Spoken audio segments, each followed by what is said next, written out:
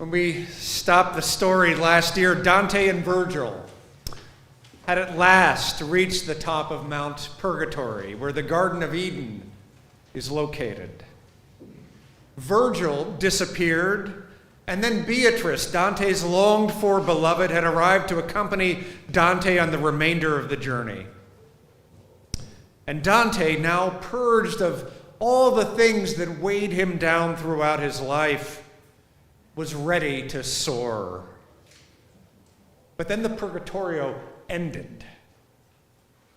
Tonight, though, it's time to fly.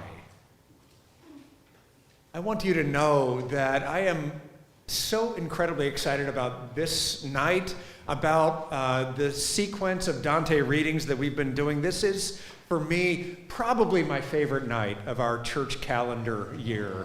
It's supposed to be Easter morning or Christmas Eve, but this has somehow taken over for me.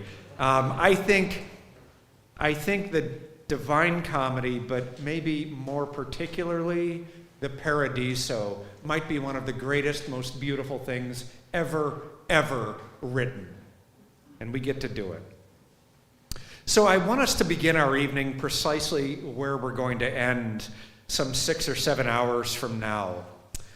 And what I'd like to do is to read the text of a choral piece that's going to be played after Dante's final lines have been read. The choral piece is called "Let My Love Be Heard," which is a prayer that was written by Alfred Noyes. Here are the words. Angels, where you soar up to God's own light, take my own lost bird on your hearts tonight.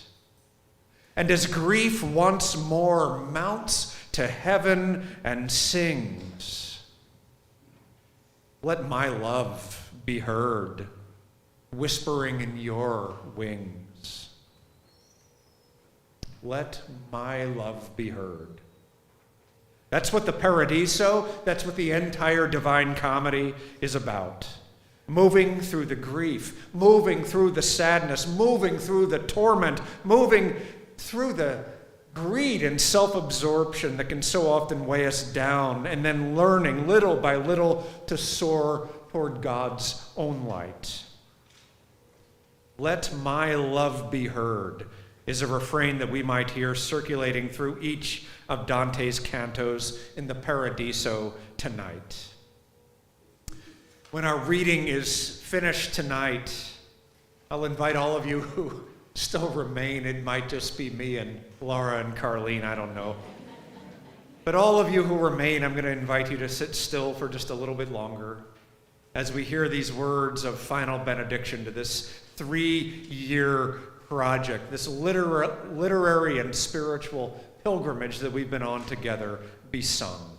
Let my love be heard. Let your love be heard. Let our love be heard. That's what we're here to learn tonight. So as I've done in the past, let me offer just a few quick words of orientation for our evening in addition to what you can find in your programs. Forgive me if this is repetitive, but we only get to do this once a year. The first thing to say is welcome. I'm so glad that you've come. We're so glad that you've come, or that you've come back for this third part of our Dante project. The Paradiso doesn't get the attention that it deserves. We're doing our part to correct that this evening. As I say, it may well be the most, or at least one of the most, beautiful things that has ever been written. Second, as all of you well know, this is going to take a while, probably something like 6 hours, maybe more. And I've said this in years past, but think of this as an opportunity to yield to a different kind of time than what you're used to experiencing. You are about to be in the hands of a poetic masterwork, and I think it is worth it to yield to its power and to see where it takes you, where it takes all of us. And along those lines, I want to invite you to treat this evening as a contemplative exercise. This is a night, this is a practice that requires stillness and attention and patience, which means that what we're doing tonight is kind of countercultural. This is the opposite of streaming TV. It's the opposite of social media. It's the opposite of Instagram and TikTok. I'm not here to put those things down. I watch TV too. But this is simply an invitation into a wholly other way of being than what we're used to. Third, having said all of that, know that it's okay to leave. We're not offended, even though you do go out into the inferno. It's okay to take a break. It's okay to move around. It's okay to fall asleep if you need to. As I've said every year, I love the idea that some of us might drift in and out of sleep this evening with these words and images floating through our minds. Know that you're free to do whatever you need to do tonight to stay sane and to stay whole. Keeping all of that in mind, we're going to break for about 5 to 7 minutes after every 9 cantos. So it's a progression of 9, then relief. 9, relief, and so on. We do have snacks and beverages, including coffee out in the connector, just outside the doorway here. For one night only, you're welcome to bring the coffee or the snacks in here, but do be careful. It's impossible to get out of the rug. Spill it. Next, there's going to be a celebration when we complete this reading. That is also going to take place in the connector where the snacks are. There are even commemorative posters for those who make it all the way to the end. They're actually there for the readers too. But I will say that we have a limited number of those. We do have a limited number, but we still have leftovers from the first year. And the second year, if you'd like one of those, let me know. The next thing I want to do is to thank each of our readers tonight. I want to think of this whole evening as one more work of communal folk art. It is not only Dante's text that we're encountering. I think each of our readers brings his or her or their own interpretation of the text, and they bring their own voices to the reading. And each of us as listeners bring our own responses to the reading. And so try to ask throughout the night, what's this text doing? What is this experience doing to me, to all of us? How might it be forming us and shaping us or moving us as a community? What might it be saying to us right now? Next, the Divine Comedy is obviously a medieval text. It's 700 years old, which means that there might be things in it that you don't subscribe to or necessarily agree with or like. Who cares? That's true of the Bible, too. Let yourself wonder how you might understand what Dante is up to. Maybe this is best understood as a spiritual and a mystic journey into God. Maybe it's best understood as a window into psychoanalysis. Or maybe it's a political allegory. Maybe it's a literal vision. Peter Hawkins shared in one of his books that when he's on his deathbed, he expects to whisper, "What if Dante got it right?" Well, what if? What if? The next thing I want to say is that I don't want you to be afraid of feeling lost or of not understanding everything, because you won't understand everything. I don't understand everything. How could we? Let your mind wander when it wanders. Let the words wash over you the way a piece of music washes over you. Take what you can, leave the rest, and it'll be waiting for you should you ever return to this amazing poem, as maybe we will do next year, or I don't know. If everybody revolts, we'll see. And then finally, look up. Don't be afraid, or don't forget to look up into the stars located on our dome up there. As the night progresses, the stars will get brighter. The blue and the purple light will get brighter. and it'll be a reminder of the beautiful, poetic world that we have entered together. So thanks to all of you who have helped to make this ascent into the heavens with Dante happen. All of you as readers, all of you as listeners, all of you who have provided refreshments, Sean McCarty for running our lights, the ladies who stitch for creating our veil, each and every one of you once again for embarking on this third and final part of our adventure into Dante's Divine Comedy together. With that, let's begin, and let our love be heard as we ascend with Dante and Beatrice.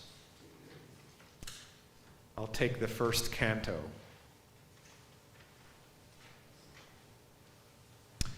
And these opening lines, for about 60 lines, they're still in the Garden of Eden. After that, they take flight. Dante and Beatrice. The glory of him who moves all things, pervades the universe, and shines in one part more and in another less. I was in that heaven which receives more of his light. He who comes down from there can neither know nor tell what he has seen. For drawing near to its desire, so deeply is our intellect immersed that memory cannot follow it.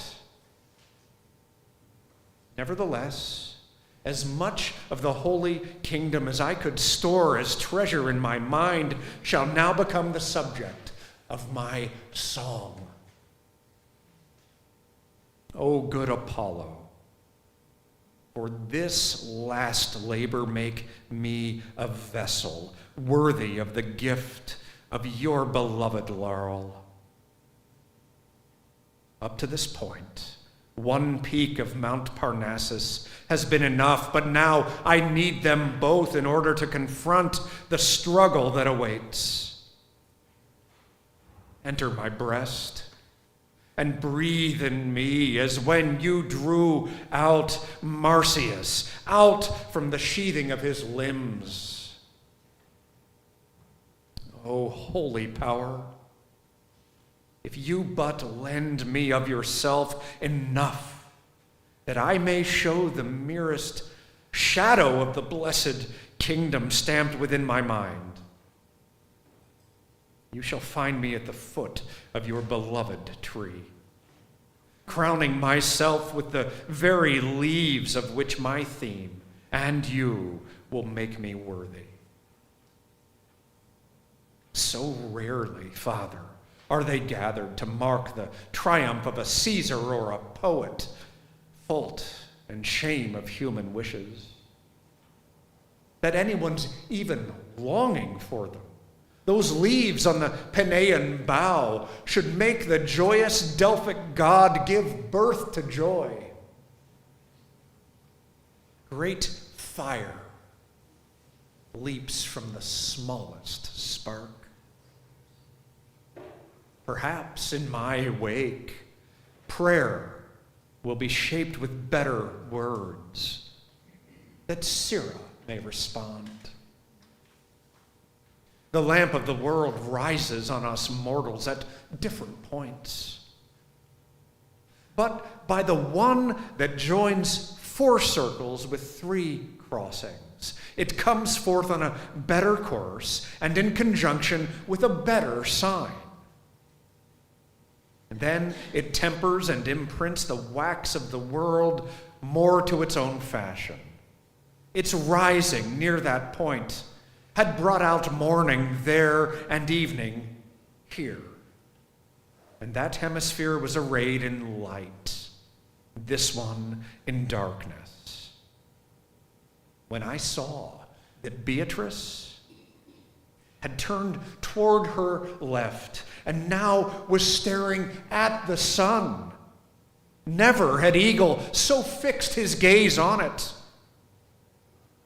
And as a second ray will issue from the first and rise again up to its source, even as a pilgrim longs to go back home, so her gaze, pouring through my eyes on my imagination, made itself my own. And I, against our practice, set my eyes upon the sun. Much that our powers here cannot sustain is there allowed by virtue of the nature of the place, created as the dwelling fit for man.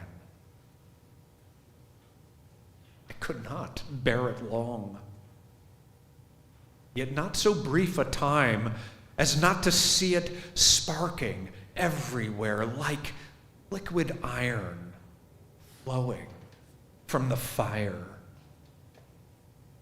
Suddenly, it seemed a day was added to that day, as if the one who has the power had adorned the heavens with a second sun. Beatrice had fixed her eyes upon the eternal wheel, and I now fixed my sight on her, withdrawing it from above. As I gazed on her, I was changed within, as Glaucus was on tasting of the grass that made him consort of the gods in the sea. To soar beyond the human cannot be described in words. Let the example be enough to one for whom grace holds this experience in store. Whether I was there in that part only, which you created last, is known to you alone, O love who rule the heavens and drew me up there with your light. When the heavens you made eternal, wheeling in desire, caught my attention with the harmony you temper and attune, then so much of the sky seemed set on fire by the flaming sun that neither rain nor river ever fed a lake so vast. The newness of the sound and the bright light lit in me such keen desire to know their cause, as I had never with such sharpness felt before. And she, who knew me as I knew myself, to calm my agitated mind, before I even had begun to speak, parted her lips and said, "You make yourself dull-witted with false notions, so that you cannot see what you would understand, had you but cast them off. You are not still on earth, as you believe. Indeed, lightning darting from its source never sped as fast as you now return to yours."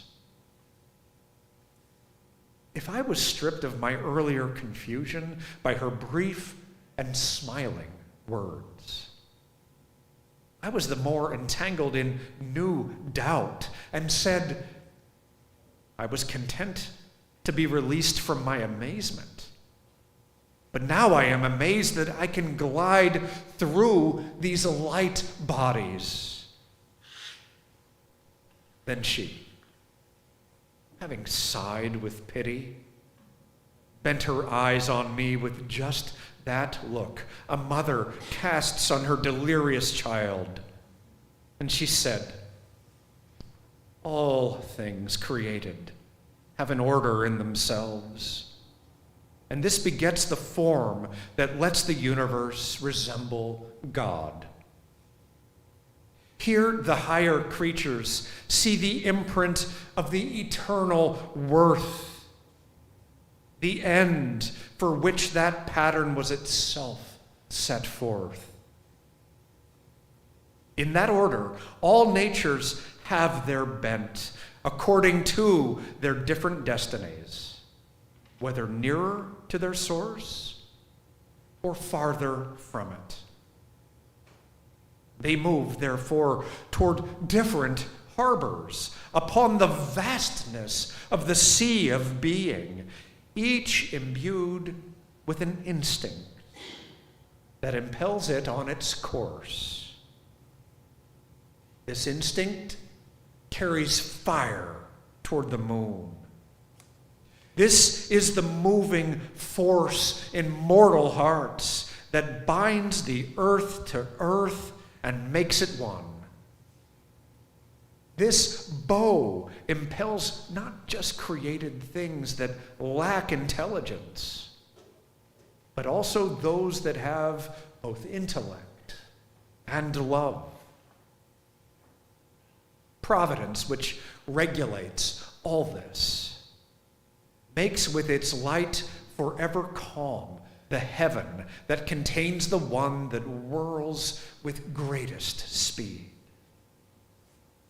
And there now, as to a place appointed, the power of that bowstring bears us, aimed, as is all it shoots, at a joyful target. It is true that as a work will often fail to correspond to its intended form, its matter deaf and unresponsive to the craftsman's plan, so sometimes a creature having the capacity to swerve will, thus impelled, head off another way in deviation from the better course. And just as sometimes we see fire falling from a cloud, just so the primal impulse, diverted by false pleasure, turns toward the earth. If I am correct, you should no more wonder at your rising than at a stream's descent from a mountain's peak down to its foot. It would be as astounding if you, set free from every hindrance, had remained below, as if on earth a living flame held still.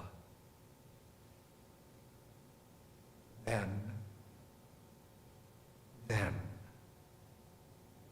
she turned her face up to the heavens.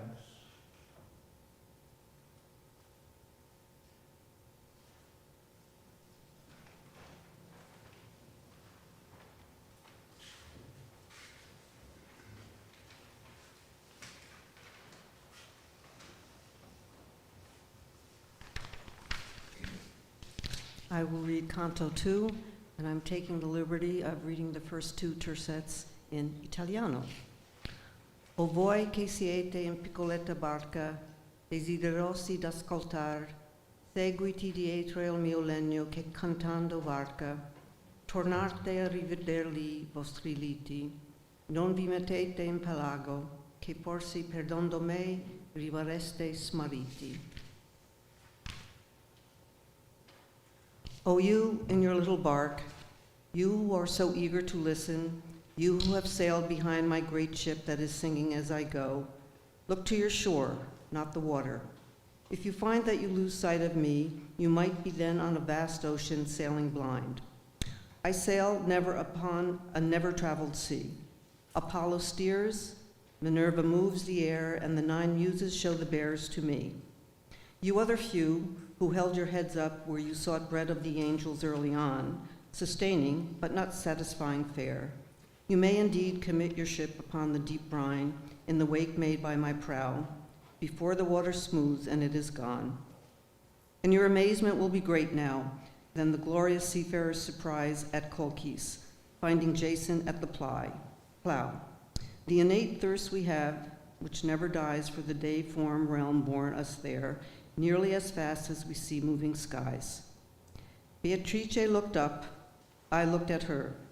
As fast as a crossbow's bolt will rapidly strike, fly, and be released into the air, I saw I'd come where I was drawn to see a wonder.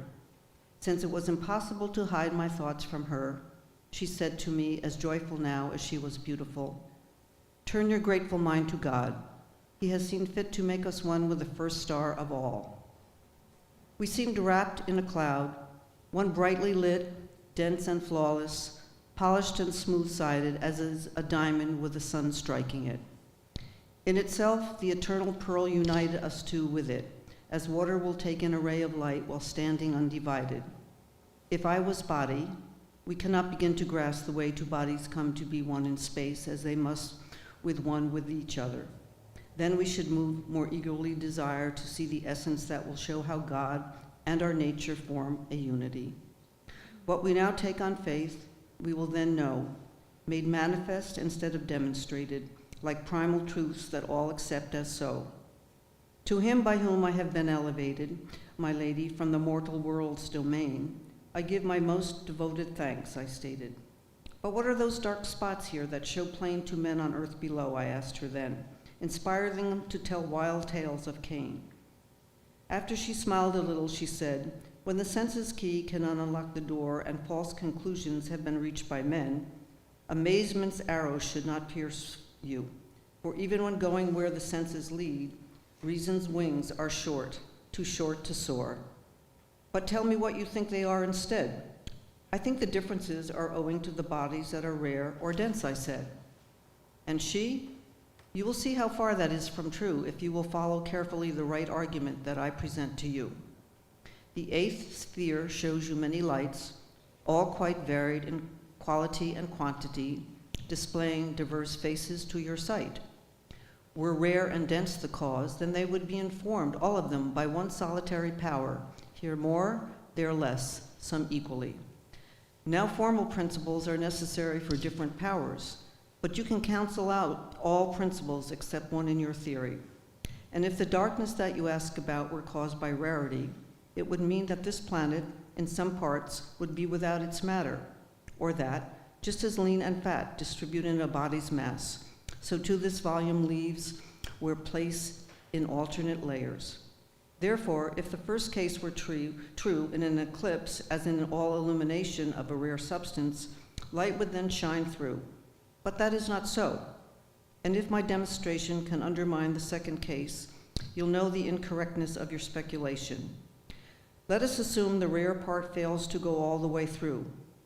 Its opposite will then, at some point, block the passage there, and so a ray of light will be thrown back, as when a glass behind which lead is hidden throws all colors it has gathered back again.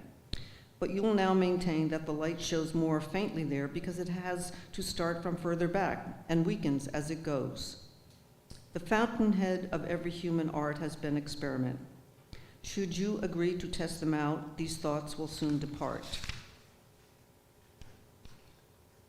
Oops, yeah. First, take 3 mirrors. 2 of them will be equally far from you. Between these 2, the third one meets your eye more distantly. Have a light set behind you. Once you do, all 3 mirrors will receive the light, and all 3 will reflect that light to you. Although the image in the far one might be smaller than the others, even so, when matched with those 2, it must be as bright. Just as the sun's rays beat upon the snow, stripping it to its substance, canceling the cold and color that it used to know, now that your intellect is stripped, I'll bring light to you that's so alive that when you gaze at it, you'll see it shimmering. There is a body that's revolving in the heavens of God's peace. In its power is the essence of all that is contained therein.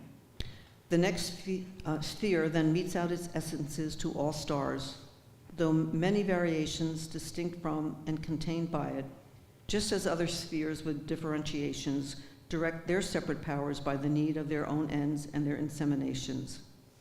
These organs of the universe proceed as you see, grade by grade, receive that's poured from above and then act downward.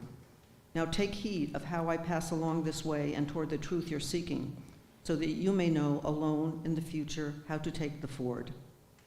The power and motion that these blessed spheres show must come from the blessed mover's inspiration, just as the smith's art guides the hammer's blow.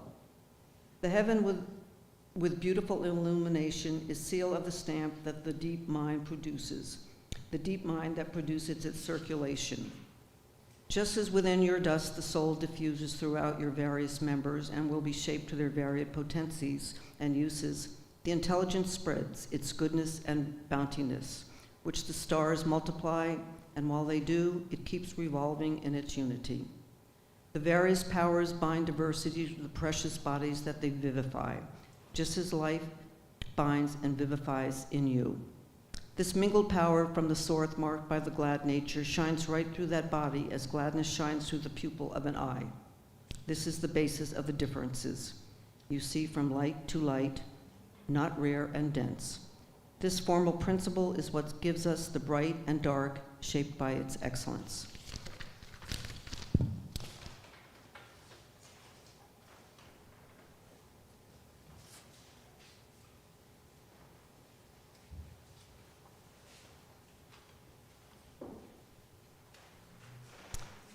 Canto 3 takes place in the first sphere, the moon. That sun that breathed love's fire into my youth had thus resolved for me, feature by feature, proving, disproving, the sweet face of truth. I, raising my eyes to her eyes to announce myself resolved of error, and well assured, was about to speak. But before I could pronounce my first word, there appeared to me a vision. It seized and held me so that I forgot to offer her my thanks and my confession. As in clear glass when it is polished bright, or in a still and limpid pool whose waters are not so deep that the bottom is lost from sight, a footnote of our lineaments will show, so pallid that our pupils could as soon make out a pearl upon a milk-white brow. So I saw many faces eager to speak, and fell to the error opposite the one that kindled love for a pool in the smitten Greek. And thinking the pale traces I saw there were reflected images, I turned around to face the source, but my eyes met with empty air. I turned around again like one beguiled, and took my line of sight from my sweet guide, whose sacred eyes grew radiant as she smiled. Are you surprised that I smile at this childish act of reasoning? She said, since even now you dare not trust your sense of the true fact, but turn as usual back to vacancy. These are true substances you see before you. They are assigned here for inconstancy to holy vows. Greet them. Heed what they say, and so believe. For the true light that fills them permits no soul to wander from its ray. So urged, I spoke to those pale spirits, turning to one who seemed most eager, and began like one whose mind goes almost blank with yearning. O well-created soul, who in the sun of the eternal life drinks in the sweetness, which, until tasted, is beyond conception, great would be my joy, would you confide to my eager mind your earthly name and fate. That soul with smiling eyes at once replied, The love that fills us will no more permit hindrance to a just wish than does that love that wills all of its court to be like it. I was a virgin sister there below, and if you search your memory with care, despite my greater beauty, you will know I am Picarda, and I am placed here among these other souls of blessedness to find my blessedness in the slowest sphere. Our wishes, which can have no wish to be but in the pleasure of the Holy Ghost, rejoice in being formed to his decree. And this low-seeming post which we are given is ours because we broke, or in some part slighted, the vows we offered up to heaven. And I then, something inexpressibly divine shines in your face, subliming you beyond your image in my memory. Therefore, I found you difficult to place, but now, with the assistance of your words, I find the memory easier to retrace. But tell me, please, do you who are happy here have any wish to rise to higher station, to see more, to make yourself more dear? She smiled, as did the spirits at her side. Then, turning to me, with such joy she seemed to burn with the first fire of love, replied, "Brother, the power of love, which is our bliss, calms all our will. What we desire, we have. There is in us no other thirst than this. Were we to wish for any higher sphere, then our desires would not be in accord with the high will of him who wills us here. And if love is our whole being, and if you weigh love's nature well, then you will see that discord can have no place among these circles. Nay, the essence of this blessed state of being is to hold all our will within his will, whereby our wills are one and all agreeing. And so the posts we stand from sill to sill throughout this realm please all the realm as much as they please him who wills us to his will. In his will is our peace.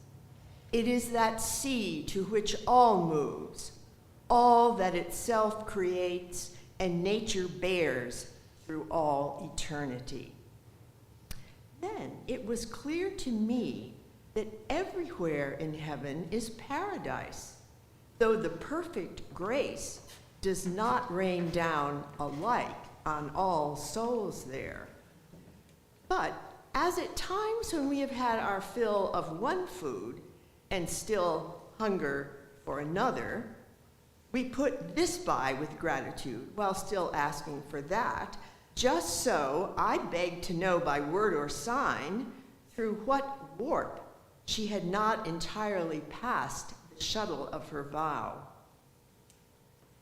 The perfection of her life and her great worth enshrine a lady here above, she said, in whose rule some go cloaked and veiled on earth, that till their death they might live day and night with that sweet bridegroom who accepts of love all vows it makes that add to his delight. As a girl, I fled the world to walk the way she walked, and closed myself into her habit, pledged to her sisterhood till my last day. Then men came, men more used to hate than love. They tore me away by force from the sweet cloister. What my life then became is known above.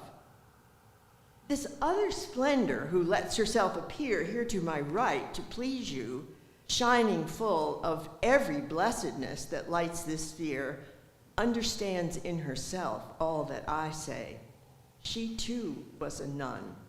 From her head, as from mine, the shadow of the veil was ripped away. Against her will and all propriety, she was forced back to the world. Yet even there, her heart was ever veiled in sanctity. She is the radiance of the Empress Constance, who by the second blast of Swabia conceived and bore its third and final puissance. She finished and at once began to sing Ave Maria, and singing sank from view like a weight into deep water, plummeting out of my sight, which followed while it could, and then, having lost her, turned about once more to the target of its greater wish and good, and wholly gave itself to the delight of the sweet vision of Beatrice. But she flashed so radiantly upon my sight that I, at first, was blinded, and thus was slow to ask of her what I most wished to know.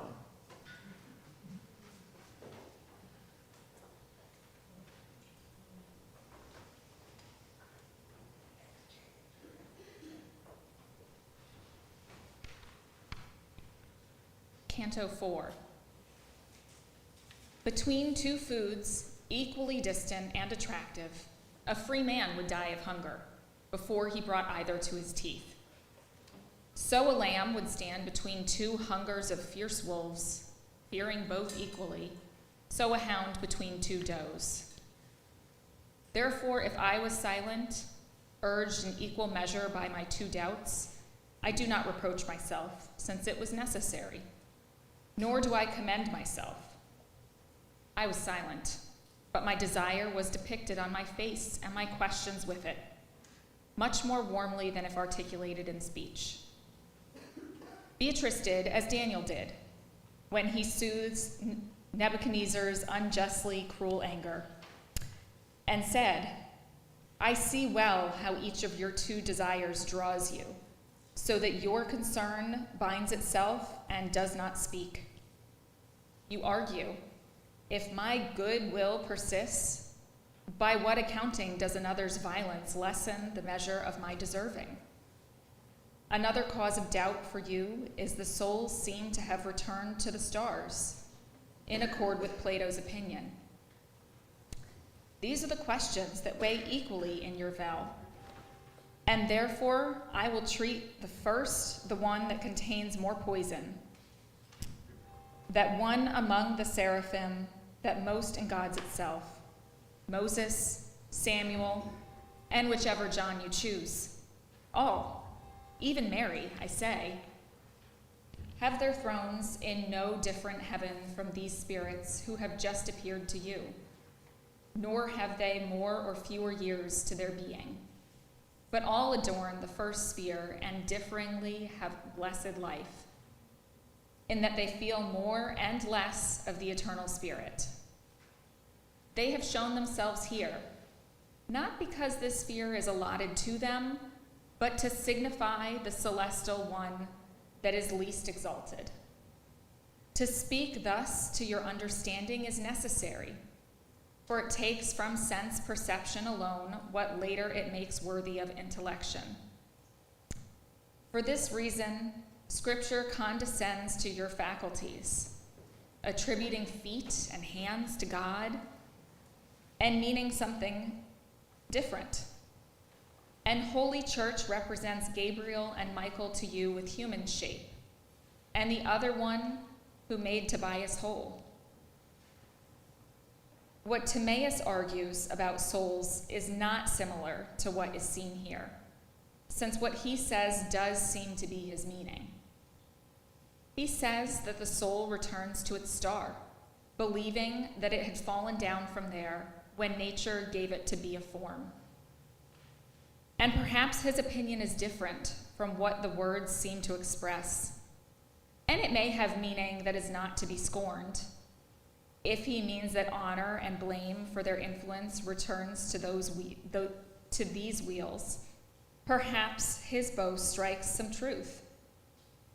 This principle, ill understood, led almost the whole world astray, so that it erred in naming planets Jove, Mercury, and Mars. The other doubt that troubles you has less venom, but makes its malice, because its malice could not draw you away from me. That our justice seems unjust to the eyes of mortals is argument of faith and not of wicked heresy. But since your understanding can penetrate to this truth as you desire, I shall content you. If violence is when the one that undergoes it contributes nothing to what does the forcing, these souls were not excused by it. For the will, if it does not will, cannot be extinguished, but does as nature does in fire. Through violence thwart it at 1,000 times. Therefore, if the will bends much or little, it seconds the force, and so did these souls, though able to flee again to the holy refuge. If their will had been entire, like what held Lawrence on the grill, or made Mercurius harsh towards his hand, it would have driven them back up the path they had been forced to go down, as soon as they were loosed. But so firm a will is all too rare. And by these words, if you have received them as you should, that argument is invalidated, which would have harmed you many times. But now another obstacle confronts your eyes, so great that by yourself would not get free of it. You would tire first. I have planted in your mind as a certainty that a blessed soul could never lie, because it is always close to the first truth. But yet you heard Picarda say that Constance kept her love of the veil, so she seemed to contradict me here. Many times it has happened, brother, that in order to flee danger, people have done what they should not, against their preference. Like Alcmaeon, who begged by his father, killed his own mother, and so not to fail in piety, became impious. On this point, I wish you to consider that force can become mixed with the will, so that the offenses cannot be excused. Absolute will does not consent to the harm, but conditional will consents in so far as it fears, if it draws back, to fall into the worst trouble. Therefore, when Picarda speaks thus, she refers to the absolute will, and I to the other, so that we both speak truly. Such was the overflowing of the holy stream that issued from the font whence every truth derives. Thus she brought peace to both of my desires. O beloved of the first lover, O divine one, I said, whose speech washes over me and warms me, giving ever greater life. My power of feeling is not deep enough to return you equal grace for grace. But let him who sees and has the power answer for it. I see well how our intellect is never satisfied unless illumined by that truth outside of which no truth can range. There it rests, like a beast in its lair. As soon as it has reached it, and it can reach it, if not, every desire would be frustra. Thus, doubt is born like a burgeoning at the foot of truth. And it is our nature that drives us toward the summit from peak to peak. This invites me.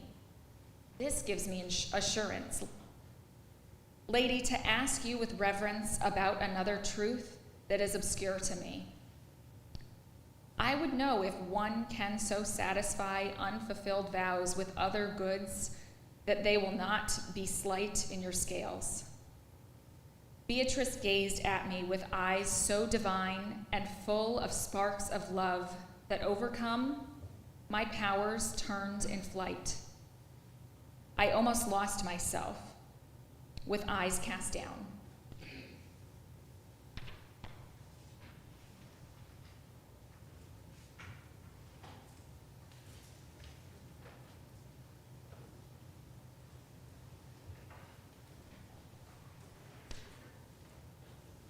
Canto 5.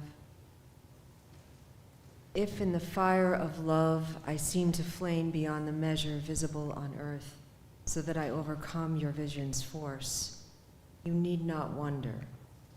I am so because of my perfected vision.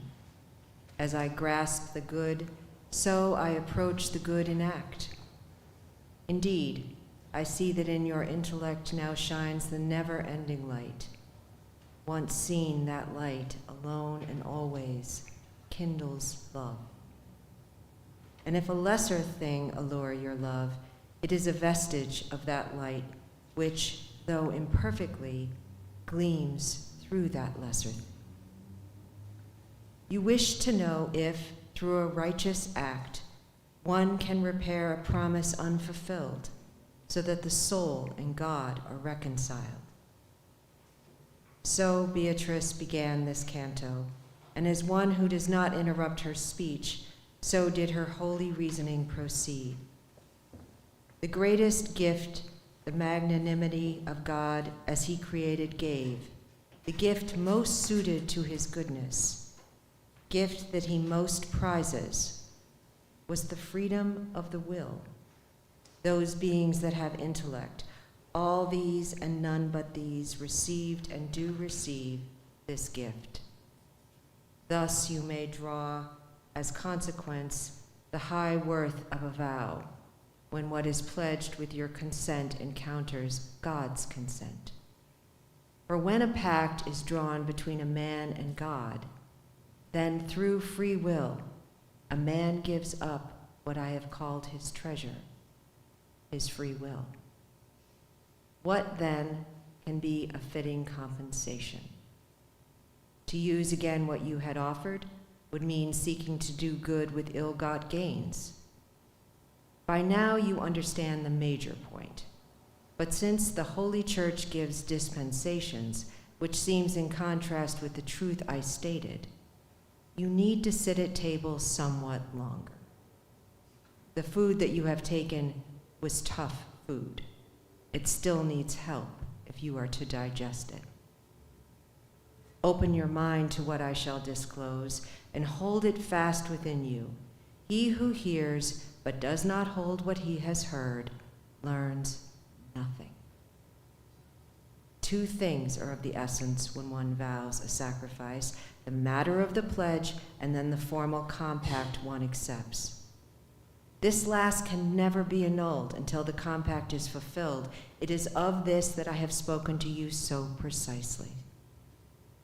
Therefore, the Hebrews found it necessary to bring their offerings, although, as you must know, some of their offerings might be altered. As for the matter of the vow, discussed above, it may be such that if one shifts to other matter, one commits no sin. But let none shift the burden on his shoulder through his own judgment without waiting for the turning of the white and yellow keys. And let him see that any change is senseless, unless the thing one sets aside can be contained in one's new weight, as 4 and 6. Thus, when the matter of a vow has so much weight and worth that it tips every scale, no other weight can serve as substitute. Let mortals never take a vow in jest. Be faithful and yet circumspect, not rash as Jephthah was in offering his first gift. He should have said, I did amiss, and not done worse by keeping faith, and you can find that same stupidity in the Greeks, chief, when her fair face made Iphigenia grieve and made the wise and made the foolish weep, for her when they heard tell of such a rite.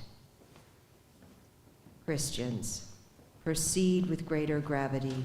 Do not be like a feather at each wind, nor think that all immersions wash you clean. You have both testaments, the Old and New. You have the shepherd of the church to guide you. You need no more than this for your salvation. If evil greed would summon you elsewhere, be men, and not like sheep gone mad, so that the Jew who lives among you not deride you. Do not act like the foolish wanton lamb that leaves its mother's milk and heedless wants to war against and harm its very self. These words of Beatrice I hear transcribe. And then she turned, her longing at the full, to where the world is more alive with light. Her silence and the change in her appearance imposed a silence on my avid mind, which now was ready to address new questions. And even as an arrow that has struck the mark before the bow cord comes to rest, so did we race to reach the second realm. When she had passed into that heaven's light, I saw my lady filled with so much gladness that at her joy the planet grew more bright. And if the planet changed and smiled, what then did I, who by my very nature am given to every sort of change, become? As in a fish pool that is calm and clear, the fish draw close to anything that nears from outside, if it seems to be their fare. Such were the far more than 1,000 splendors I saw approaching us, and each declared, "Here now is one who will increase our loves." And even as each shade approached, one saw, because of the bright radiance it set forth, the joyousness with which that shade was filled. Consider, reader, what your misery and need to know still more would be if at this point what I began did not go on. And you will, unassisted, feel how I longed so to hear those shades narrate their state as soon as they appeared before my eyes. O you born unto gladness, with whom God's grace allows to see the thrones of the eternal triumph before your war of life is ended, the light that kindles us is that same light which spreads through all of heaven. Thus, if you would know us, sate yourself as you may please. So did one of those pious spirits speak to me. And then Beatrice urged, "Speak, speak confidently. Trust them as you trust God's. I see plainly how you have nested in your own light. See, you draw it from your eyes, because it glistens even as you smile. But I do not know who you are or why, good soul. Your rank is in a sphere concealed from mortals by another planet's rays." I said this as I stood turned toward the light that first addressed me, and at this it glowed more radiantly than it had before. Just as the sun, when heat has worn away thick mist that moderates its rays, conceals itself from sight through an excess of light, so did that holy form, through excess gladness, conceal himself from me within his rays.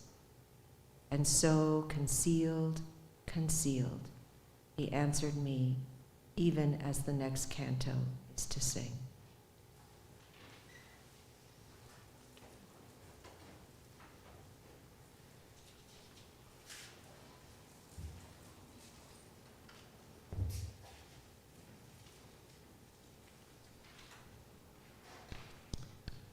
So the entirety of Canto 6 is spoken by Justinian. And in it, he describes the history of the Eagle of Rome, its most glorious victory, the avengement of the death of Christ. After decrying the corruption of both the Guelphs and the Ghibellines, he points out the soul of the honorable courtier Romaine. When Constantine had turned the eagle's wing against the course of heaven, which it had flown following him who made Lavinia queen, 2 centuries and more the bird of God nested on Europe's farthest coast, and held near to the mountains whence it came of old, and passed from hand to hand, and steered the world under the shadow of its sacred wings, till finally it passed into my own. Caesar I was, and am Justinian, who by the prompting of the primal love pruned the law of all rank and useless things. I held there was in Christ, before I strove to do this work, one nature, and not 2, and was contented in my misbelief, until I was directed to the true and perfect faith by blessed Agapetus, the highest shepherd who persuaded me. I put my trust in what he preached, and thus I see the points of faith, as you now see that contradictories are true and false. God in his grace was pleased to breathe in me the lofty work to which I gave my all, when with the church I walked in harmony. To Belisarius, my general, did I entrust my troops, and heaven's right hand lent his such strength, it was my sign to rest from action in the field.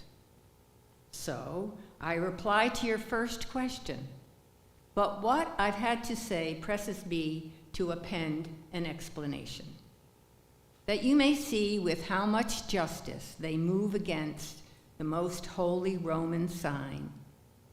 They who suborn this symbol as their own, and who oppose it, see what power divine has made it worthy of reverence from the hour when Pallas died to set it in its reign.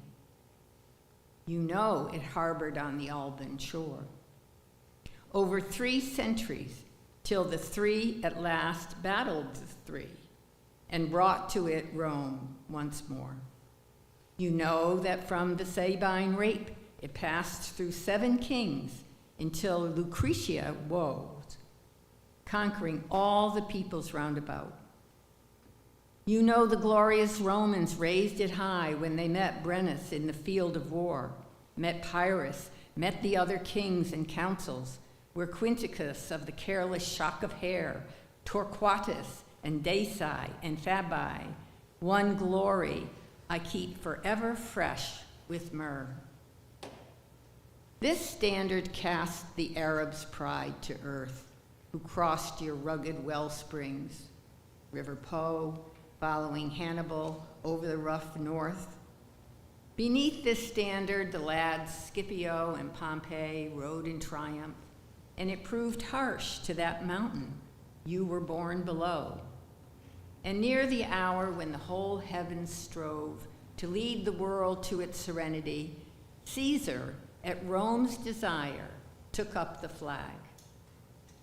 What it did then in Gaul and Germany, from the Var to the Rhine, each stream that fills the Rhone, the Loire, Isar, and the Saône, Macy, leaving Ravenna for the Rubicon, it leapt over that river with a flight no quill can follow and no tongue describe. It swept its squadrons into Spain to fight, and then made the hot Nile feel the lash of pain. When it had soared over the Adriatic to crush Pharsalia, then it saw Simla and Antandros and the tomb where Hector lies, and shook its wings to bring Ptolemy down. Like lightning hammering doom, it swooped on Juba, then swerved west of you, where trumpets roused the last of Pompey's hosts. For its deeds in the second steward's keeping, Brutus and Cassius yelped like the dogs in hell, and Modena and Perugia went weeping. The dismal Cleopatra mourns it still, who feared its flight and tried to flee before, and from the asp took swift and bitter death. With him it sped into the Red Sea shore. With him it brought such peace to every land. In Rome, they bolted Janus's temple door.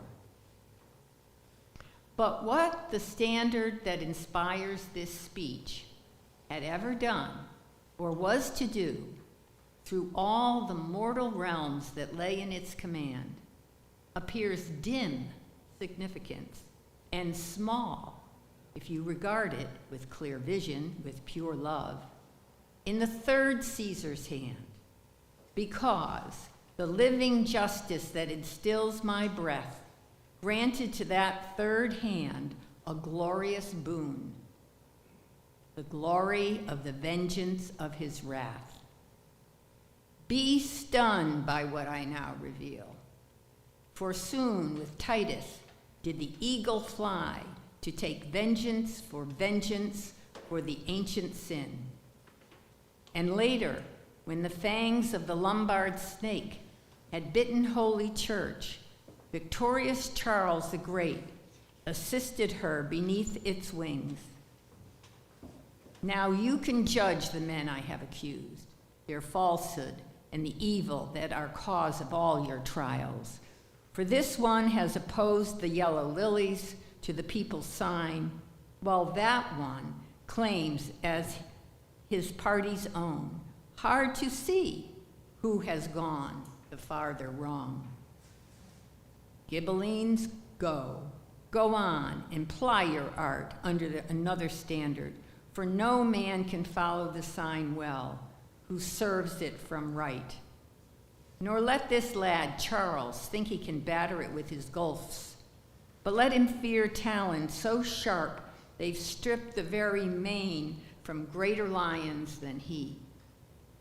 If sons must bear grief for their father's sins, let him not think God will exchange his eagle for French floors.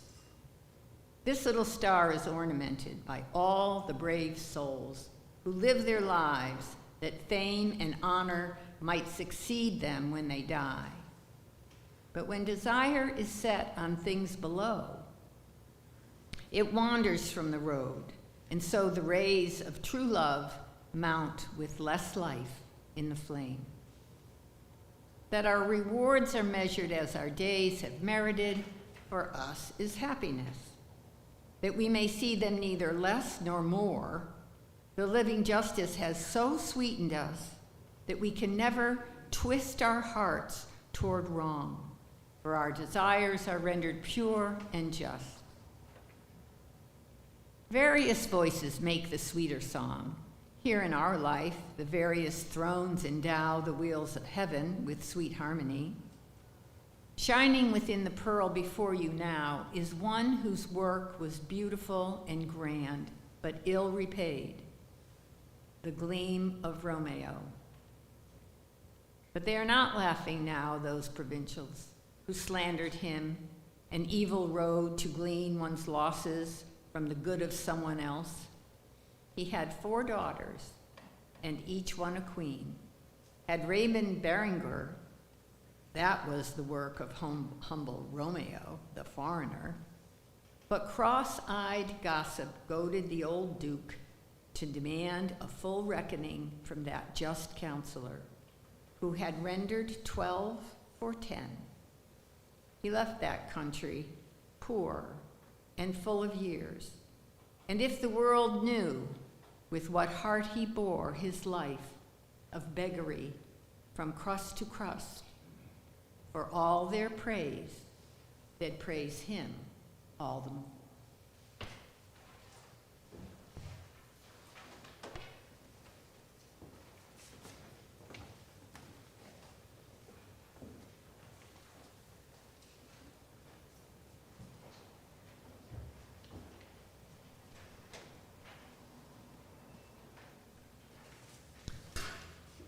Hosanna, Sanctus Deus Sabaoth, super illustrans Caritate tua felice ines rum malaco.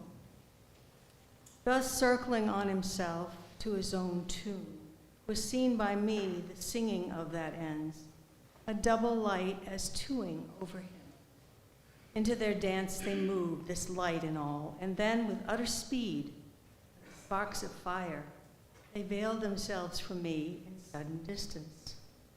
I, still in doubt, was saying, tell her, within myself, still saying, tell my lady. Her words drop sweet and take my thirst away. Yet awe of her, its power and lady, the whole of me hearing no more than be, or ice, kept me, as though some drowsy soul head down. She did not suffer me to be so long, but now began arraying round me there a smile to make them happy in hell's fire. As I look at you and tell unerringly, a doubt has fixed in you. How vengeance might and justice fall on vengeance justly wrought. But I shall quickly free your mind from knots. Attend to me. The words I am to speak will bring you doctrine of the greatest weight. Because the unborn first of men would bear no curb for his own good. On power of will, damning himself, he damned all born to him. The human race, because of this, lay sick, great era deepening down the centuries, until it pleased the Logos to descend to where our nature, long abandoning its maker, was made one, as person, with him, by action solely of eternal love. Now fix your eye on what we're now to say. This nature with its maker once it once was, without addition, pure and good, but then was banished of its own accord from paradise. For of itself it turned aside from its own life, from truth, its proper road. The sentence, therefore, that the cross imposed, measured by the nature thus assumed, was just and true, no pain was ever more. Conversely, none unjustly did such harm, considering what person bore the pain conjoined within a nature such as that. Thus, from self-same act flowed different things. One death delighted both the Jews and God. At this earth trembled, heaven opened wide. You should not, therefore, find it hard to see why vengeance in itself completely just was then avenged by action of just court. But now, once more, I see that mind of yours is knotted up and snags from thought to thought. You wait in great desire to be set loose. I understand, you say, what I have heard, but this to me is hidden still, why God for our redemption willed this way alone. That ordinance, dear brother, lies entombed, unseen by anyone whose mind as yet is immature, untempered by love's flame. For all that, since so many aim at this, yet very few are clear about their mark, I'll tell you why that way is right and finest. The generosity of God, which scorns all spite and meanness, burns within itself, yet, flaring out, unfolds eternal beauties. Whatever, without second cause, distills directly from the source of good can have no end. Stamped thus by good, the print won't move. Whatever, without a second cause, rains down from good is wholly free and does not lie subjected to the power of things new made. Conform to good, it pleases good the more. That holy fire, which rays strike everything, lives brightest in what most resembles it. The human creature thrives, endowed with all these gifts and benefits. But if one fails, it must be that its dignity will fail. And sin alone deprives it of its freedoms by rendering it unlike the highest good, so that it whitens little in that gleam. Nor can it ever regain dignity without replenishing what guilt makes vain, with just amends to match its false delight. Your nature in its seed sinned totally, and so from all these honors was removed, as was also out of paradise. Nor could these honors ever be restored unless, if you will note this subtlety, it made its way through one of these two fords. Either that God, in all his courteous grace, should freely pardon us, or man himself should offer satisfaction for such madness. Now point your penetrating eye within the chasm of eternal mind, and fix on what I say as tightly as you can. Mankind could not, within its natural bounds, give satisfaction ever. None could fall, obedient in humility, as far as disobeying. It had sought to rise. That is the reason why the way was closed for man to offer proper satisfaction. So this was right, that God, by his own means, should bring us back to fullness in our lives, by one way, or I'd say, by both at once. Since an act will please the agent more, the more it represents to view the heart of generosity from which it flowed. So too, that holy generosity which stamps the universe chose happily in all his ways to raise you up once more. Between the last great night and first of days, there's never been nor shall be, either way, a process so soaring, so magnificent. For God, in giving of himself to make humanity sufficient to restore itself, gave more than granting pardon. He'd have done. All other means in justice would have come far short, had not the very Son of God bowed humbly down to take on human flesh. So now, to make you see as I do here, and bring to their fulfillment your desires, go back and clarify a certain point. I see, you'll say, the waters, and I see fire, air, and earth, and all their compounds fail, come to decay, and last no time at all. Yet these were creatures in creation too, and so if what you've told me is the truth, these likewise should be safe from gross decay. The angels and this pure place where you are rightly are known, dear brother, as created, their being formed complete as they are now. But all those elements that you have named and everything that might be made from them are formed as such by some created power. Matter which they possess was thus created too the power in forming them, descending from the stars that circle round. As mere complected possibility, the very souls of beasts and growing things draw light and motion from the sacred stars. But your life, through no second cause, is breathed by highest goodness, which then brings that life to love, such good and always long for it. And from this principle you may infer the resurrection you yourselves will have. Return and think how human flesh was made when our first parents were themselves made alive.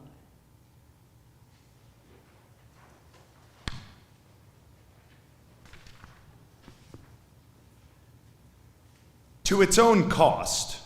There was a time the world believed that the fair Cyprian beamed rays of maddened love, revolving in the wheel of the third epicycle, so that the ancient peoples, in their ancient error, not only did her honor with sacrifice and votive cry, but honored Dione and Cupid too, one as her mother, the other as her son, and told how once he sat in Dido's lap.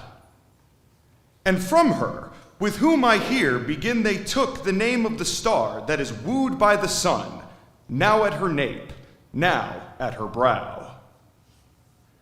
I had not been aware of rising to that star, but was assured of being in it when I observed my lady turn more beautiful. And as one sees a spark within a flame, or hears within a song a second voice, holding its note while the other comes and goes, so I saw within that light still other lights, swifter and slower in their circling motions. It seemed in measure to their inner sight. Winds racing down from a cold cloud, in their swift motion, whether visible or not, would seem impeded, slow to one who had seen these heavenly lights come toward us, pausing in the dance begun among the lofty seraphim. And from among the closest that appeared rang out, Hosanna, so that ever since I have not been without the wish to hear it. Then one, alone, drew nearer and began. All of us desire to bring you pleasure, so that you may in turn delight in us. In one orbit, we revolve with these celestial princes, in one circle, with one circling, and with a single thirst, to whom from the world you addressed these words: you who by understanding move the third heaven. We are filled with love, but to give you pleasure, a little respite would be no less sweet to us. After I had raised my reverent eyes to my lady, and she had made them glad, and made them sure of her consent, I turned back to the light that had made such a promise, and, "Oh, who are you?" I asked, my voice expressing great affection. I watched the light grow larger and more luminescent as I spoke, with new joy added to its joys. Thus changed, it said to me, "The world kept me but a little while below, and had that time been longer, much evil that shall be would not have been.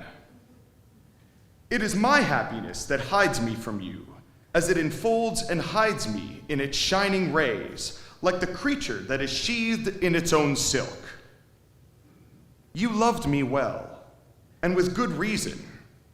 Had I remained below, to you I would have shown much more than the mere fronds of my affection.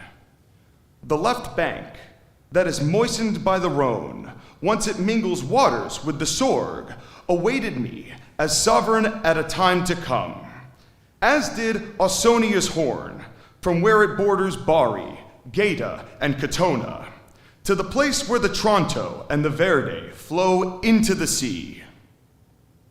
On my brow already shone the crown of the country furrowed by the Danube, once it leaves behind its German banks. And fair Trinacria, overcast and murky between the Pachinus and Pelorus, above the bay most vexed by the Sirocco, darkened not by Typhon, but by rising sulfur, would have still have waited for its kings, born through me of Charles and Rudolph. Had not bad governance, which ever grieves the hearts of subject peoples, impelled Palermo to cry out, "Kill them! Kill!"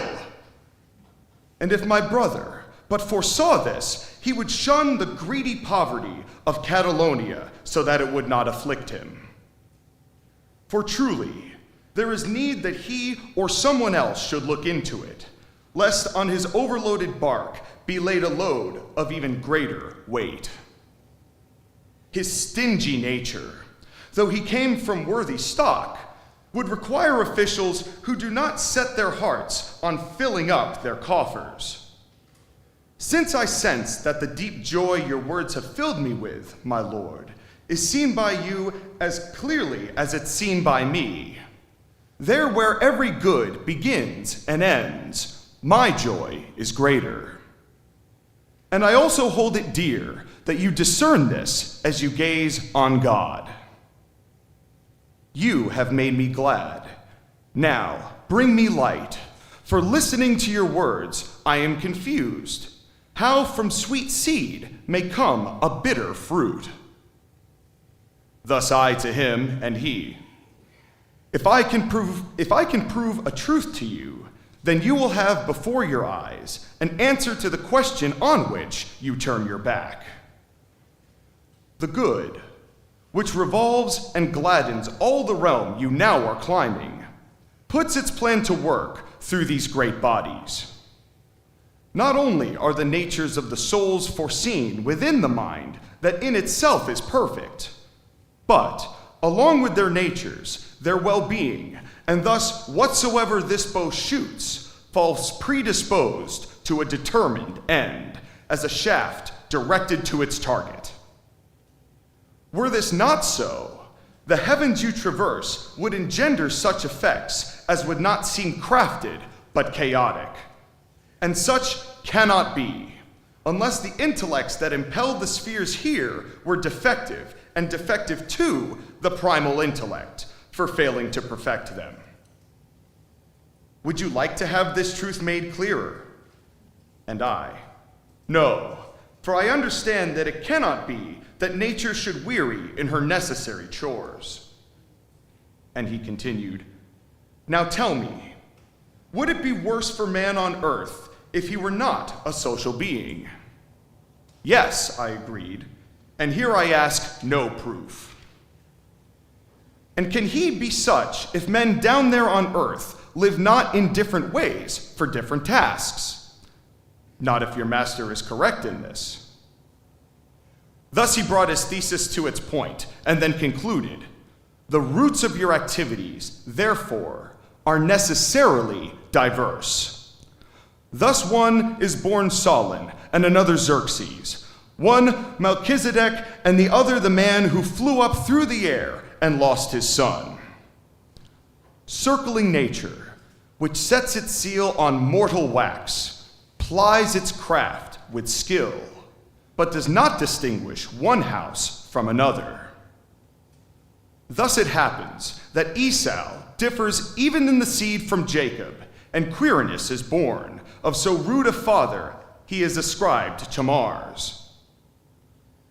Nature, once begotten, would always follow a course like that of its begetters if divine providence did not intervene. Now what was behind you is before you.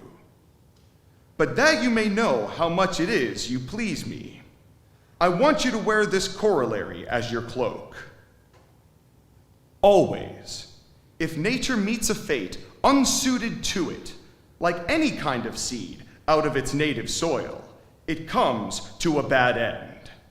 And if the world below paid more attention to the foundation nature lays and built on that, it would be peopled well. But no, you force into religion one born to wear the sword, and make a king of one more fit for sermons, so that your path departs from the true way.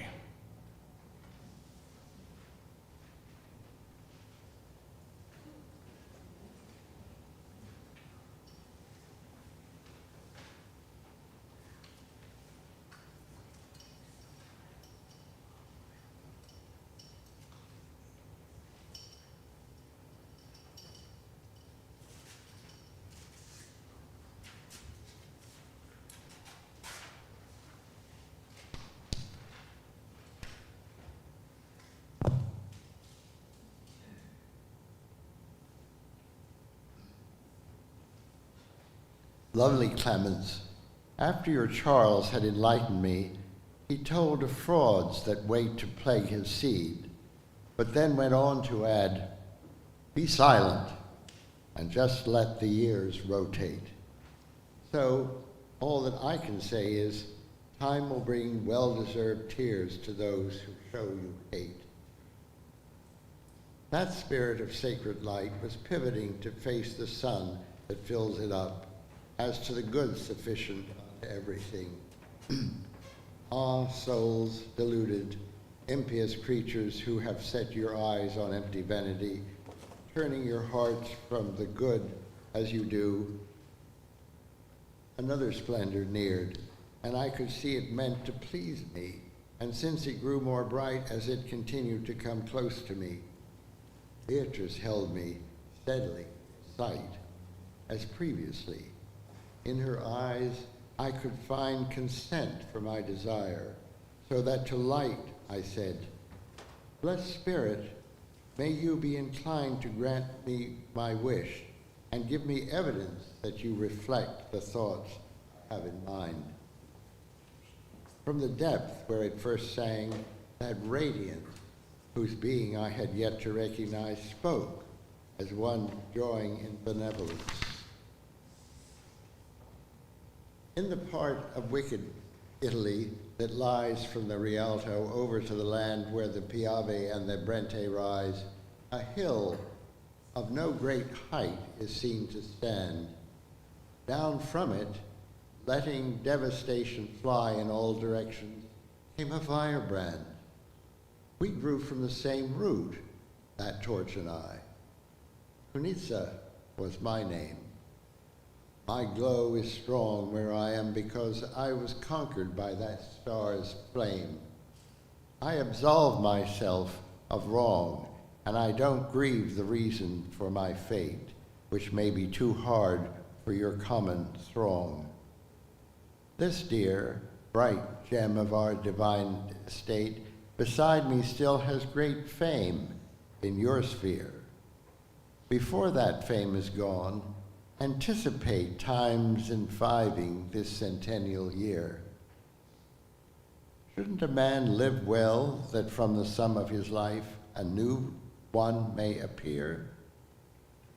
This point's lost on the rabble hemmed in from the Tagliano to the Adige, and scourging doesn't make repentance come. The Paduans, on a not too distant day, will redden Vicenza's marshes, since they shun their duty.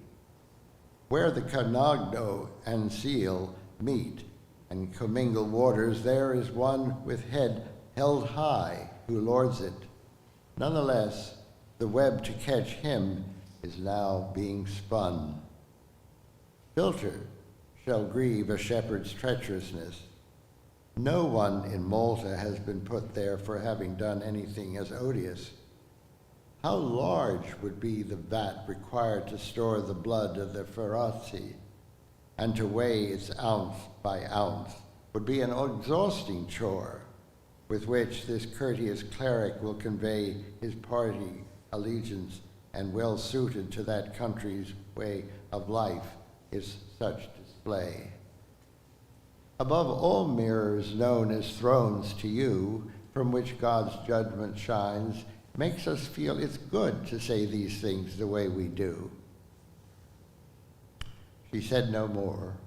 Her air served to reveal her thoughts turned elsewhere, and as she took her own position once again within the wheel. That other joy, which was already known to me as precious,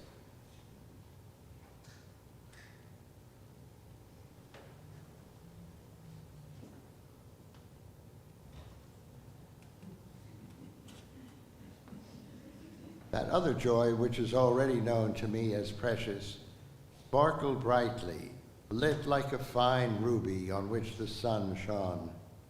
Rejoicing there increases light, as it brings smiles or laughter here, while misery makes a damned shade darken in the pit. Blessed Spirit, God sees all there is to see, and your own seeing is in him, wherein no wish. I said, escapes your scrutiny.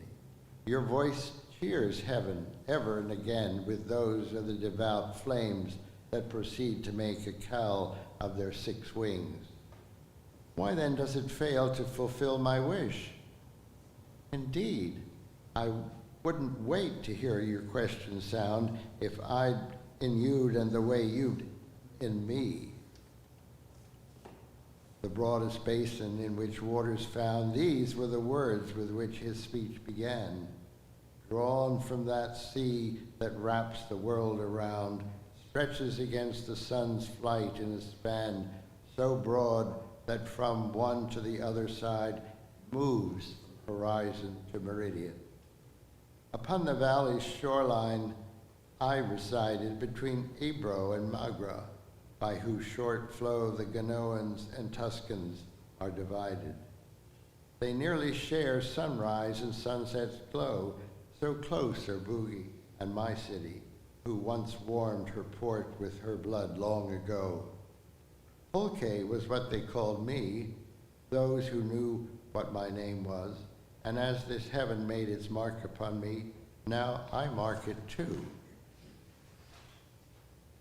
Bila's child, who wronged Crusa and betrayed Zacchaeus, was no more aflame than I back when my hair was still a youthful shade.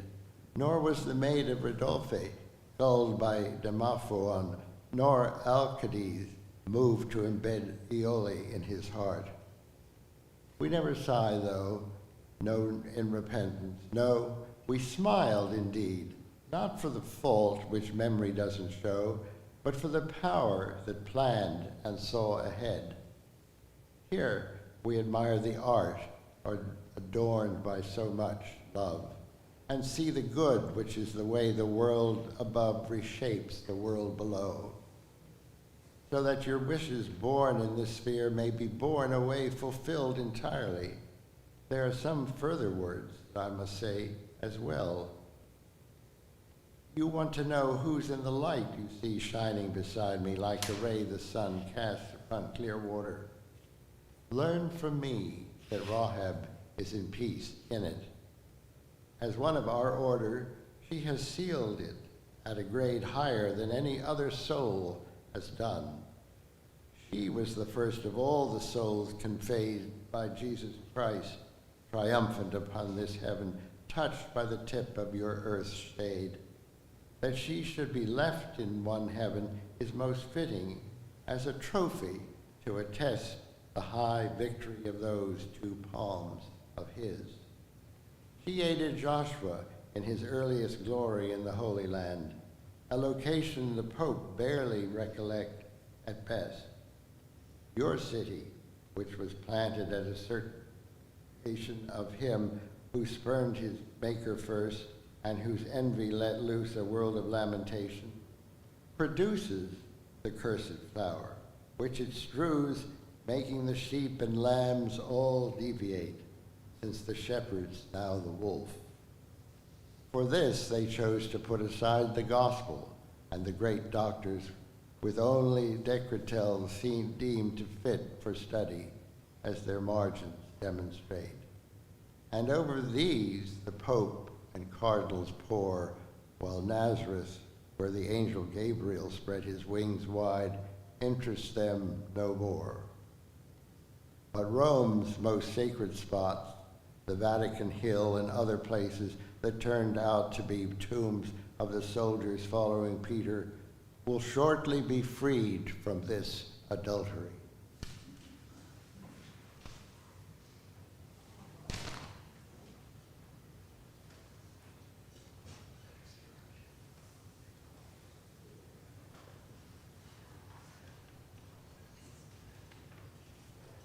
And with that, we come to our first break.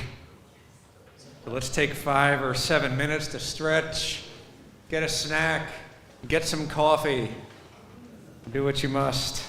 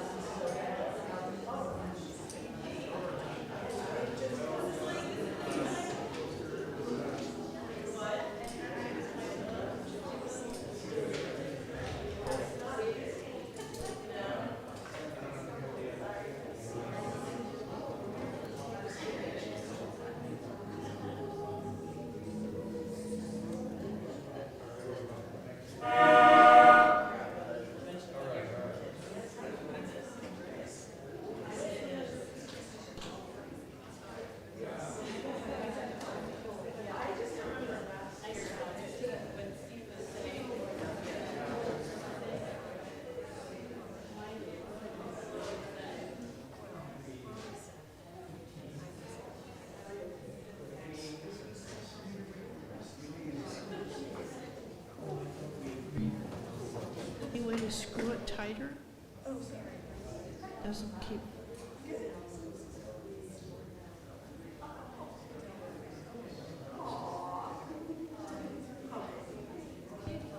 Sure.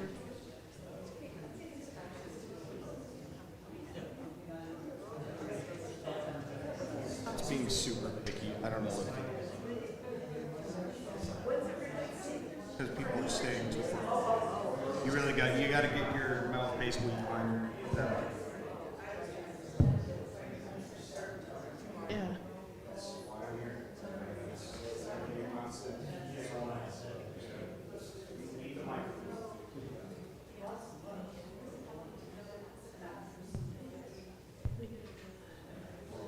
Stand where you're going to stand. I can't see.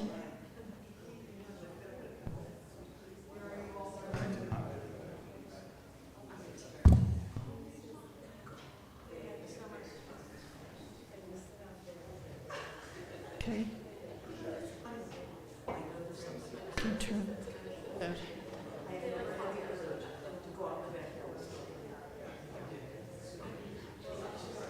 Okay.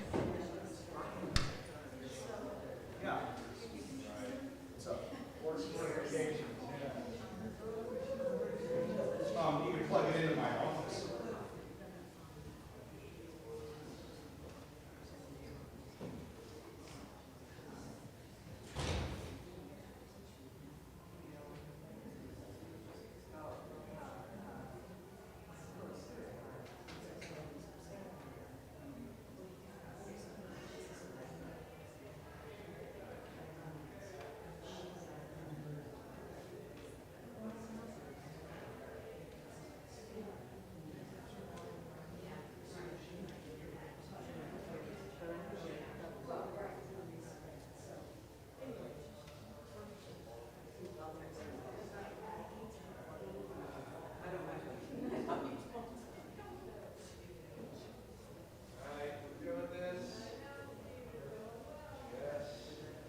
See, it's two.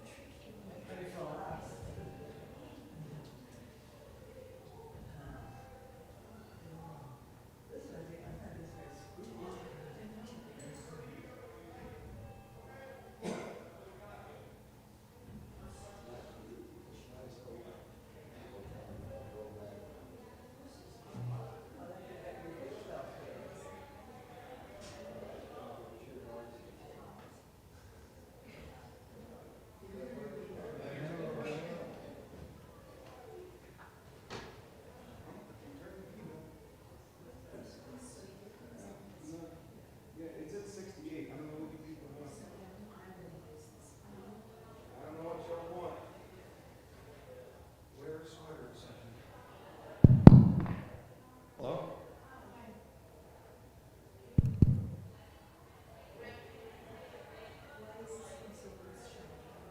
This one? No, it's just being very finicky. It's right here, and I really just need to get a set of pliers to really mess with it, but there's really not much I can do about it. It's about as tight as I can humanly get it. So, speak with purpose.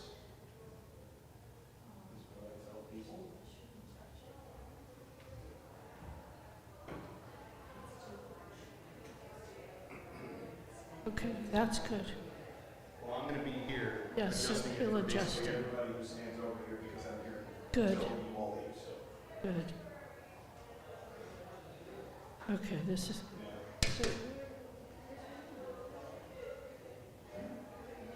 She was here. They were here for the first night. Yeah, well, she got that terrible stomach bug that I had, and the coronavirus,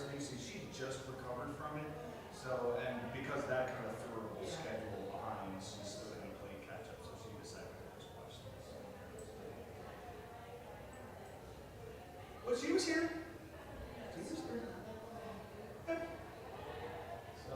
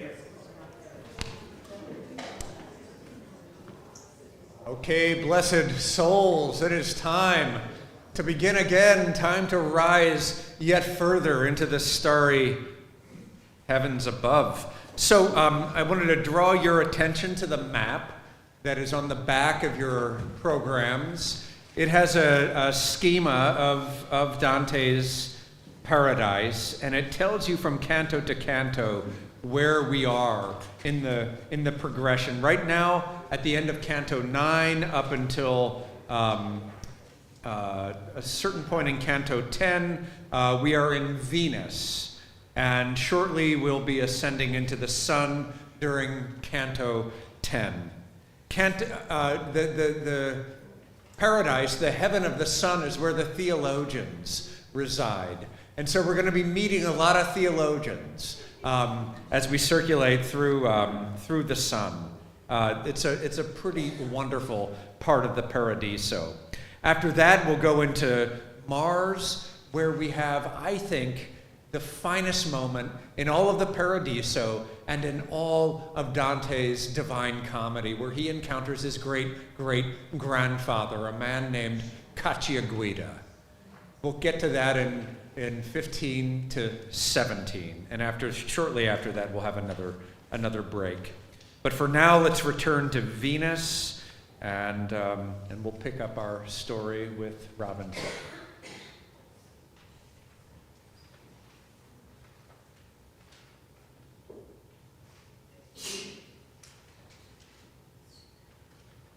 Contemplating his son with that third essence of love, breathed forth forever by them both, the omnipotent and ineffable first presence created all that moves in mind and space with such perfection that to look upon it is to be seized by love of the Maker's grace.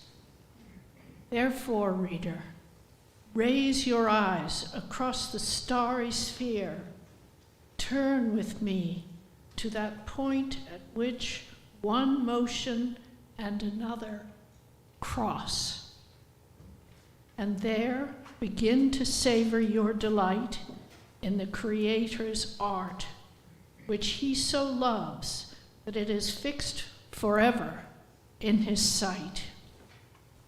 Note how the wheel on which the planets ride branches from there obliquely. Only thus may the earth that calls to them be satisfied. For if these two great motions never crossed, the influence of the heavens would be weakened, and most of its power upon the earth be lost. For if its deviation were to be increased or lessened, much would then be wanting, both north and south, from the earth's harmony. Stay on at table, reader, and meditate upon this foretaste, if you wish to dine on joy itself before it is too late. I set out food, but you yourself must feed. For the great matters I record demand all my attention, and I must proceed. Nature's majestic minister, the sun, who writes the will of heaven on the earth, and with his light measures the hours that run now in conjunction, as I have implied, with Aries, rode those spirals whose course bring him ever earlier from the eastern side.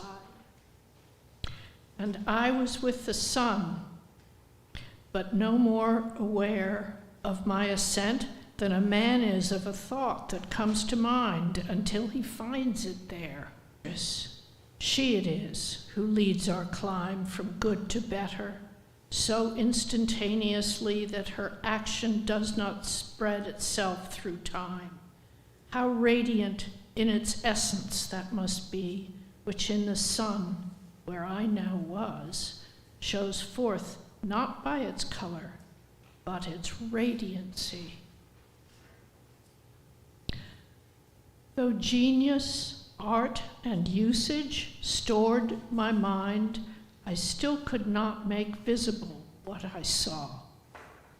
But yet may you believe and seek to find, and if our powers fall short of such a height, why should that be surprising, since the sun is as much as any eye has known of light? Such there was the fourth family of splendors of the High Father, who fills their souls with bliss, showing them how he breathes forth and engenders. Give thanks, my lady said. With all devotion, give thanks to the Son of Angels, by whose grace you have been lifted to this physical one. The heart of mortal never could so move to its devotion, nor so willingly offer itself to God in thankful love, as mine did, when these words had passed her lips.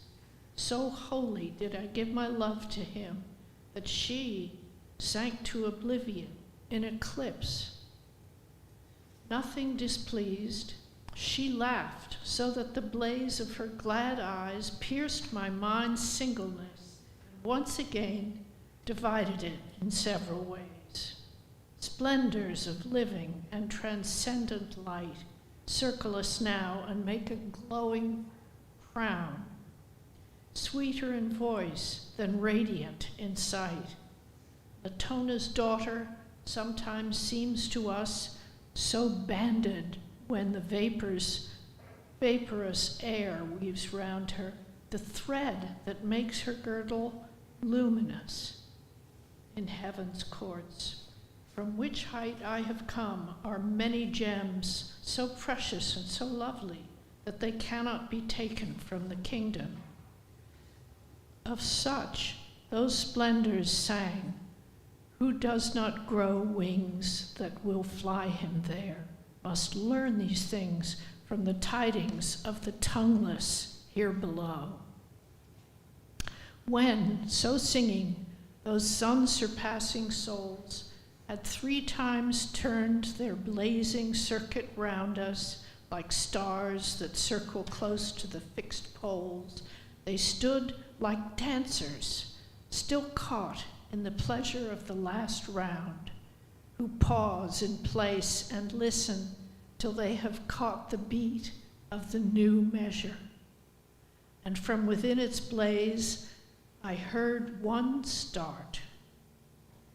Since the ray of grace from which true love is kindled, then by loving in the loving heart grows and multiplies among all men, so shines on you to lead you up these stairs that none descend except to climb again.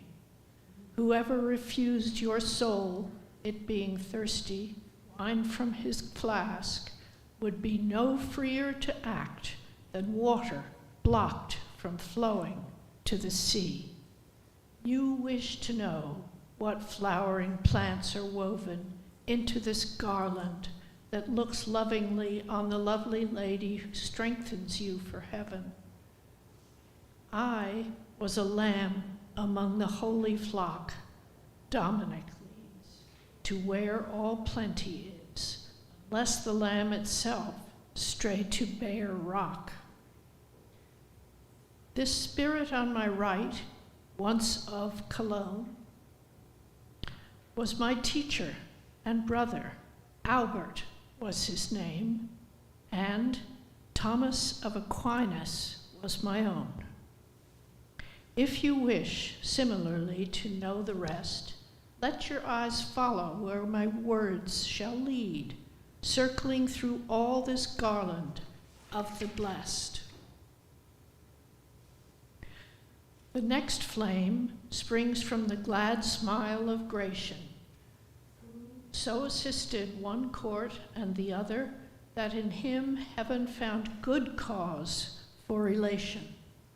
The next to adorn our chorus of the glad was the good Peter, who, like the poor widow, offered to Holy Church all that he had.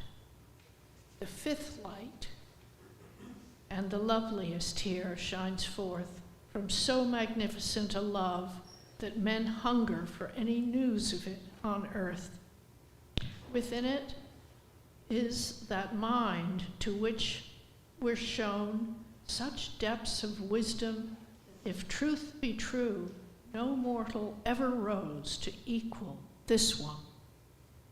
See next the taper whose flame, when formerly it burned in mortal flesh, saw most profoundly the nature of angels and their ministry.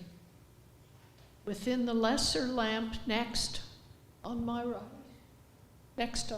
right, shines the defender of the Christian age, whose treatise led Augustine toward the light.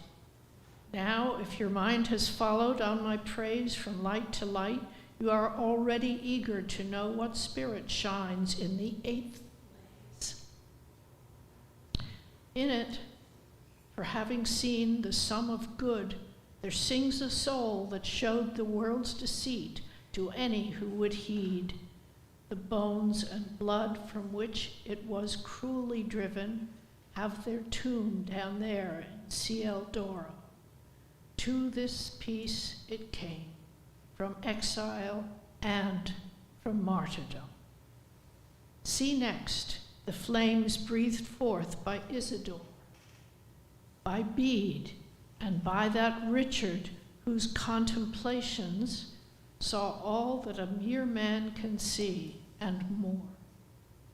The next, from whom your eyes return to me, is the glory of a soul in whose grave thoughts death seemed to be arriving all too slowly. It is the flame eternally elated of Sige, who along the street of straws syllogized truths for which he would be hated. Then, as a clock tower calls us from above, when the bride of God rises to sing her matins to the sweet spouse that she may earn his love, one part pulling and another thrusting, down, down, so glad a chime the faithful soul swells with the joy of love, almost to bursting. Just so I saw the wheel of glories start and chime from voice to voice in harmonies so sweetly joined, so true from part to part, that none can know the like till he go free, where joy begets itself eternally.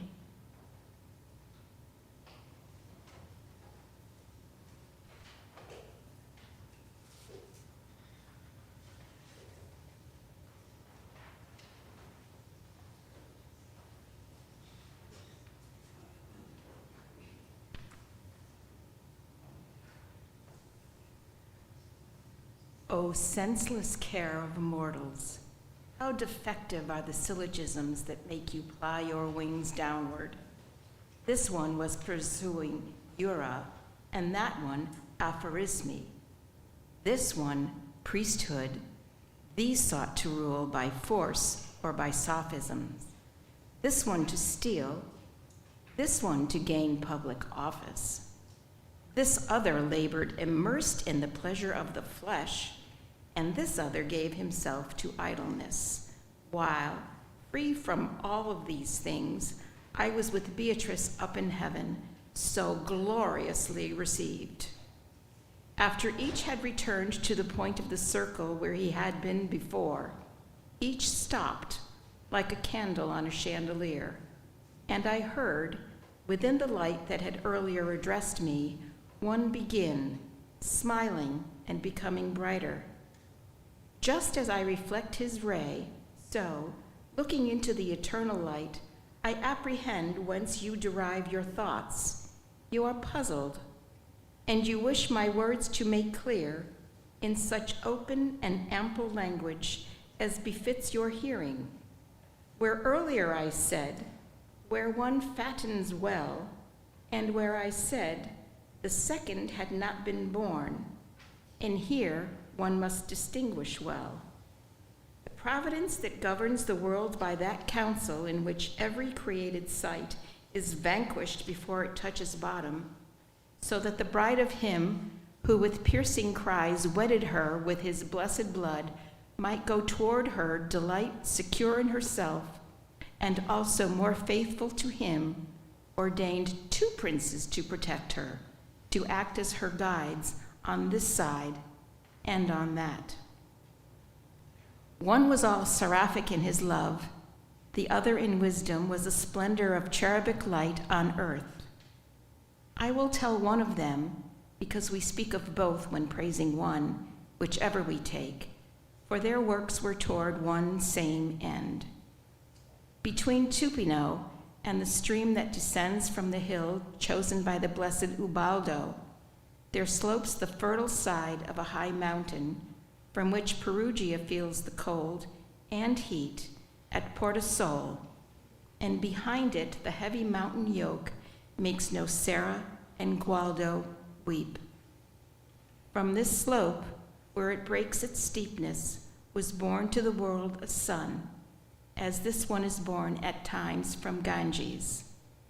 But let him who speaks of this place not say Assisi, for he would come short, but sunrise, if he wishes to speak properly. He was not yet far from his rising when he began to make the earth feel strengthened by his great power, when, still a youth, he had to do battle with his father for a lady to whom, as if she were deaf, no one unlocks the gate of pleasure, and before the bishop's court at Coram Patre he wedded her. After that, from day to day, his love for her grew stronger.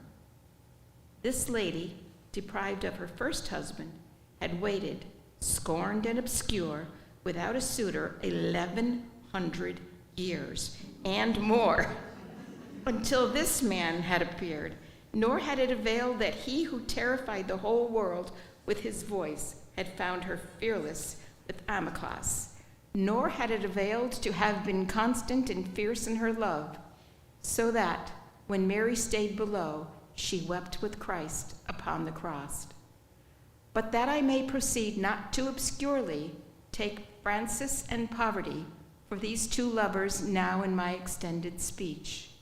Love and admiration and joyful glances caused their harmony and their cheerful look to be the occasion of holy thoughts, so that the venerable Bernard was first in taking off his shoes and ran after such great peace, and running, thought himself slow.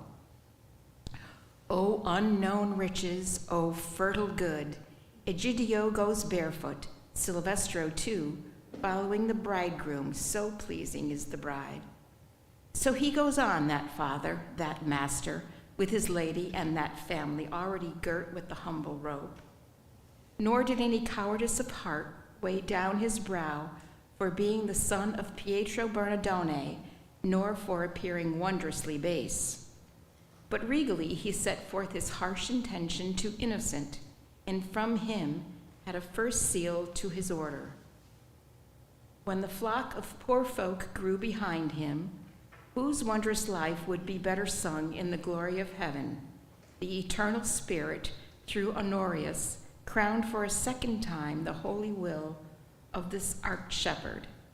And when, in his thirst for martyrdom, in the proud presence of the Sultan, he preached Christ and those who followed him. And, because he found the people too unripe for conversion, and so as not to stay in vain, returned to the fruitful Italian plantings on the bare rock between Tiber and Arno. From Christ he then took the last seal, which his limbs bore for 2 years. When it pleased the one who allotted him such good to draw him up to the reward he merited in making himself weak, to his brothers, as to lawful heirs, he commended his dearest lady and commanded them to love her faithfully. And from her bosom his glorious soul chose to set forth, returning to its kingdom, and for his body he wished no other bier. Think now what he was, who was a worthy colleague to steer Peter's ship on the deep sea by a true star. And this was our patriarch. Thus you can discern that whoever follows him as he commands is laden with worthy merchandise. But his flock has become greedy for new foods, so that it must spread itself over divers mountain pastures. And the farther his roaming ship wander from him, the more they return empty of milk to the sheepfold. To be sure, there are those who fear the harm and gather close around the shepherd, but they are so few that their hoods require but little cloth. Now if my words have not been hoarse, and if your listening has been attentive, if you remember what has been said, your wish will be, in part, fulfilled, because you will see the plant from which they splinter off, and you will see the remedy suggested by where one fattens well if one does not wander.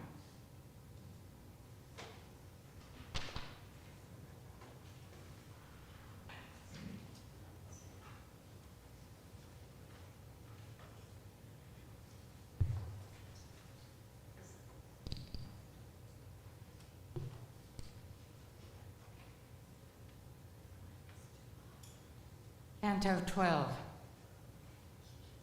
No sooner had the blessed flame begun to speak its final word than the millstone of holy lights began to turn. But it was not yet done with one full revolution before another ring surrounded it. And motion matched with motion, song with song. A song that, sung by those sweet instruments, surpasses so our muses and our sirens, as first light does the light that is reflected. Just as, concentric, light and color, two rainbows will curve their way through a thin cloud when Juno has commanded her handmaid.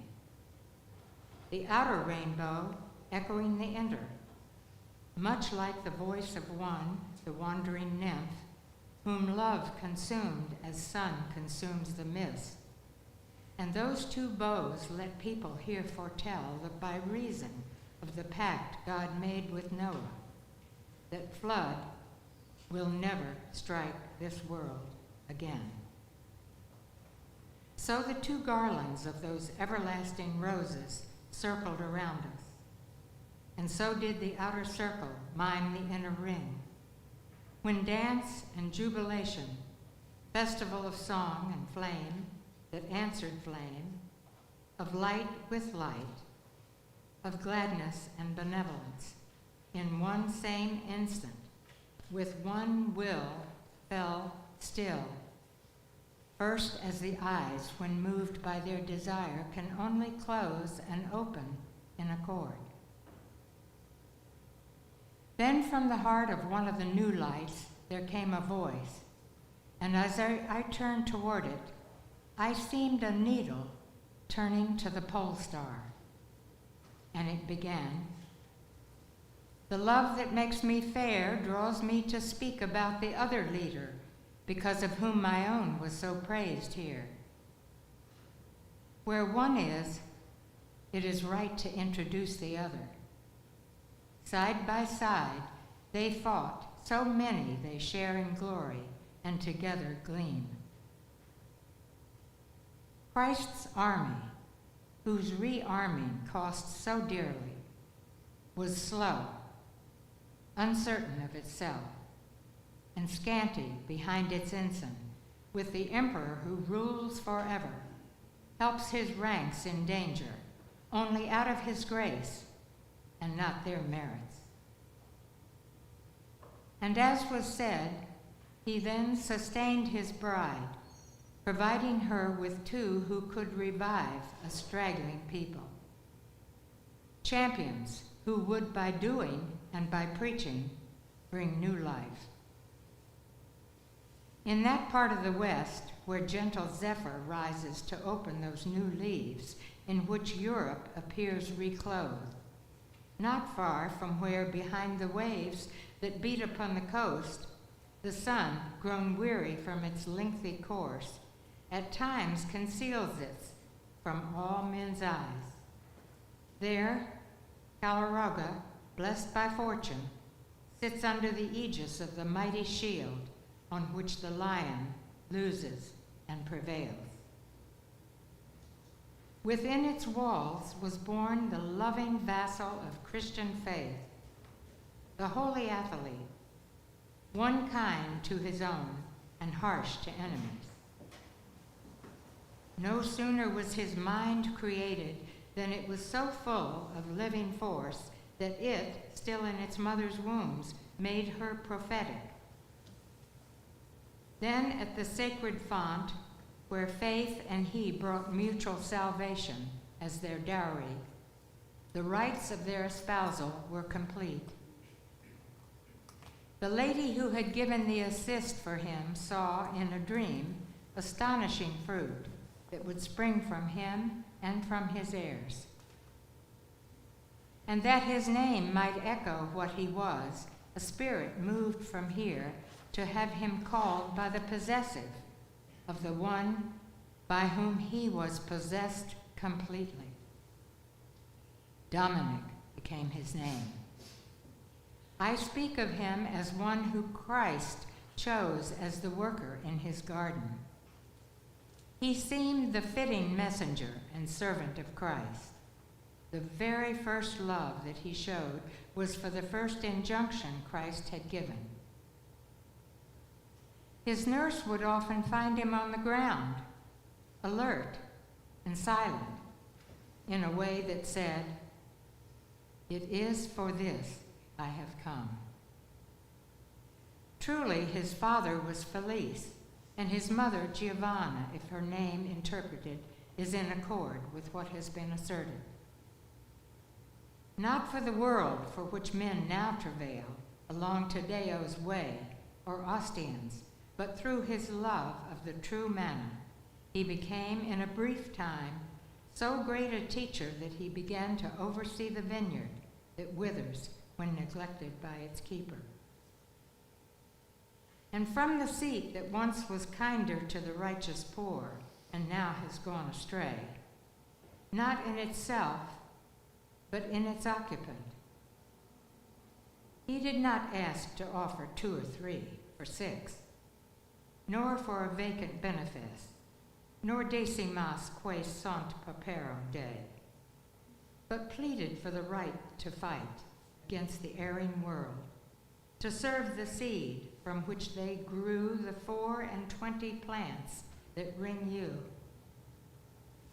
Then he, with both his learning and his zeal, and with the apostolic office, like a torrent hurled from a mountain source, coursed, and his impetus, with greatest force, struck where the thickets of the heretics, often the most resistant. And from him there sprang the streams which the Catholic garden had found abundant watering, so that its saplings have more life, more green.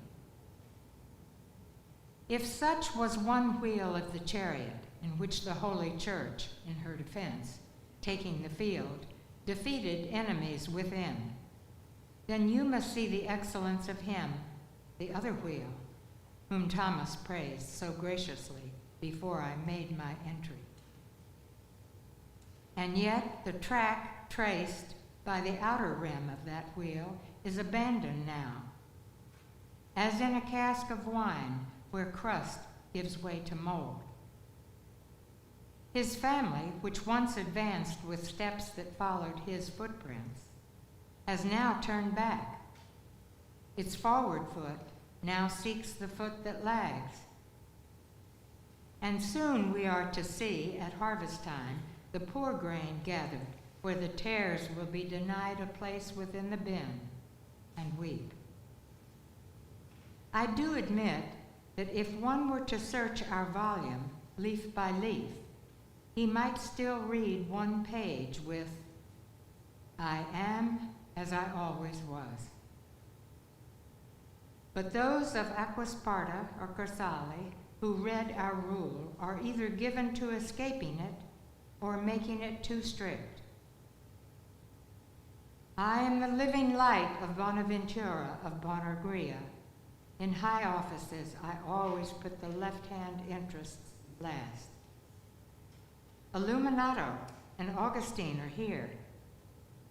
They are among the first unshod poor brothers to wear the cord, becoming friends of God. Hugh of Victor, too, is here with them. Peter of Spain, who with his 12 books glows on earth below, and Peter Book Devourer, Nathan the prophet, Anselm, and Cernsaström the metropolitan, and that Donatus, who deigned to deal with that art which comes first. Rabanus, too, is here. At my side shines the Calabrian abbot, Joachim, who had the gift of the prophetic spirit. To this, my praise of such a paladin, the glowing courtesy and the discerning language of Thomas urged me on and stirred with me the souls that form this company.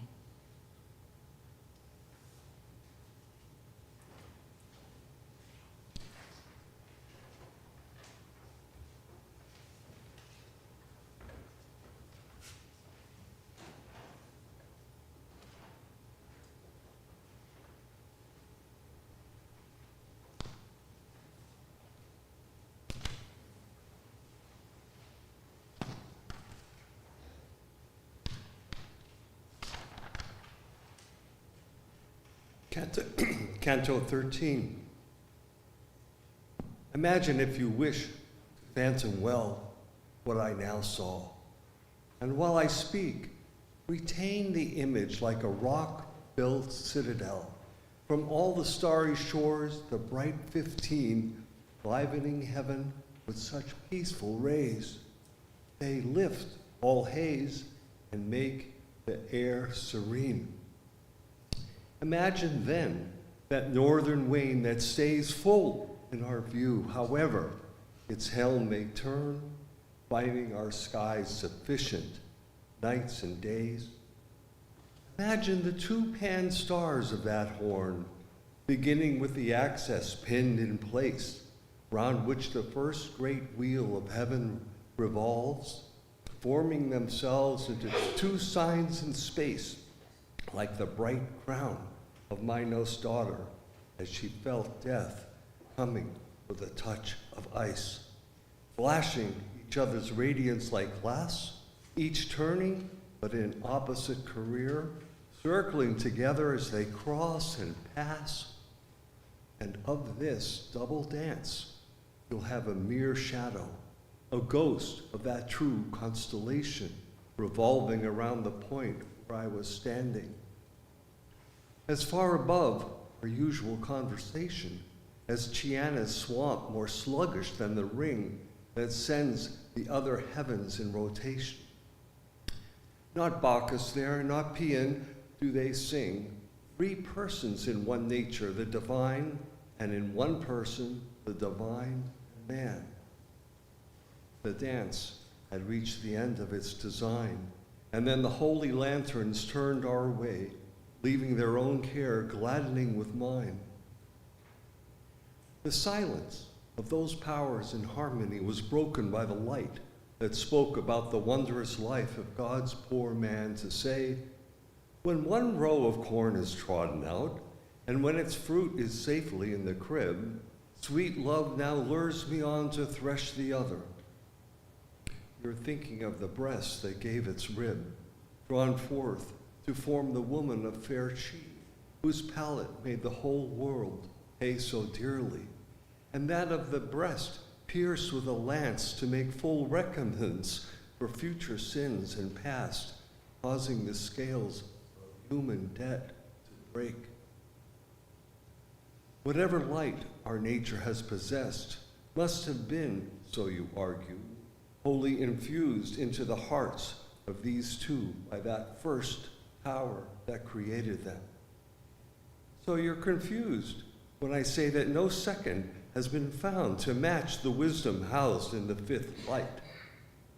Open your eyes to what I shall expound, and you shall see what you believe and what I say stand in truth's ring, 2 points upon one round. What has to die and what can never die are nothing but the glimmerings of that word our Father has begotten by his love. Because that living radiance which derives from the light giver, never to disown from him one nor threeing of their love, through his great bounty makes his rays all one, mirroring them in 9 subsistencies, yet everlasting, remaining one.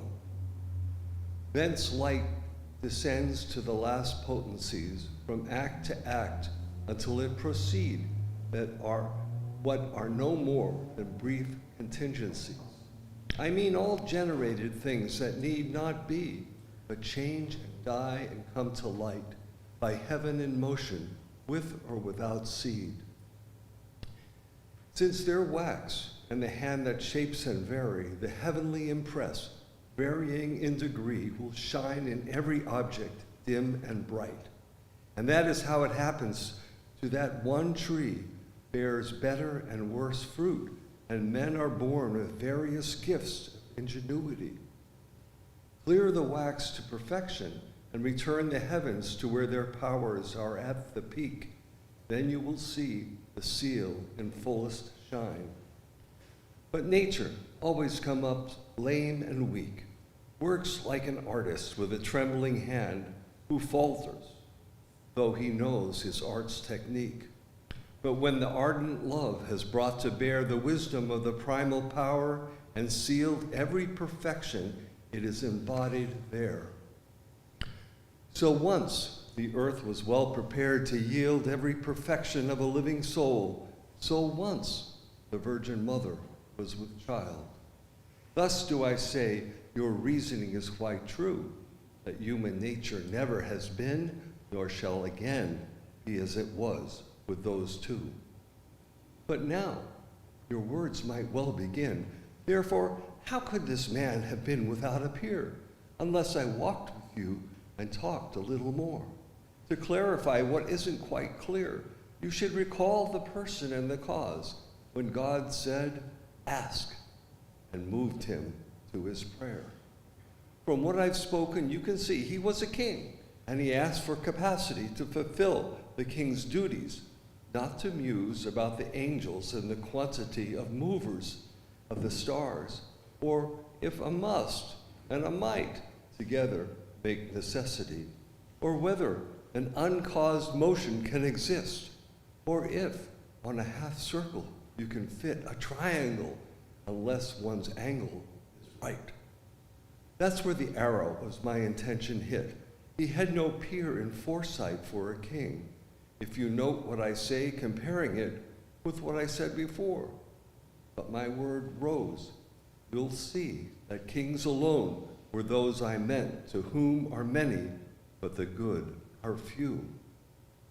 With this distinction, take my argument, so you may stand upon what you believe of our first Father and of our delight. And should you rush to what you don't perceive, let my words drag like lead weights on your feet and make you slow to answer yes or no. For all fools that man's the lowest ass, who'll affirm or deny, but not reflect impetuousness in his haste down either pass. For scurrying thought will often enough deflect a man's opinion into false terrain, and then his self-love finds his intellect. From the banks they depart worse than in vain, who fish for truth, but haven't learned the art as they set out, and they won't return again. The world's been furnished open proofs of that. Melesius, Bison, and Parmenides, who knew no distinction from the start, nor did Sibelius, Arius, and those fools who were swords to slash the Holy Scripture or glasses to distort its simple face. People, besides, should never be too sure of what they judge, like farmers in the corn who count their crop before the ears mature.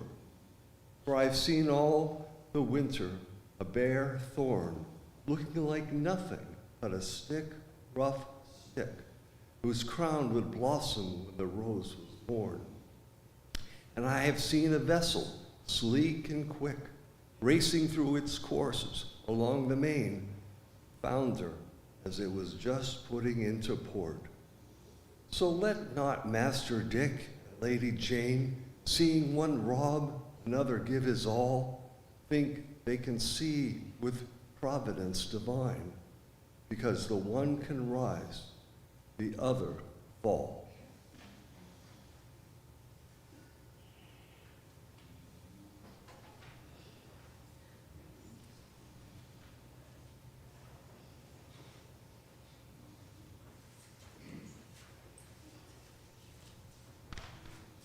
Cantos 14. Center to circle or circle to center. Water in a round container moves like that, depending where the rim is struck, inside or out.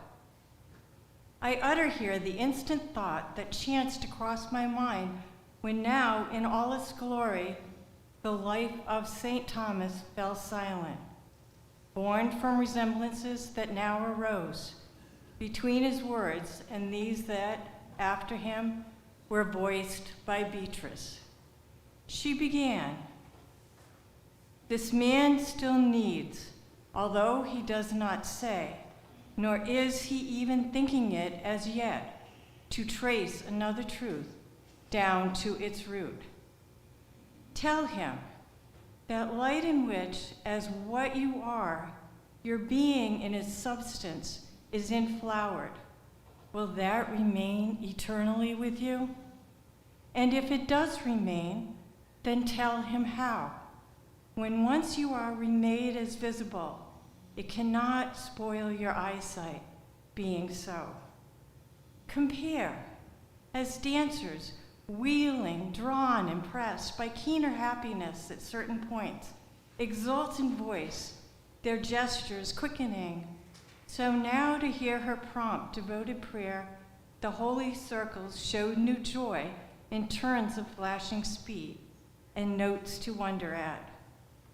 Who mourns to think we here must die? To live our lives up there has never seen the cool refreshment of the eternal shower. The one and two and three who always lives and always reigns in 3 and 2 and 1, uncircumscribed and circumscribing all, had 3 times now been lauded in the songs of every spirit there, the melody condign prize, however great the worth. Then in the holiest of lights among the lesser ring, I heard a voice, as modest as the angels, maybe to Maria's was, answering, "As long as this great festival of paradise goes on, so too our love will cast these robes and reigns around all of us. The brightness follows from their inward fire, that fire from vision, and their sight extends as far as each, beyond their due, has grace. And when the glorious and sacred flesh is closing us once more, our person then will be complete and whole, more pleasing still. For then whatever has been granted us by utmost good of free and gracious light, the light through which we see him, will increase. Hence, as must be, our seeing will increase, increasing, too, the fire that vision lights, the ray increasing that proceeds from that.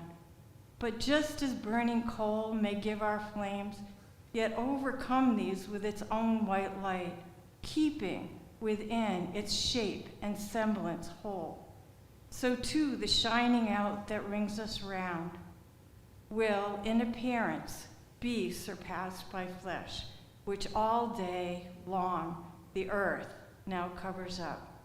Nor can it be that so much light will tire. Our organs physically will have the strength for every pleasure that can come to us. So ready and alert they seem to me, these double choirs, to add their plain amen. They showed their keen desire for long dead bones, not only for themselves, but for their mums and their fathers too, and others dear to them, before they were these sentinel flames. Look, round these circles matched in clarity, a luster more than what was there, was born as though a new horizon brightening. When early evenings are drawing in, new lights begin to show across the sky, so that the sight both seems and seems not true. There too, it seemed to me that newer things began to rise to view and form a ring beyond the circumscription of those two. True spark shower flying for holy breath, how suddenly it flared, how incandescent. My eyes defeated could not bear the sight. But Beatrice showed herself to me, laughing so beautifully she must be left among things seen that memory cannot pursue. And so my eyes, regaining their right strength, lifted once more. I saw myself alone, born with my lady to a higher good. Seeing the flares of laughter in that star, which seemed now far more fiery than before, I knew farewell that I had been lifted higher. With all my heart and with that tongue, flaming in light and all our thoughts aflame, I made to God burnt offerings that fitted this new grace. Nor had the ardor of that sacrifice been drained still from my heart before it was, I knew, propitious and acceptable. For shining so, a ruby in its hue, splendor appearing to me in two cross rays. Elio's son, I said, you grant this alkaloid. The galaxy, distinctly marked by lights, both great and small, between the earth's two poles, glistens and makes the learned wonder why. So too, like constellations in the depths of Mars, these rays compose the honored side that quadrants joined with a circle form. And the here, remembering surpasses skill. That cross, in sudden flaring, blazed out Christ, so I can find no fit comparison. But those who take their cross and follow Christ will let me off where wearily I fail, seeing in that white dawn as lightning Christ. From horn to horn, from summit down to base, there moved their scintillating points of light, bright as their paths met, bright in passing on. So minute specks of matter can be seen, renewing how they look at every glance, straight in their track, oblique, long, short, swift, slow, moving through sunbeams that will sometimes streak the shade that people, to protect themselves, have won through their intelligence or art. As harp or viol in tempered harmony, the many strings stretched tight still ring and sing, even to those who do not catch the tune. So, though I did not understand the hymn, an air now gathered that enraptured me from lights appearing there throughout the cross. I realized full well it sang high praise. For as to one who does not understand yet hears, there came to me, rise up and win. At which I sank so deep in love of this, that never till that time had anything entrammeled me in such delightful bonds. These words of mine may seem perhaps too bold, slighting the pleasure of those lovely eyes, in which when gazing, my desires all rest. Whoever thinks, though, that the living prints of every beauty grow the more they rise, and notices I did not turn to these, will make excuse for what I here confess to win excuse, and see me speak the truth. Holy delight is not excluded here. Rather, in rising, it will grow more pure.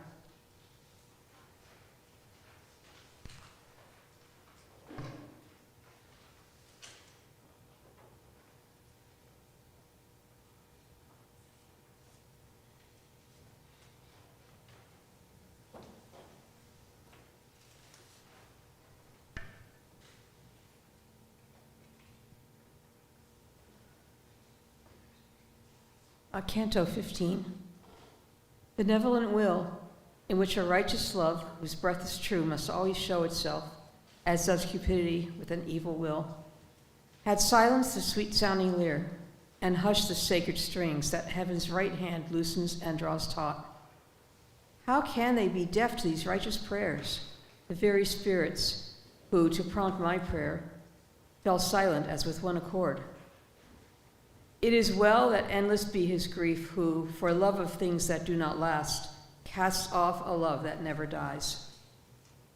As through the clear and tranquil evening sky, from time to time, a sudden fire will shoot, drawing the eyes that just before had calmly gazed, and seems a star escaping from its place, except from where it first was kindled. No star is missing, and it lasts but a brief while.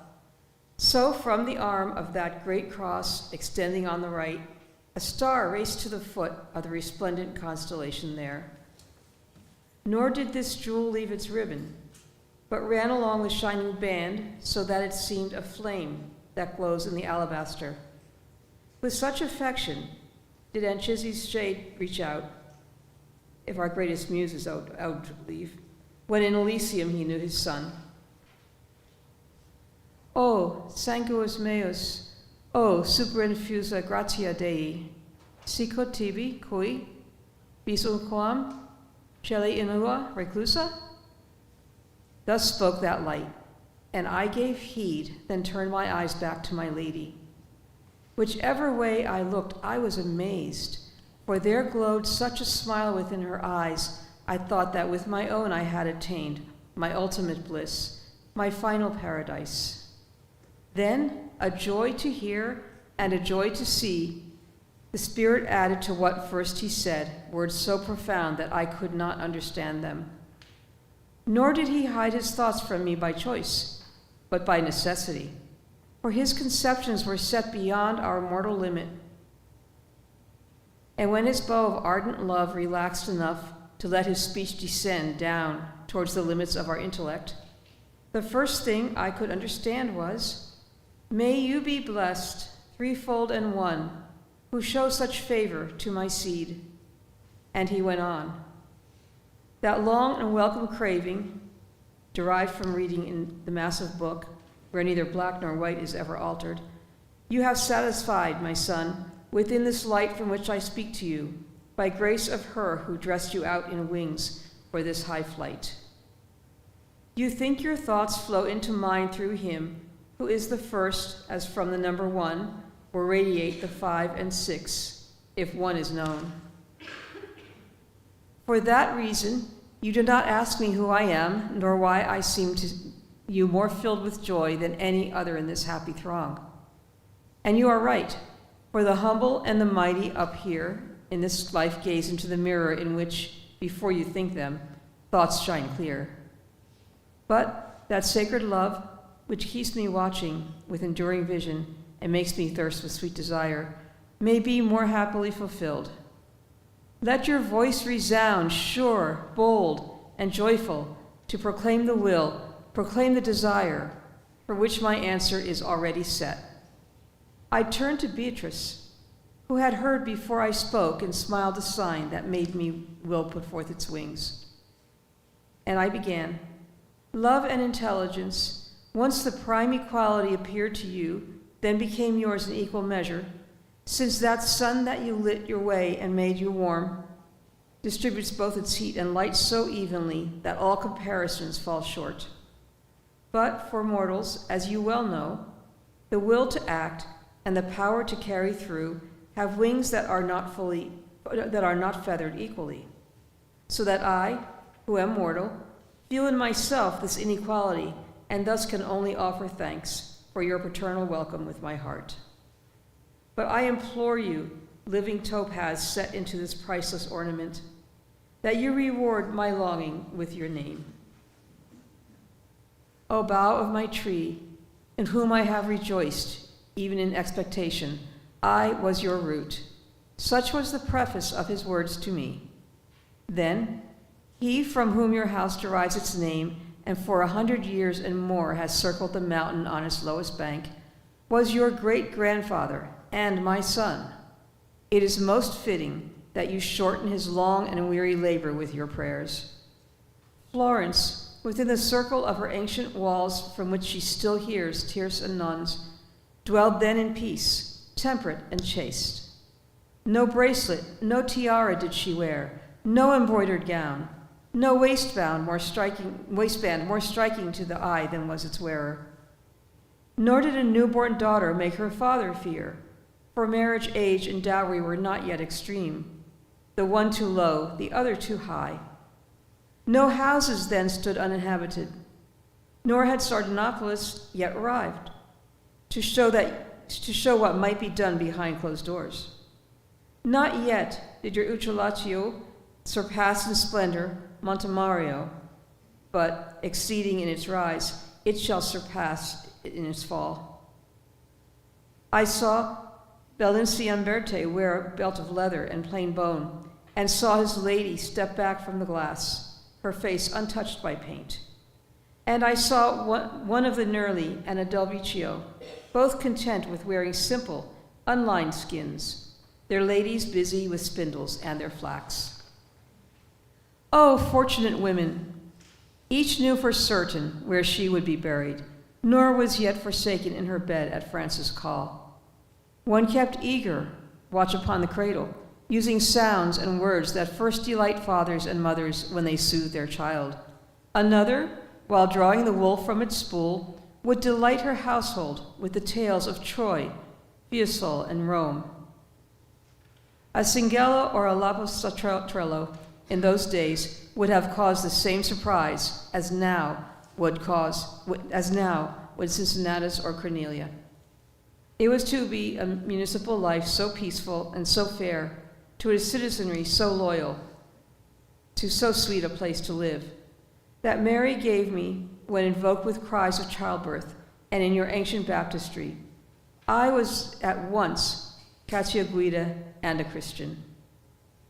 Moronto was my brother, as was Alicio. My wife came from the valley of the Po, and from her you took that surname that you bear. Later, I became a partisan of Emperor Conrad, who girded me to be his knight once, with my faithful service, I had won his favor. I followed him to oppose the iniquity of that false creed whose people, by the failure of your shepherds, usurp your right. There I was freed by the foul race and all the names of the deceitful world, the love of which corrupts so many souls, and came from being martyred to this peace.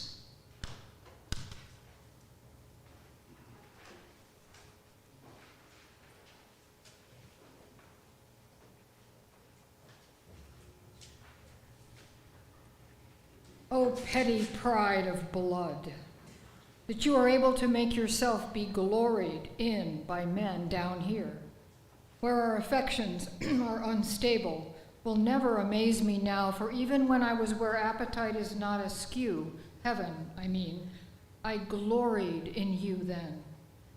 A shrinking mantle, if not added to day after day, you must be lengthened, or time comes round with its shears, for trimming you.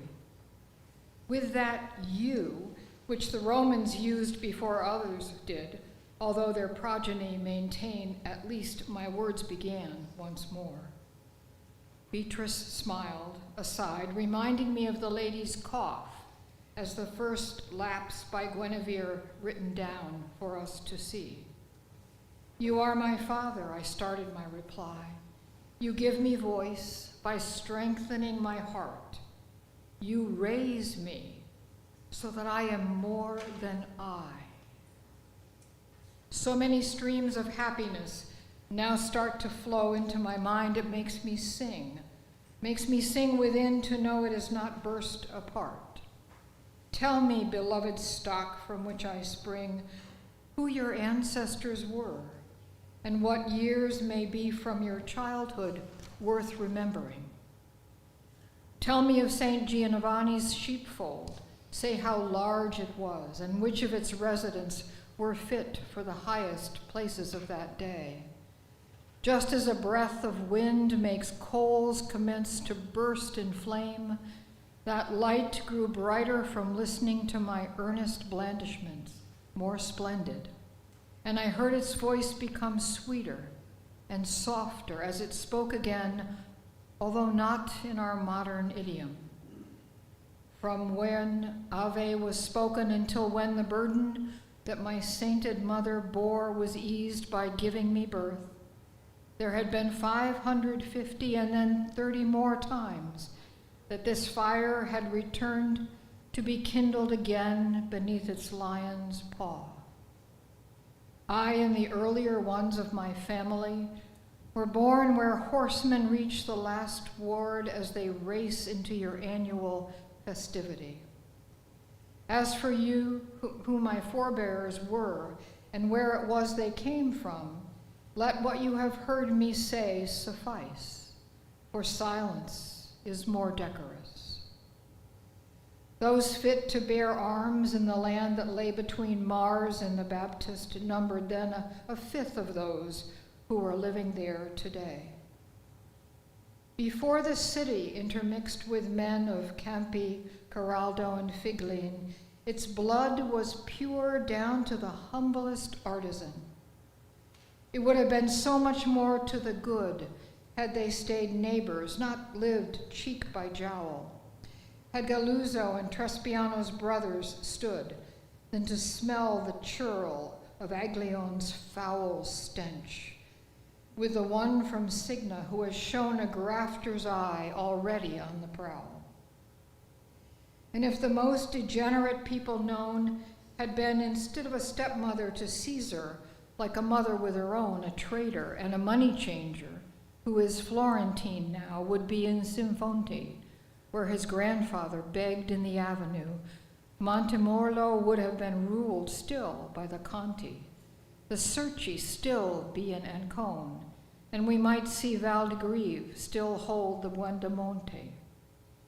Mingling of peoples has eternally provoked the city's ills, just as a man who eats too much provokes his misery, just as a blind bull falls more quickly than a blind lamb, just as one sword often may cut deeper and cut more than 5 swords can.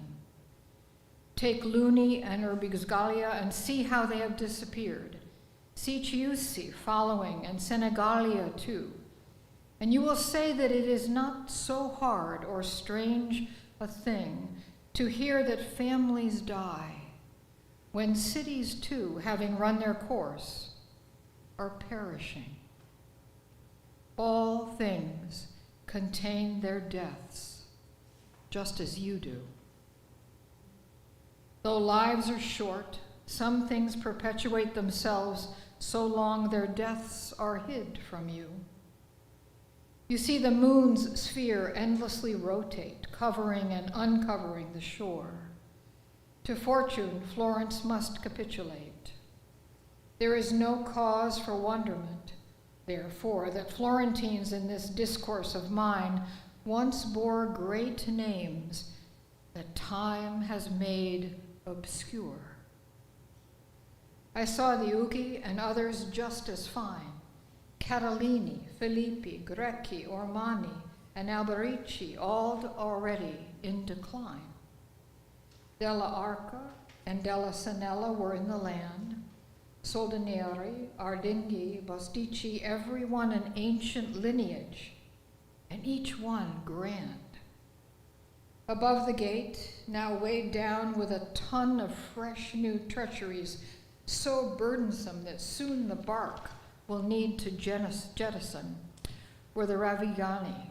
Count Guido was from that line, and from it all who appropriate the high name of Bellascioni also come. Della Pressa already knew how to rule the state, the gilt pommel and the hilt already there at Gaglio's house. Already great were the column that displayed the strip of vair, Sacchetti, Ghiacci, Fifanti, and Barucci and Galli, and those who blush for the bushel affair.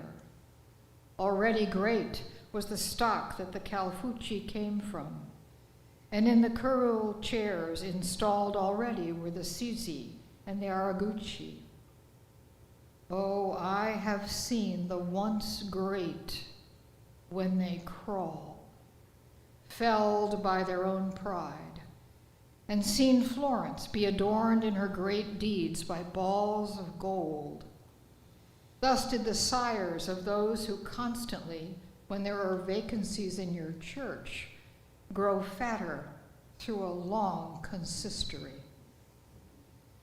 The brash breed, fierce as dragons when they go for those who flee, and meek as young lambs in the face of those whose teeth or purses show, was rising, though of such low origin it rankled Uberto Donato, when his father-in-law made that crowd his kin. From Fieso Campensecco had by then come down to the marketplace, and by that date Guida and Infangato were worthy men of the city. Here a fact that I'll relate, though incredible. Della Pera was the clan for whom they named the inner city gate. Those with the coat of arms of that great man, the Baron, whose name is renewed for us each year upon St. Thomas Day, all can trace back their knighthood and their privileges to him, though those who show gold fringe prefer to join sides with the general populace. Guertaroti and Importoni were already there. Had the Borgo gone without new neighbors, it would now be quieter. The house that made your weeping come about through just resentment, causing death to you and putting your old happy life to root, was honored with its allies. What harm grew, Buendemonte, when you fled your nuptial vow as others prompted? When you first came to our city, had God chosen to allow the Emma's current to pull you below? Many sad people would be happy now. But it was fitting that the city throw a victim to the bride's broken stone, its guardian. In the last peace it would know. With these folk and with others, I had known Florence enjoying such repose. No cause existed then to make it weep or moan. With these folk, I had known a populace so glorious and just, we'd never see the lily reversed on the lance, nor was it turned vermilion through disunity.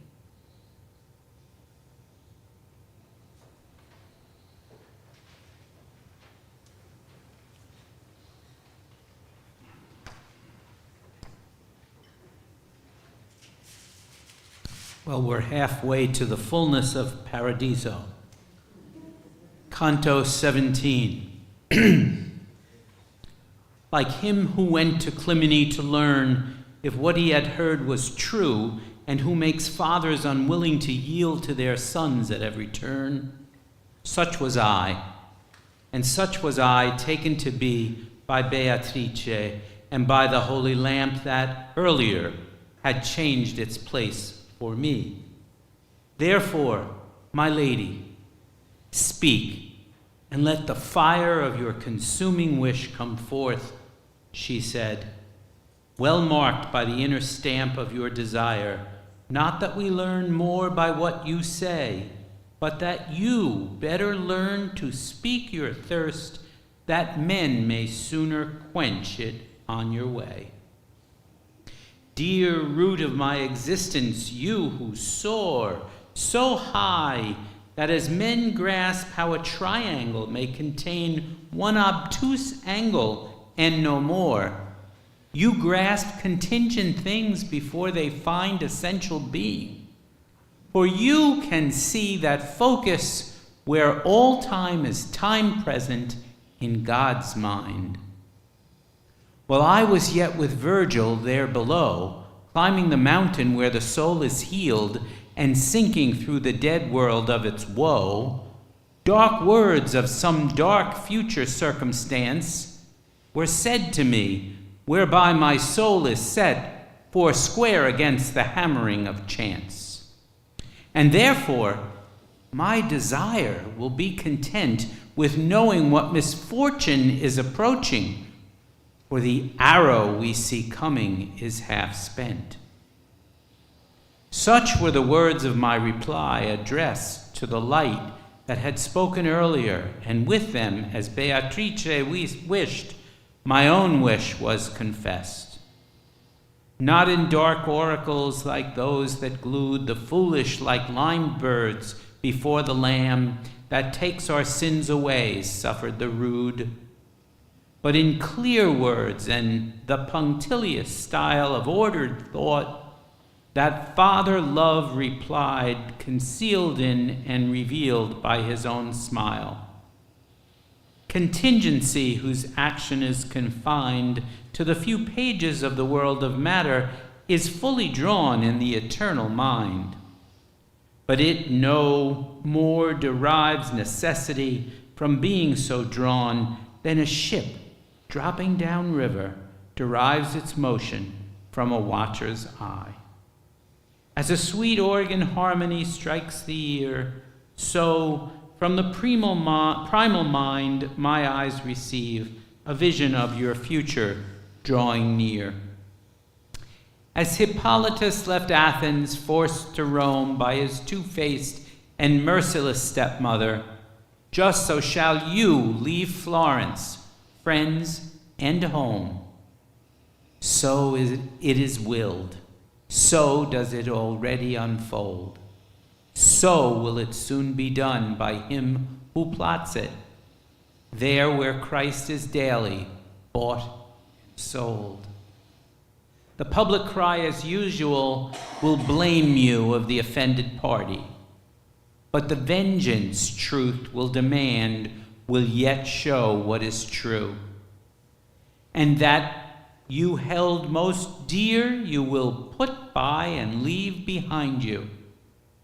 And this is the arrow, the long bow of your exile, first lets fly. You will come to learn how bitter as salt and stone is the bread of others, how hard the way that goes up and down stairs that never are your own. And what will press down on your shoulders most will be the foul and foolish company you will fall into on that barren coast. Ingrate and godless, mad in heart and head, will they become against you, but soon thereafter it will be they, not you, whose cheeks turn red. Their bestiality will be made known by what they do, while your fame shines the brighter for having become a party of your own. Your first inn and first refuge you shall owe to the great Lombard, whose escutcheon bears the sacred bird above, the ladder below. In such regard and honor shall he hold you, that in the act of granting and requesting what others do late shall be first between you two. With him you will see another, born of this star, and so stamped by the iron of its virtues, that he shall be renowned for deeds of war. The world has not yet noticed him. These spheres, in their eternal course above his youth, have turned about him, now only 9 years.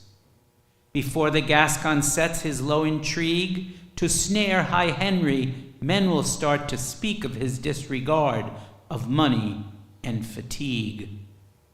The knowledge of his magnanimities will spread so far that men will hear of it out of the mouths of his very enemies. Look to him and his great works. The fate of many shall be altered by his deeds, the rich and poor exchanging their estate. And write this in your mind, but remember silent concerning it. And he said things about him to astonish even those who shall be present. Then added, Son, these are the annotations to what was told you. These are the snares that hide behind a few turns of the constellations. But do not hate your neighbors.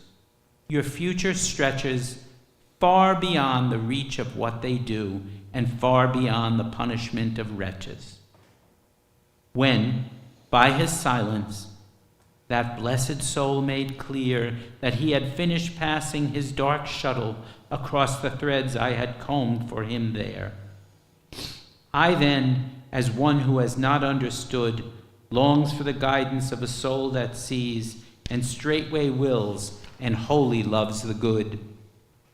Father, I do not indeed see time's attacks, hard spurred against me to strike such a blow as shall fall most on him who is most lax. And it is well I arm myself with foresight.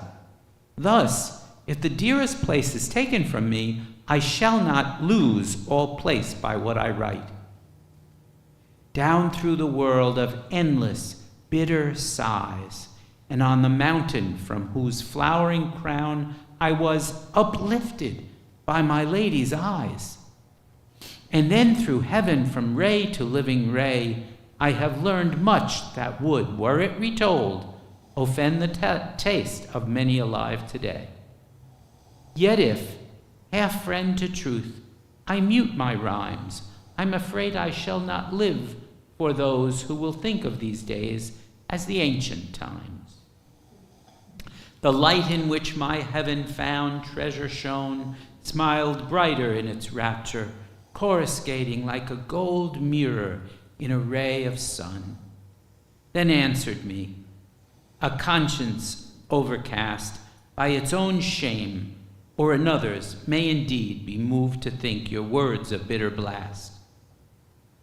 Nevertheless, abjure all lies, but match your verses to the vision in fullest truth, and if their hides are scabby, let them scratch. For if your voice is bitter when first tested upon the palate, it shall yet become a living nutriment when it is digested. This cry you raise shall strike, as does the wind, hardest at its highest peaks, and this shall argue no little for your honor, as you will find. Therefore, you have been shown, here in these spheres, there on the mount, and in the valley of woe, those souls whose names most ring in mortal ears. For the feelings of a listener do not mark examples of things unknown, nor place their trust in instances whose roots hide in the dark.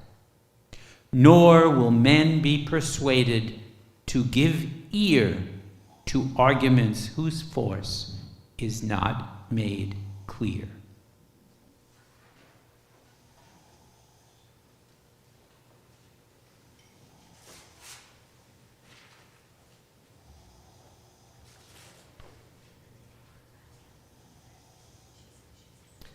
Already that blessed mirror was rejoicing only in its thought, and I was tasting mine, tempering the bitter with the sweet.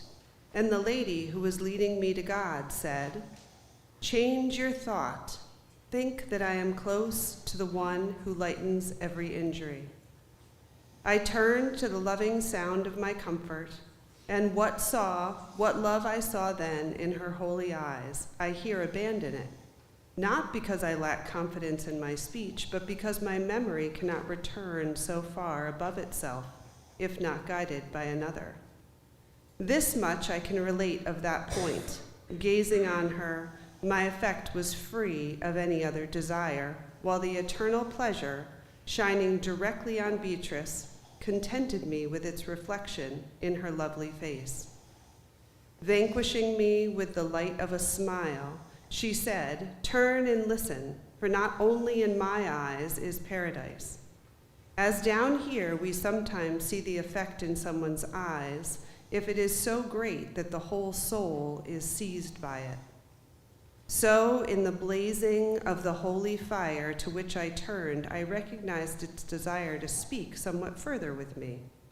It began, "In this fifth threshold of the tree that draws life from its summit and bears fruit perpetually, without shedding a leaf, there are blessed spirits who, below, before they came to heaven, had great fame, so that every muse would be richly furnished by them. Therefore, gaze at the horns of the cross. The one I name will move there like swift fire within its cloud." I saw a light draw across the cross, along the cross, simultaneous with the naming of Joshua, nor did I perceive the speech before the event. And at the name of the great Maccabee, I saw another move spinning, and joy was the whip for the top. Thus, for Charlemagne and Roland, my attentive gaze followed two of them, as one's eye follows its falcon in its flight. Then William and Roanart and Duke Godfrey drew my sight across the cross, and Robert Guisard. Then, moving and mingling with the other lights, the soul that had spoken with me showed what an artist he was among the singers of heaven. I turned to my right side to see what I should do, shown in Beatrice by a word or gesture, and I saw her eyes to be so bright, so joyous, that her expression surpassed her former and her latest custom. And as a man day by day perceives, from feeling greater delight in acting well, that his virtue is increasing, so I perceived that my turning about with the heavens had increased its arc, seeing that miracle grow lovelier. And like the changing in a short interval of time of a lady's white face when it unburdens itself of the burden of shame, such was what I saw when I turned about in the whiteness of the temperate sixth star, which had received me within itself. I saw in that jovial torch that the flashing of the love there made sign to my eyes of our speech. As birds rising from a river seem to rejoice together at their feeding, make of themselves now a round, now some other outline. So within their lights, holy creature flew back and forth singing, and in their figures they became now D, now I, now L. First singing, they would move to their notes, then, becoming one of these signs, they would rest a little and be silent. O Pegasian goddess, who make our poets glorious and give them longevity as they, with you, do to cities and kingdoms, illuminate me with your light so that I may set forth their figures as I have conceived them. Let your power appear in these brief verses. They showed themselves then in 5 times 7 vowels and consonants, and I noted the parts as they were dictated to me. Diligete ilstitium were the first verb and noun of the whole depiction. Qui edactus terram were the last. Then they remained arranged in the M of the 5th word, so that Jove appeared there, silver, adorned with gold. And I saw other lights descend to the summit of the M and grow quiet there, singing, I believe, the good that moves them to itself. Then, as at the striking of smoldering logs, innumerable sparks fly up, from which fools often take auguries. I seemed to see more than 1,000 lights fly up, some far, some but a little, as the sun that kindles them allotted. And each coming to rest in its place, I saw the head and neck of an eagle represented by that articulated fire. He who portrays there has no one to guide him, but he guides, and from him is remembered the power that is the form for nests. The other beatitudes that earlier had appeared contented to enlily themselves in the M, adjusted to the new imprint with small motions. Oh, sweet star, what and how many gems showed me that our justice is the effect of the heaven, that you be gem.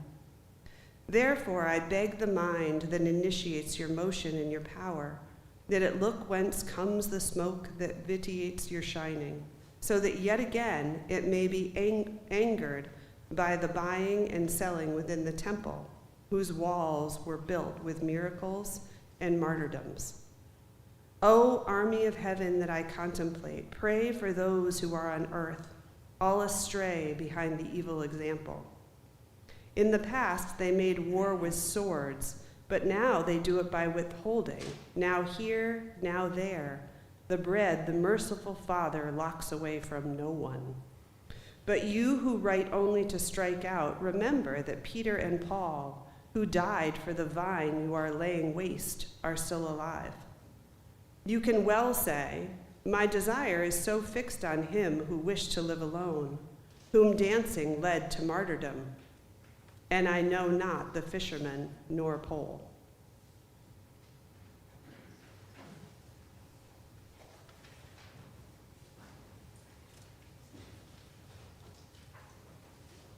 Well, it's time to take a break once again from the sound of the snoring.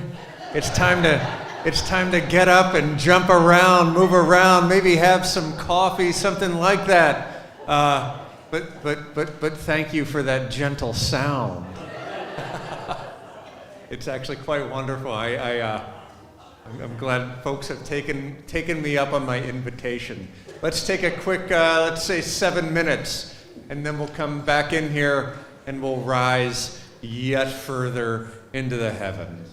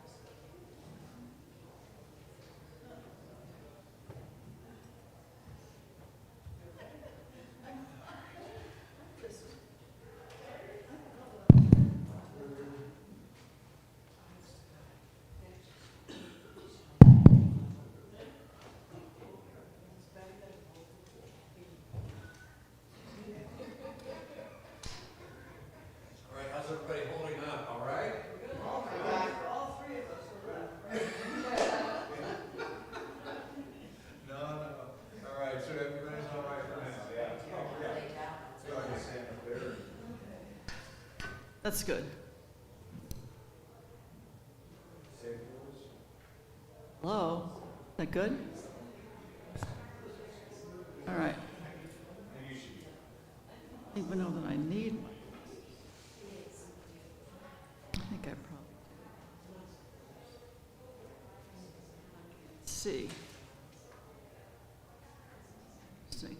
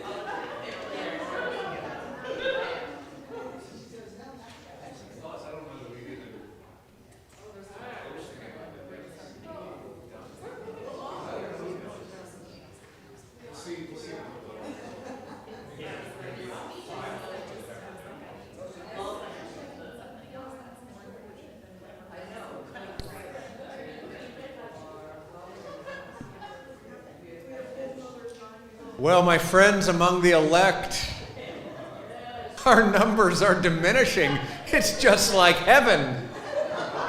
The higher up you go, the closer you get to God, the fewer people there are.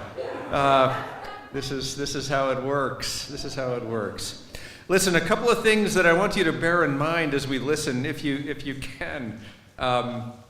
First, the people that Dante is encountering, they are those who left the world a better place than when they found it, than when they entered it. They are those whose presence, by their presence, help to redeem the world in some way. These are people who we might all model ourselves upon now. The other thing I want you to keep in mind, notice you could even, if you wanted to open the bottles of wine early, you could play a game, and every time you hear the word smile, you could have a drink of the sacred wine. This is a poem now of smiles. They smile at each other all the time. And to think about what the phenomenology of a smile is a part of what I think we're here to do. What does it mean when someone smiles? It's a conveyance of goodness. The last thing I want to say before we move back into the poem is that this is a poem of desire. Think about and notice, maybe have another sip of wine, every time the word desire is used. We're being schooled in desire. So with that, let's keep going, beginning with Canto 19. And Leisha Harbison's going to take us deeper into the eternal. Leisha.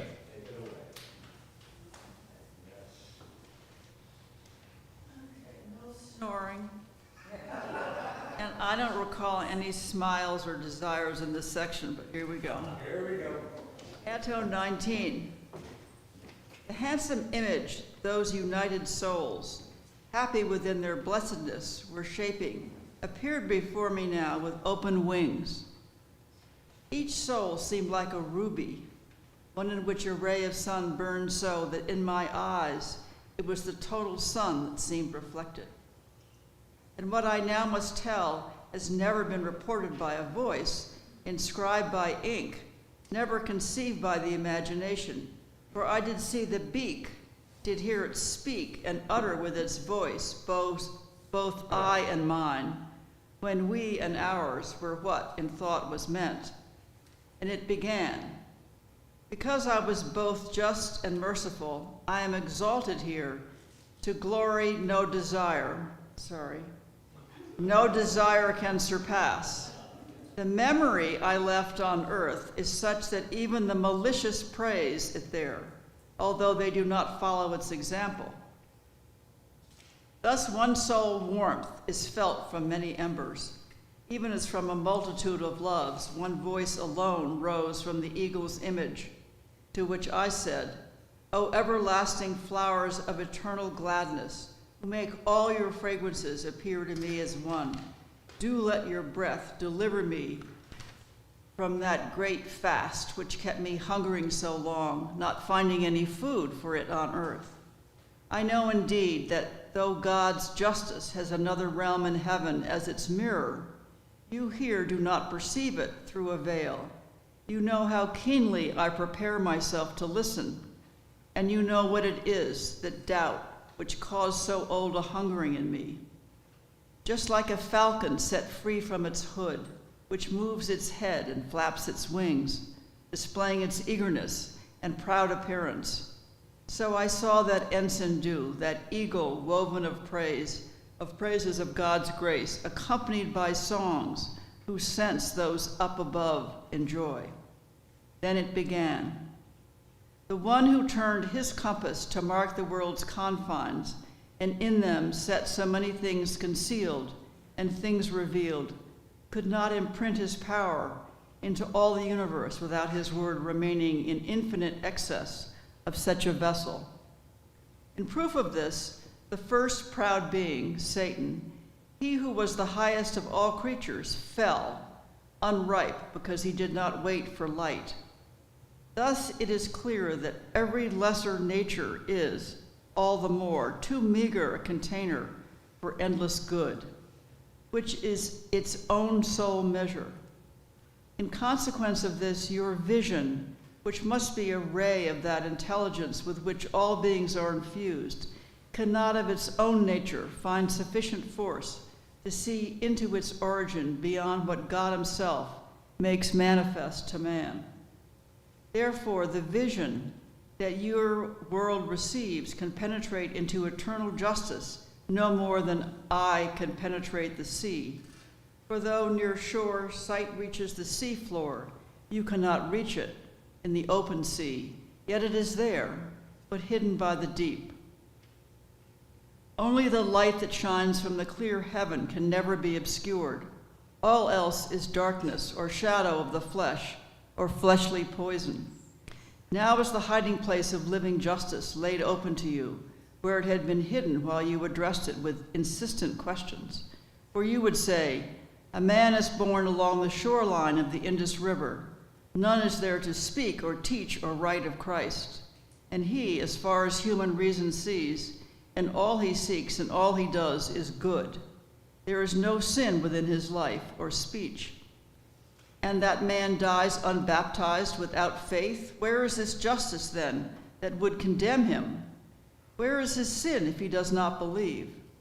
Now who are you to sit upon the bench to judge events 1,000 miles away, when your own vision spans so brief a space? Of course, for him who would be subtle with me, where there are no scriptures to instruct you, then there would be place for an array of questions. O earthly animals, O minds obtuse, the primal will which of itself is good, from the supreme good itself never moved. So much is just as does accord with it, and so created good can draw it to itself, but it, rayed forth, causes such goods. Just as above the nest the stork will circle when she has fed her fledglings, and as he whom she has fed looks up at her, so did the blessed image do, and so do I, the fledgling, while the eagle moved its wings, spurred on by many wills in unison. Wheeling, the eagle sang, then said, even as are my songs to you, past understanding, such is eternal judgment to you mortals. After the Holy Ghost, bright flames fell silent, while still within the sign that made the Romans revered throughout the world, again the eagle began. No one without belief in Christ has ever risen to this kingdom, either before or after he was crucified. But there are many who now cry, Christ, Christ, who at the final judgment shall be far less close to him than one who knows not Christ. The Ethiopian will shame such Christians when the two companies are separated, the one forever rich, the other poor. What shall the Persians, when they come to see the open volume in which they shall read the misdeeds of your rulers, say to them? There one shall see among the deeds of Albert that which is soon to set the pen in motion, his making of a desert of Prague's kingdom. There one shall see the grief inflicted on the Seine by him who falsifies his coins, one who shall die beneath a wild boar's blow. There one shall see the thirst of arrogance that drives the Scot and Englishman insane, unable to remain within their borders. That book will show the life of lechery, the ease the Spaniard led, and the Bohemian who never knew and never wished for valor. That book will show the cripple of Jerusalem, his good deeds labeled with an I alone, whereas his evils will be under M. That book will show the greed and cowardice of him who oversees the Isle of Fire, on which Anchises ended his long life, and to make plain his paltriness, the letters that register his deeds will be contracted to note much pettiness in little space. And all shall see the filthiness of both his uncle and his brother who dishonored a family so famous, and 2 crowns, and he of Portugal and he of Norway shall be known in that book, and he of Rascia, who saw unluckily the coin of Venice. O happy Hungary, if she would let herself be wronged no more. Happy Navarre, if mountains that surround her served as armor.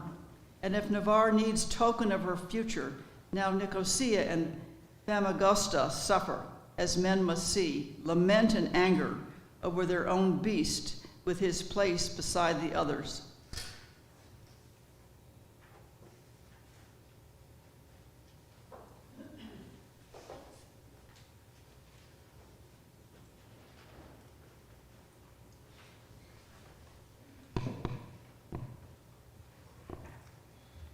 Canto 20.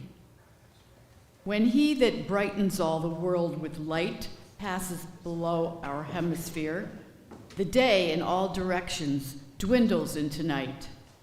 Where once there was one fire to light the sky, it reappears for vision instantly in many lights resplendent with his one. Phenomenon of heaven that came to me when in the blessed beak the banner sign of the world and its generals fell still, and all those living stars began to shine in brighter splendor, caroling the while what fades from any memory of mine. Sweet love, whose mantle is a radiant smile, how ardent, you whose flutes will only sing with holy thoughts that breathe upon the soul. And when the precious gems enjewelling that star imposed a silence, and the gleam was stilled of its angelic shimmering, I thought I heard the rushing of a stream splashing in open sky from stone to stone, showing the plenty of its spilling spring. And as the music will assume its tone at the neck of a lute, the wind will play as it sings whistling through the bagpipe stops. Setting aside all waiting and delay, the whooshing climbed up through the eagle's neck as in a hollow pipe assumed a voice. And in the form of words rushed through the beak, stilling the expectations of my heart, wherein I wrote them, it began to speak. Now you must fix your eyes upon the part of me which in an eagle born to die, sees and endures the brilliance of the sun. See the flames in the twinkling of my eye.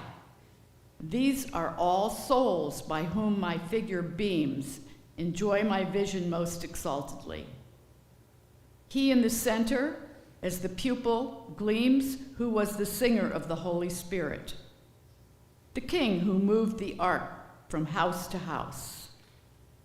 Now does he understand his songs have merit insofar as they spring from his own will, by the concordant blessings they inherit. The spirit who stands nearest to my bill of the 5 in the ring that forms the brow consoled the widow with the murdered son. Now does he understand what debt you owe not following Christ by the experience of this sweet life and the opposite below? The following soul in this circumference where the ark rises, gained a long delay and stayed his death by genuine penitence. Now does he understand, when just men pray, eternal judgment does not change, deferring until tomorrow what's decreed today. The next soul bore me off with all the laws and made us Greek to grant the shepherd Rome, a good intent that sprouted up bad fruit. Now does he understand the plagues that come from his good deed will never harm his soul, even should they destroy all Christendom. The spirit at the semicircle's fall was William, whom they weep for in that land that weeps for Charles and Frederick living still.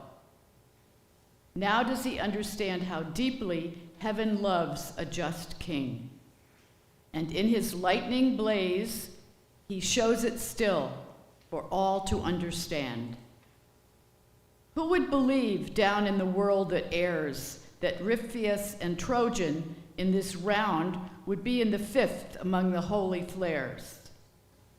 Far more he understands of grace divine than all the world can see, although his eye can still not plumb the depth of the profound. As a lark wheeling in the open sky, first twittering, then quietly content with the last sweetness of her melody.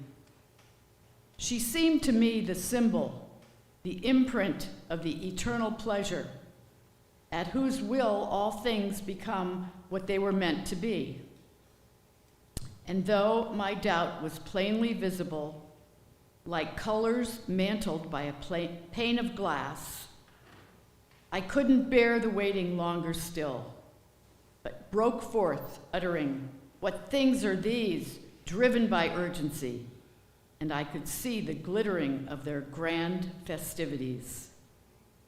And then more flickers kindling in the eye, not to suspend me in my wanderings. The blessed symbol made me this reply: "I clearly see that you believe these things because I say them, but you don't see how. Believed they are, but still they lie concealed." You're like a person who has come to know what a thing's called, but does not know its essence unless another draws it out for you. The kingdom of heaven suffers violence from living hope and burning charity that overcome the will of the divine. Not as a man will overcome a man, the divine wins because it would be one and one. It wins with its benignity. The first and 5 lives of the eyebrow stun your eyes with wonder, for you see the seat of angels here embellished with their souls. They did not leave their bodies, as you suppose, Gentiles, but Christians of the firm faith, each one believing in the suffering of those feet. To come, or having passed, to flesh and bone, the one returned from never repenting hell, and that was the reward of living hope.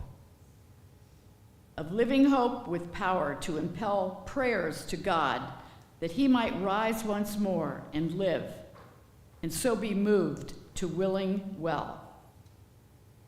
Returned unto his flesh the briefest hour, the glorious spirit I've been speaking of believed in him and sought his help and power. And in believing, kindled into love so true. The second time he fell asleep, he merited his coming to this joy. By grace that showers from a spring so deep, no creature's sight can penetrate into its first upwelling wave, the other soul placed all his love in righteousness below, for which, grace upon grace, God raised his eye and showed him our redemption yet to come. And he believed in it, and from that day he could not bear the stink of paganism, and he reproached the people gone awry. Those ladies were his sponsors at baptism, the 3 at the right wheel of the chariot, 1,000 years before the Baptists came. O predestination, how remote your root is from those sights that cannot see the fullness of the primal cause. And you mortals, without your judgment, even we who see the face of God do not yet know the number chosen from eternity. And it is sweet, such luck in what we know, because in this good is our good made fine. That what the Lord may will, we too will so. And so was I given soothing medicine to clear the haze from vision all too near by that bright icon, seal of the divine. And as an expert hand on the guitar follows the singer with a trembling chord, lending a great pleasure to the air, so while the eagle spoke, I can recall those 2 blessed gleams of light that I could see flashing their happy flames at every word, like eyes that blink in perfect harmony.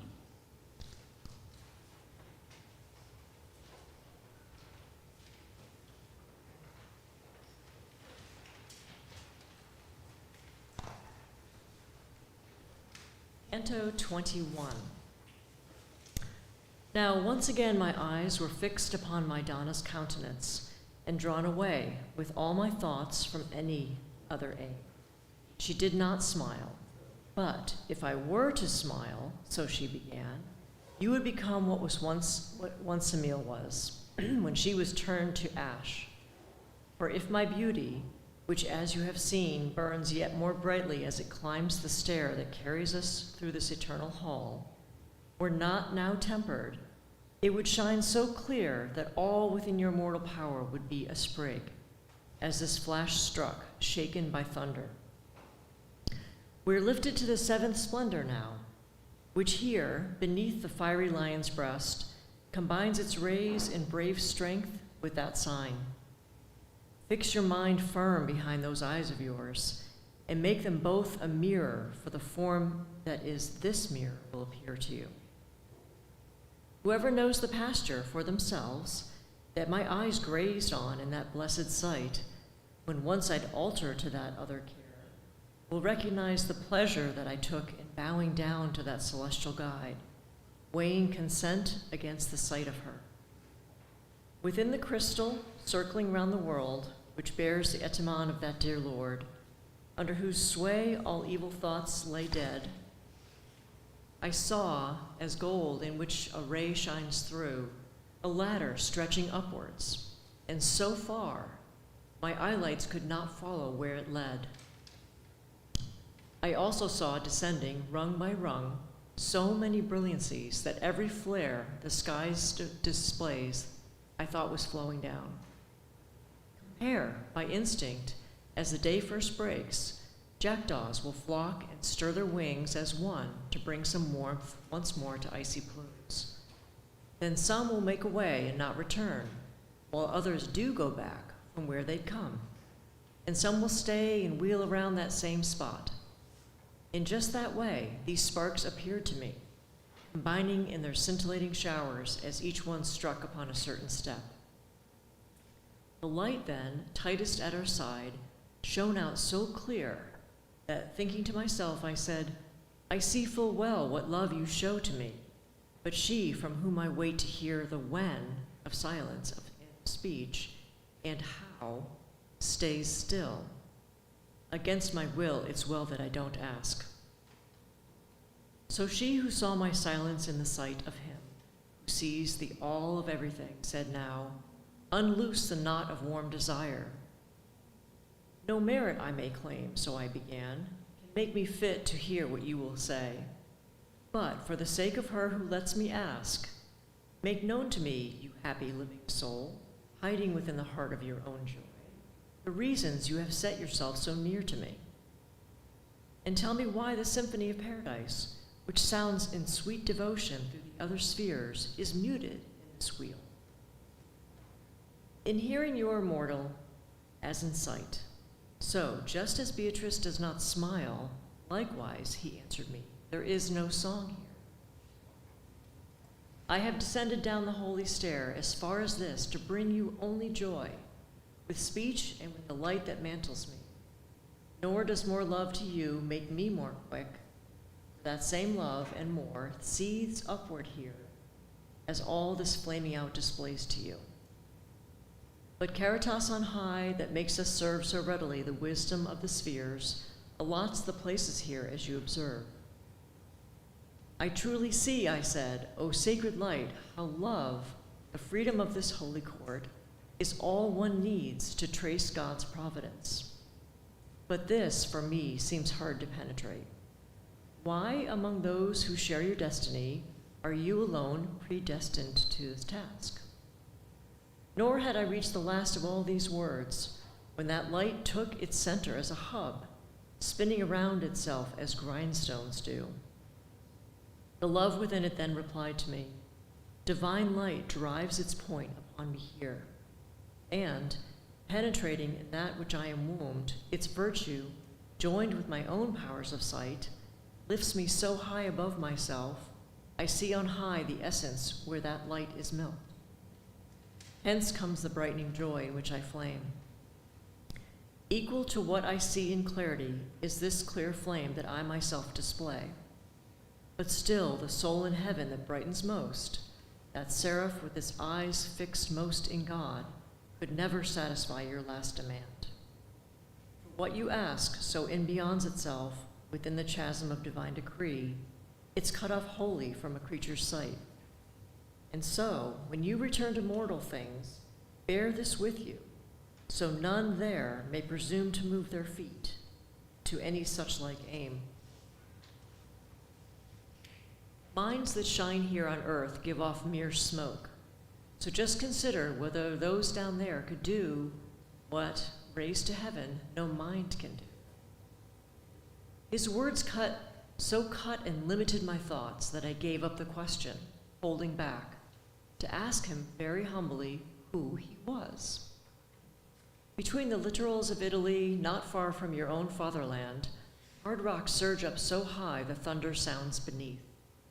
Those form a hunchback ridge called Catria.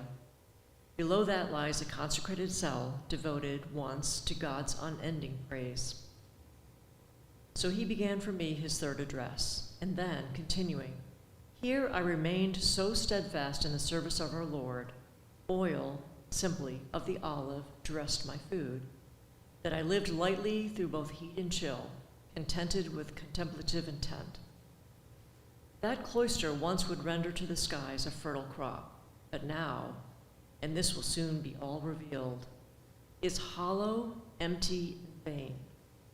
In that place I was Peter Damian, and otherwise within Our Lady's house, Peter the sinner on the Adriatic shore. Little for me of mortal life remained when I was called and forced to wear the gear that's handed down these days from bad to worse. Once Cephas came, as did that vessel too, of holy inspiration, shoeless, lean, taking their meals in any mere hotel. Our modern pastors, though, have put on weight. They need some propping up on either side, someone to hoist their backsides up, or lead. The robes they dress in cloak their steeds as well, so two beasts go with a single skin. What patience, God, to bear a sight like that? I saw, as this was said, more little flames ascending and revolving step by step, more beautiful at every turn they took. They came and circled round this soul, then stopped, and gave a cry so piercing in its sound that nothing here on earth could. And, thunderstruck, I did not understand.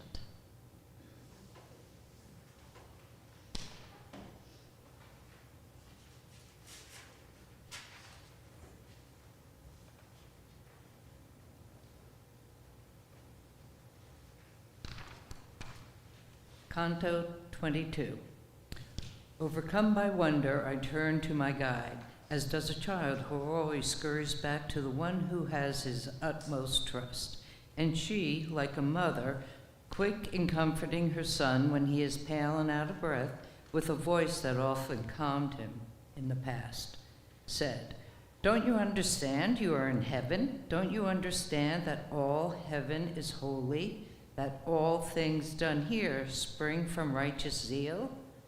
It should be clear to you just how their song and then my smile would have confused you, since you were so startled by their cry. In it, had you understood their prayers, you would already recognize the vengeance you shall see before you die.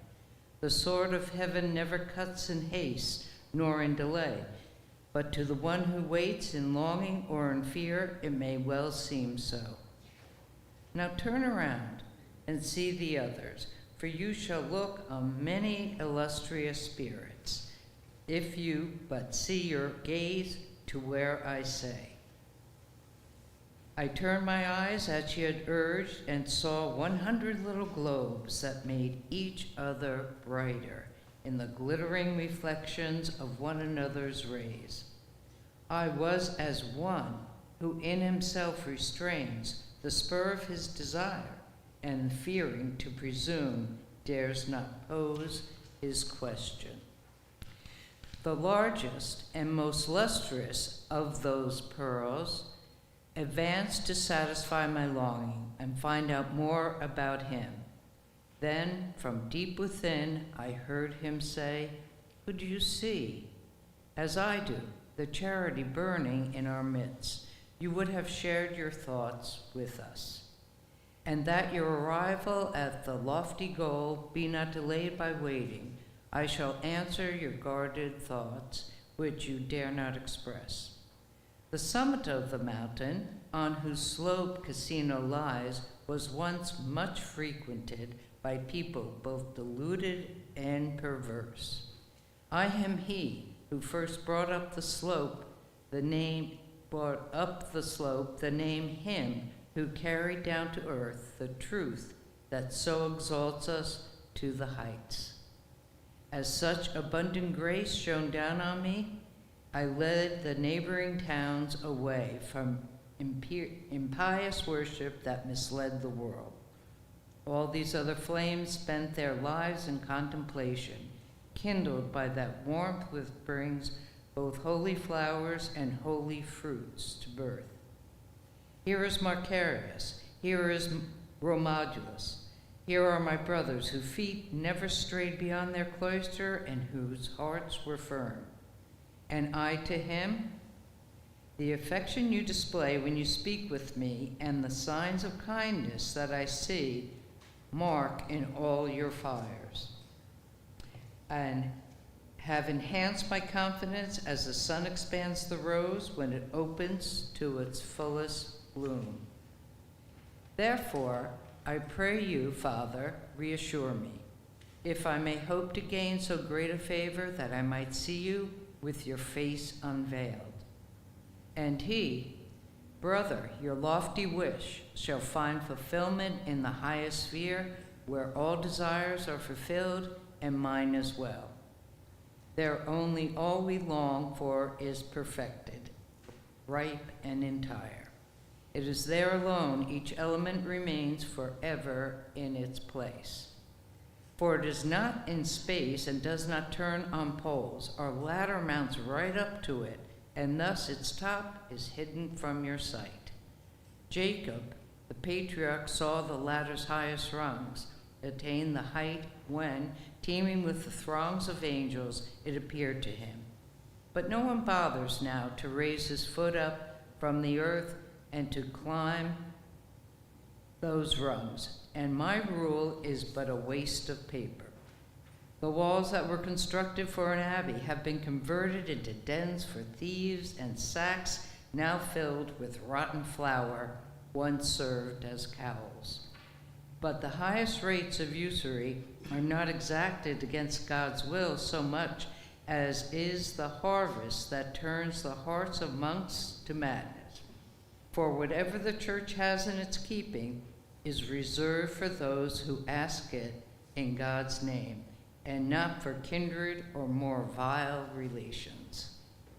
The flesh of mortals is so weak and desolate that good beginnings go astray down there, undone before the newly planted oak can bring forth its acorns. Peter started his community with neither gold nor silver, and I mine with fasting and prayer, while Francis, with humility, established his. If you consider where each started out, and then consider how far it is now strayed, you shall see how dark its white has turned. Still, the sight of Jordan driven back and of the sea that opened at the will of God were greater wonders to behold than would be his intervention here. This he said to me, and then withdrew to his companions, who, drawing closer together, now swirled up as in a whirlwind. My sweet lady, but with single gesture, urged me on to follow right behind them up that stairway, so did her power overcome my nature. And never once down here below, where we mount and descend by natural law, was there motion swift enough to match my flight. So may I, reader, once again return there to that holy triumph, for whose sake I frequently bewail my sins and beat my breast. You could not have withdrawn and thrust your finger into the fire faster than I saw the sign that follows on the bull and was within. O glorious stars, O light made pregnant with the mighty power, all my talent, whatever it may be, has you as source. From you was risen, and within you hidden he who is the Father of all mortal life, when I first breathed the Tuscan air. And afterward, when I was granted grace to enter the high wheel that keeps you turning, it was your zone to which I was assigned. To you now, with devotion, my soul sighs that it gains strength for the next daunting task, and with such power draws it to itself. You are so near the final blessedness, Beatrice then began. Your eyes from now on shall be clear and keen. Thus, before you become more one with it, look down once more and see how many heavens I have already set beneath your feet, so that your heart, filled with joy, may greet the triumphant throng that comes in gladness to this ethereal sphere. With my eyes I returned through every one of the 7 spheres before, and I saw this globe of ours to be such that I smiled. So mean did it appear. That opinion which judges it as least, I now approve as best, and he whose thoughts are fixed on other things may truly be called just. I saw Lantona's daughter shining bright, without that shadow for which I once believed she was both dense and rare. The visage of your son, Hyperion, I endured and saw how Maya and Dione move around him in their circling near. Then I saw the tempering of Jove between his father and his son, and the changes they make in their positions were now clear. All 7 planets there revealed their size, their velocities, and how distant from each other their abodes. A little patch of earth that makes us here so fierce, from hills to river mouths, I saw it all, while I was being wheeled with the eternal twins. Then I turned my eyes once more to those fair eyes.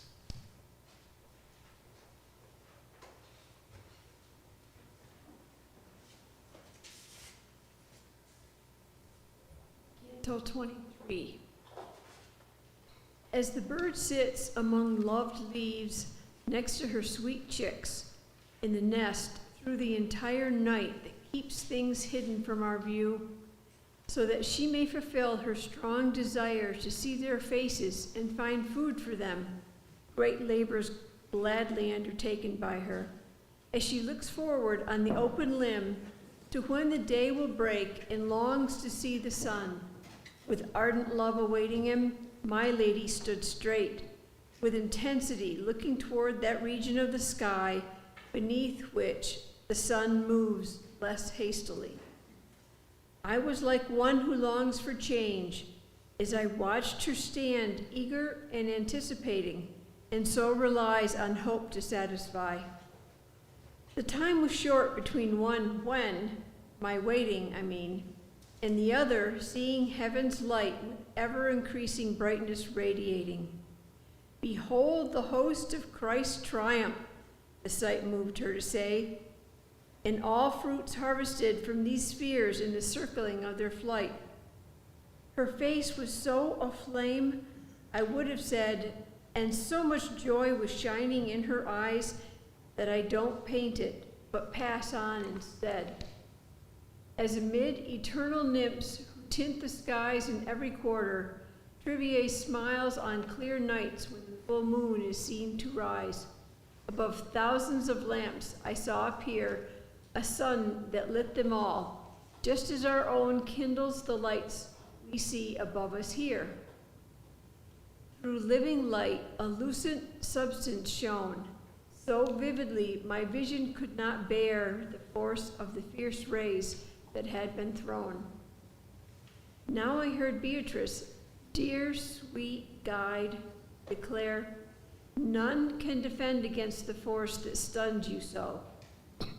The wisdom and the power are there that opened up each of the roads that runs from earth to heaven, roads men felt profound and fruitless yearning to discover once. as fire swells in a cloud till it is found it has no room there, and then breaking away against its nature plunges to the ground, my mind, which fed on such a rich array, expanded and grew greater than it was. What it became, it can't recall today. Open your eyes now and behold me as I am. What you've seen fortifies your sight to bear my smile. I was like one who has awakened from a dream he had that night, and seeking to recall it, can't begin to bring it back to mind. Try as he might, when I heard this proffer, which should win such gratitude as never can be gone from the pages of the book of what has been, if all the tongues that have been nourished on the sweetest milk of Polymnia and her 8 sisters should sound to help me here upon this instant, they could not communicate 1,000th of that blessed smile's truth, or how that smile made the blessed countenance radiate. And so the sacred poem must leap now, describing paradise as one must veer when his path is cut off. Those who allow for the weight of this great theme upon my mere mortal shoulder surely will not be inclined to blame me if I stumble here. This trip, where my prow boldly splits the sea, is not for a light bark or a pilot who gives himself to his task half-heartedly.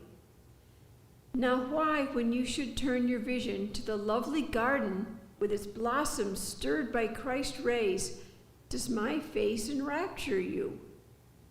Here is the rose within which God's own word was turned to flesh. Here are the lilies for whose scent the choice of the right way was spurred. Beatrice said, and eager to ensure compliance with her counsel, I then made my frail eyes take the struggle up once more. Just as my eyes once, sheltered by the shade, observed a field of flowers lighted by the sun's rays through a torn cloud, a cascade of brilliant rays came streaming from on high, lighting a host of splendors brilliantly, although their source was hidden from my eye. O kindly power that stamps them so, for me you rose from there, so my eyes, which would fall useless before you, might have space to see. The name of that fair flower, to which I call mornings and evenings, focused me to peer at the brightest star, the greatest flame of all. And when my eyes had both absorbed the sheer size and substance of the living star, who conquers up above as she conquered here, there came a torch descending from the far height, forming a ring. Crown-shaped it looked to be, wheeling and circling her. Whatever are the sounds that make earth's sweetest melody, that most attract the soul, they would resound like cloud-torn thunder crashing raucously compared to the liquid lyre by whose sound the lovely sapphire that I saw, and sapphire, the very brightest heaven of all, is crowned. I am angelic love, making a gyre about the joy supreme that is breathed here from the womb that was the inn of our desire, and shall until you reach the highest sphere, Lady of Heaven, following your sun, making it more divine when you appear. With that, the circling melody was done, and all the lights made Mary's name resound. Regal mantle covering every one of the universe's spheres, all turning round, which burns the most and is most quickened by God's breath and by his doings, I now found so distant, with its inner rim so high above where I was standing, that it met my sight could not perceive it. So my eye lacked power to track that crowned flame as she went up through the sky before me, and began to trace the pathway of her son's ascent. Just as an infant holds its arms out when it has suckled at its mother's breast, to show the great affection kindled in it then, all of those other lights now let me know their towering love for Mary by the way they turned their flaming crest upward. Just so they stayed suspended in my view as they all sang Regina Coeli in tones so sweet that music still delights me to this day. How filled those richest coffers are, replete with their abundance, who, when here upon the earth, were sowers of the finest wheat. There they rejoice in the treasure that they won, when they displayed their scorn for earthly gold, and wept their exiles' tears in Babylon. There, among the covenants new and old, beneath the exalted Son of Mary and of God, in triumph victory, behold the one with the keys of glory in his hand.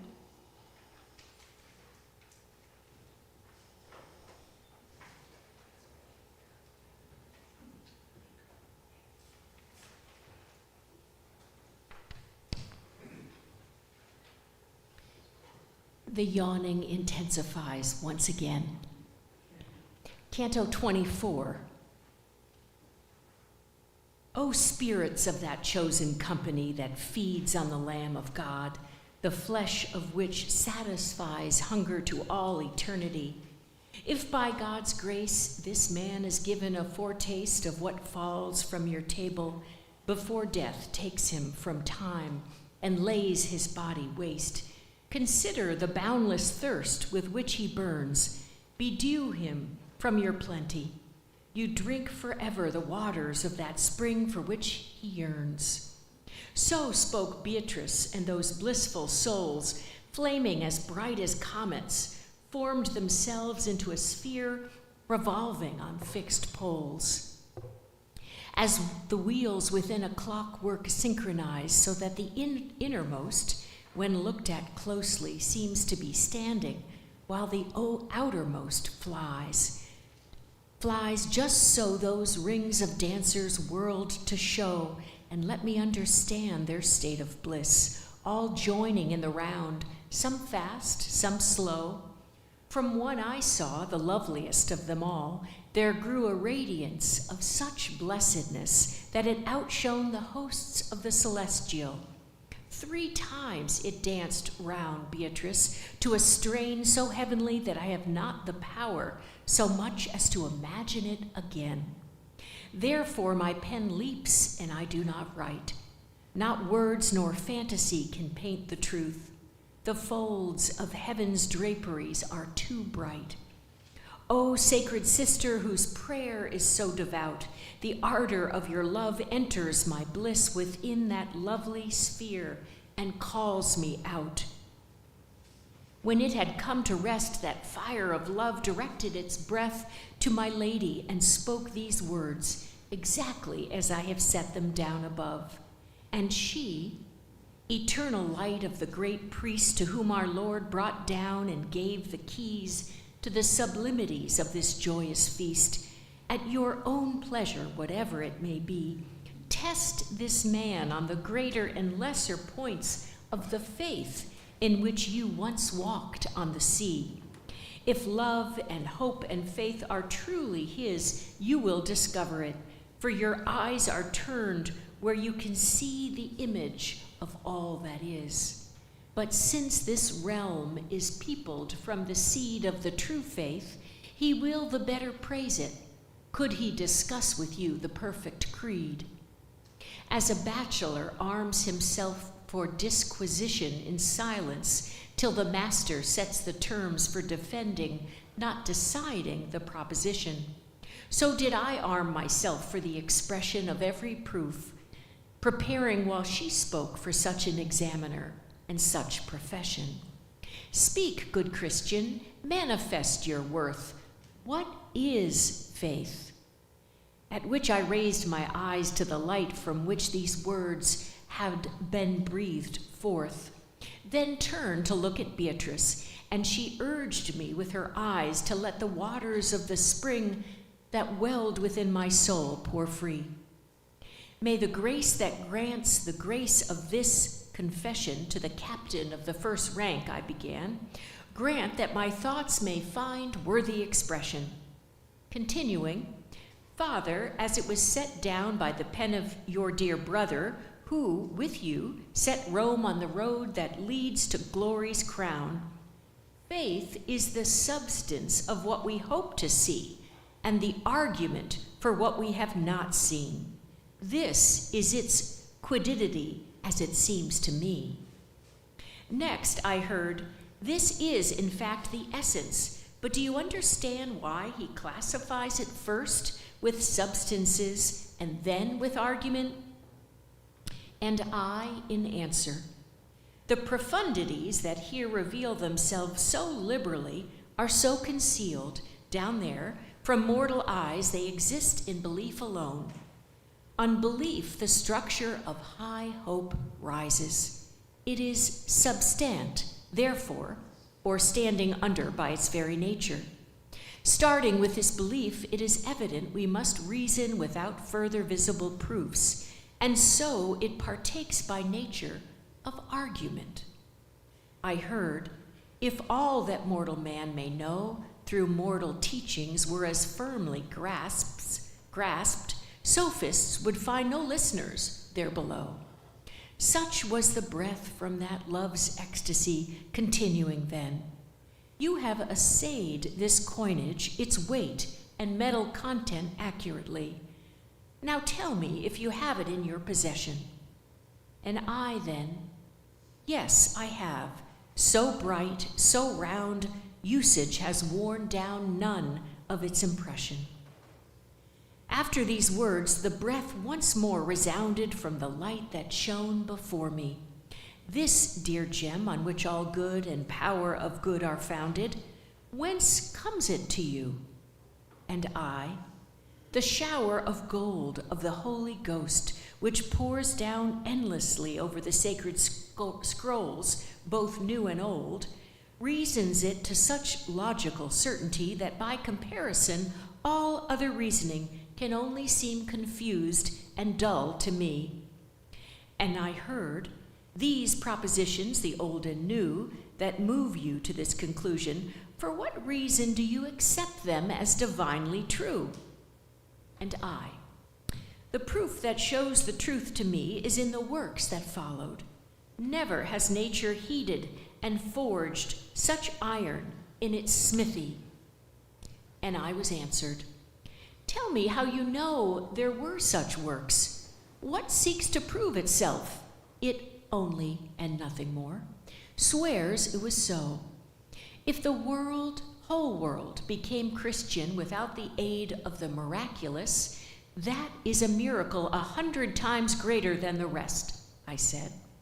For poor and hungry by faith alone upborn, you entered the field and sowed there the good plant that was a vine once and is now a thorn.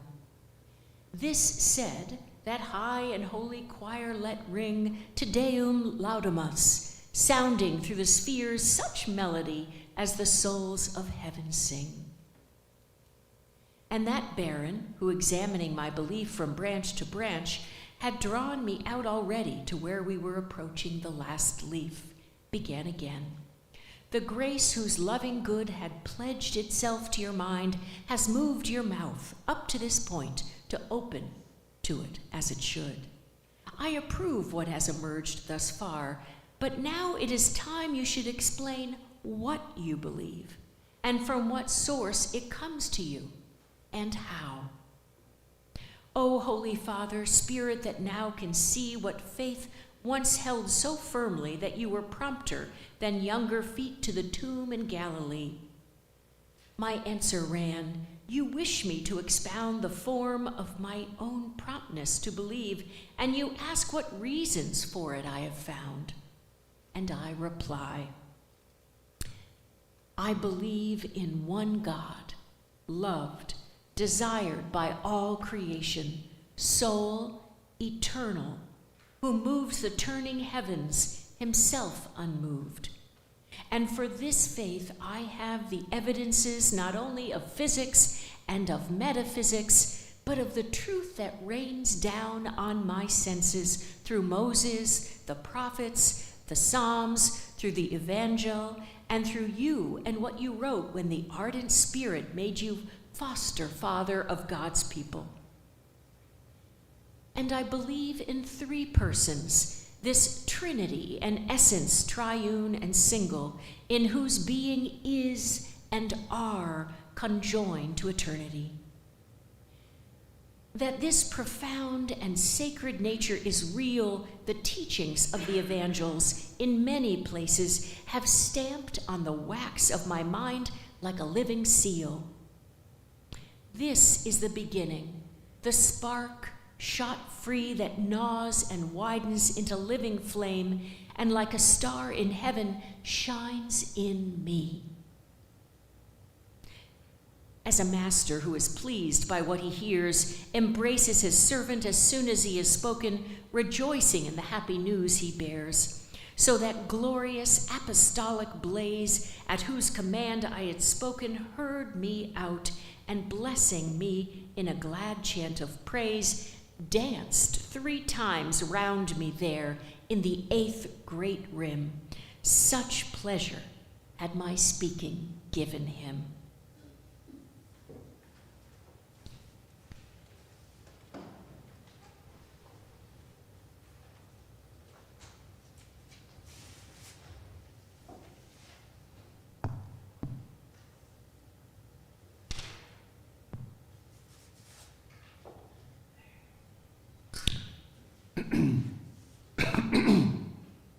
Canto 25 is often referred to as the Canto of Hope. Seeing Florence again is Dante's greatest hope. He would like to symbolically return to his baptismal font, where he began his life as a Christian. If it ever happened that the sacred poem, to which both heaven and earth have set their hand, so that for many years it has made me lean, vanquish the cruelty that locks me out of the lovely sheepfold where I slept as a lamb, an enemy of the wolves that make war on it. With other voice by then, with other fleece I shall return as a poet, and at the font of my baptism I shall accept the wreath. For there I entered the faith that makes souls known to God, and later Peter so circled my brow because of it. Then there moved toward us another light from the sphere that had sent forth the first fruit Christ left of his vicars. And my lady, full of gladness, smiling, Steve, said to me, "Behold, behold, here is the Baron for whose sake they visit Galicia down there." As when one dove perches next to its companion and, turning and murmuring, they express affection to each other, so I saw the great one, glorious Prince, receive the other, praising the food of their feast up there. But once their glad greetings had been accomplished, in silence, coram me, each became still, so fiery that they overcame my sight. Smiling, then Beatrice said, "Famous soul, for whom the liberality of our kingly palace was written, cause hope to resound in these heights. You know that you personify it as many times as Jesus did most honor to the 3. Raise your head and be assured, for what comes up here from the mortal world must ripen in our rays." This encouragement came to me from the second flame, and so I lifted up my eyes to the mountains that had earlier bent them down with excessive weight. Since our Emperor in his grace wills that before your death you confront his counts in the innermost hall, so that, having seen the truth of this court, you may strengthen the hope of it, which makes folk love well down there, in yourself and others. Tell what it is, tell how your mind blossoms with it, and tell whence it came to you. Thus the second light continued. And that compassionate lady, who guided the feathers of my wings to such high flight, thus forestalled my reply. The church militant has no sun with more hope, as is written in the sun that irradiates all our host. Therefore it is granted him that from Egypt he came to Jerusalem to see, before his warfare is concluded. The other 2 points, which are not asked for knowledge, but so that he may relate how much this virtue pleases you, I leave to him, for they will not be difficult nor cause for boasting. So let him answer them, and may the grace of God permit him that. Like a student who seconds his teacher, ready and willing in what he knows well, so that his goodness may no longer be hidden. Hope, I said, is a sure expectation of the future glory, produced by God's grace and preceding merit.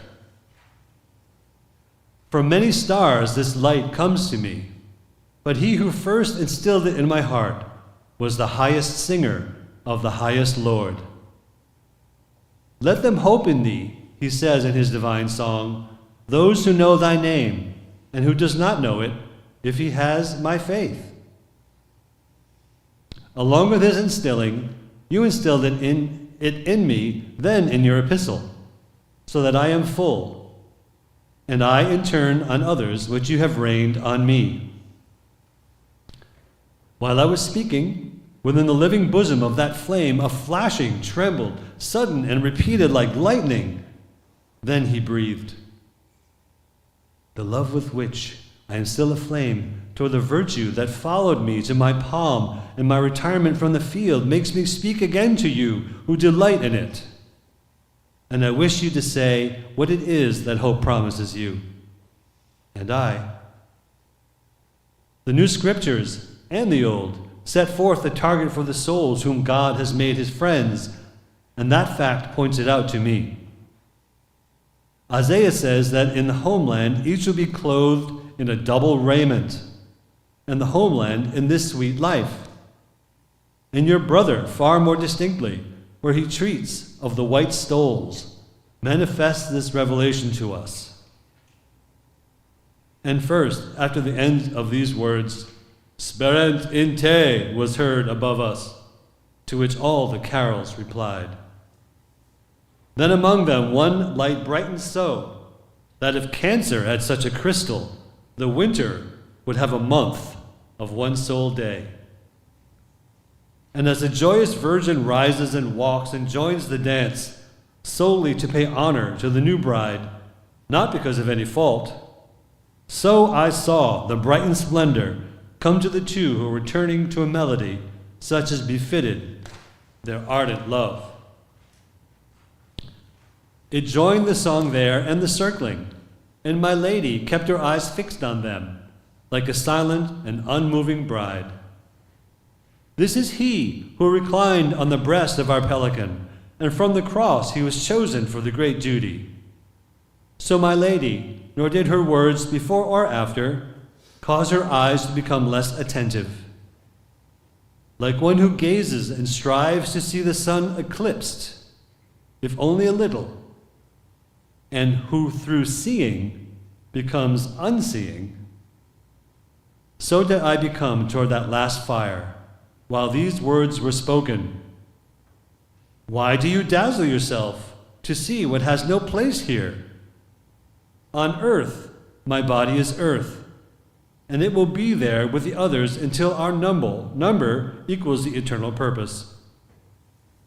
Only the two lights that ascended have the two stoles in the eternal cloister, and you shall take this back to your world. At this voice the fiery circling ceased, and with it the sweet blend made by the sound of its triple breath. So, in order to avoid labor or danger, oars that just now struck the water pause altogether at the sounding of a whistle. Ah, how perturbed did I become in my mind when, turning to see Beatrice, I could not see, although I was near her and in the happy world.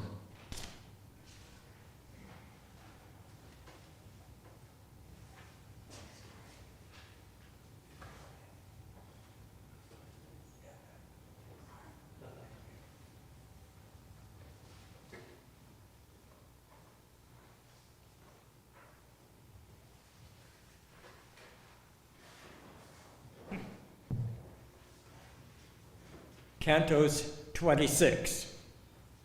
While I, with blinded eye, was apprehensive from that bright flame which had consumed my vision, there breathed a voice that centered my attention, saying, "Until you have retrieved the power of sight which you consumed in me, it would be best to compensate by colloquy. Then do begin. Declare the aim on which your soul is set, and be assured of this: your vision, though confounded, is not dead, because the woman who conducts you through this godly region has within her gaze that force the hand of Ananias had. I said, as pleases her may solace sooner or later reach these eyes, her gates when she brought me the fire with which I always burn.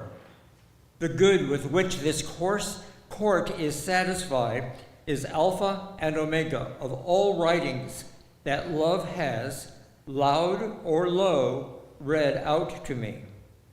It was the very voice that had dispelled the fear I felt at sudden dazzlement, that now with further words made me concerned to speak again. He said, "You certainly must sift with a still finer sieve, must tell who led your bow to aim at such a target." And I, by philosophic arguments and by authority, whose source is here, that love must be imprinted in me, for the good, once it is understood as such, enkindles love, and in accord with more goodness comes greater love. And thus the mind of anyone who can discern the truth on which this proof is founded must be moved to love, more than it loves all else, that essence which is preeminent, since any good that lies outside of it is nothing but a ray reflected from its radiance. My mind discerns this truth, made plain by him who demonstrates to me that the first love of the eternal beings is their maker. The voice of the true author states this too, where he tells Moses, speaking of himself, "I shall show you all goodness."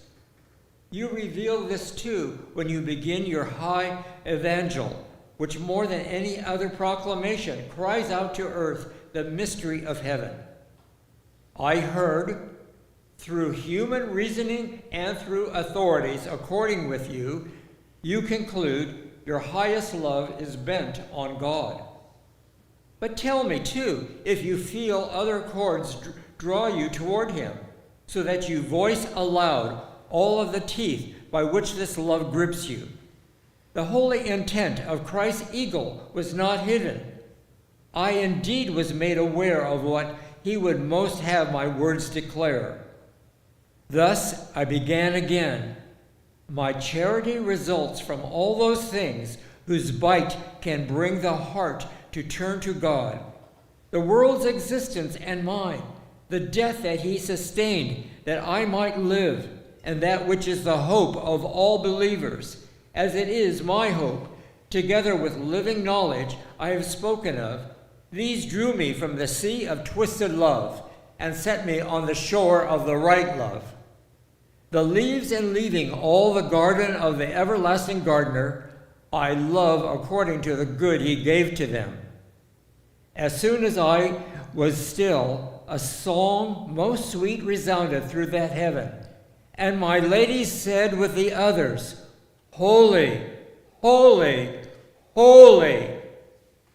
And just as a sharp light will startle us from sleep, because the spirit of eyesight races to meet the brightness that proceeds from layer to layer in the eye, and he who awakens is confused by what he sees, awaking suddenly, and knows no thing until his judgment helps him. Even so did Beatrice dispel, with her eyes raised, which shone more than 1,000 miles, the chaff from my eyes. I saw better than I had before, and as if stupefied, I asked about the fourth light that I saw among us. My lady answered, "In those rays there gazes with love for his creator, the first soul ever created by the primal force.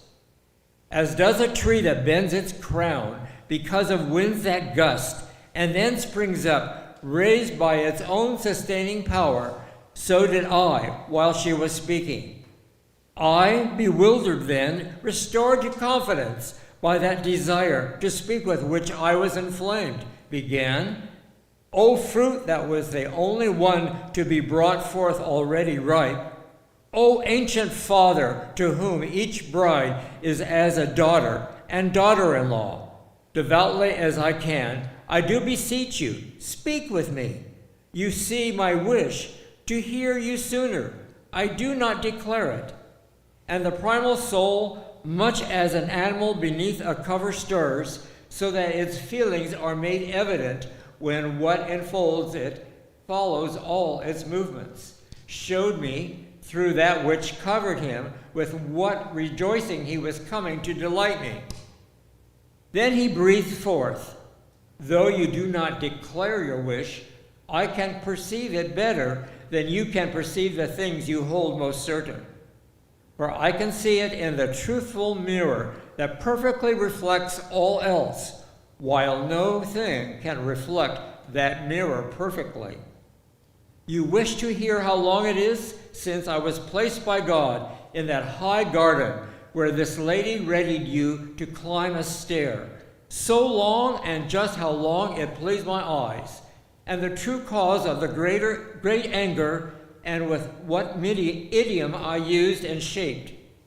My son, the cause of my long exile did not lie within the act of tasting of the tree, but solely in my trespass of the boundary. During 4,302 returnings of the sun, while I was in that place from which your lady sent you Virgil, I longed for this assembly. While on earth, I saw the sun return to all the lights along its way, 930 times. The tongue I spoke was all extinct before the men of Nimrod set their minds upon the unaccomplishable task, for never has anything produced by human reason been everlasting. Following the heavens, men seek the new. They shift their predilections. That man should speak at all is nature's act. But how you speak in this tongue or in that, she leaves to you and to your preference. Before I was sent down to hell's sad sighs, on earth the highest good from which derives the joy that now enfolds me was called I. And then he was called El. Such change must be. The ways that mortals take are as the leaves upon a branch. One comes, another goes. On that peak rising highest from the sea, my life, first pure, then tainted, lasted from the first hour to the hour that follows on the 6th, when the sun shifts to a new quadrant.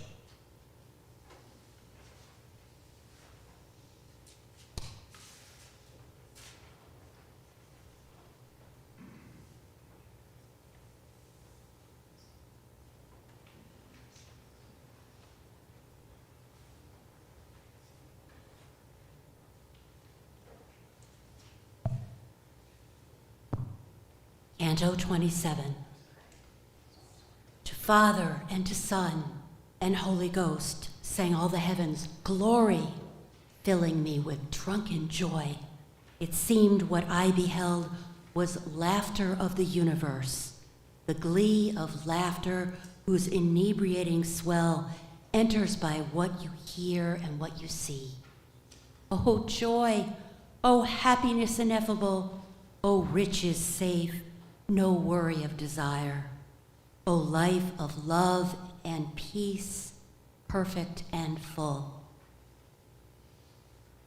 Before me the 4 torches stood afire, and he, the spirit who was first to move, to speak to me, surged in his fiery life, becoming in his countenance as Jove, if he and Mars, if he and Mars were birds, could trade their plumage, and the providence that orders all in heaven and divides the time and offices imposed a due silence on that blessed choir and on all sides when I heard Peter, "If I change my hue, don't be amazed, for when I speak, you'll see all of these others changing color too.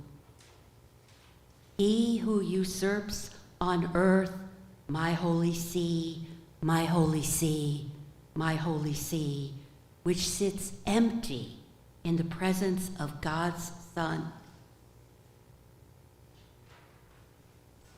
He has made my sacred cemetery a sewer of blood and filth to please the twisted one who fell from here to misery below.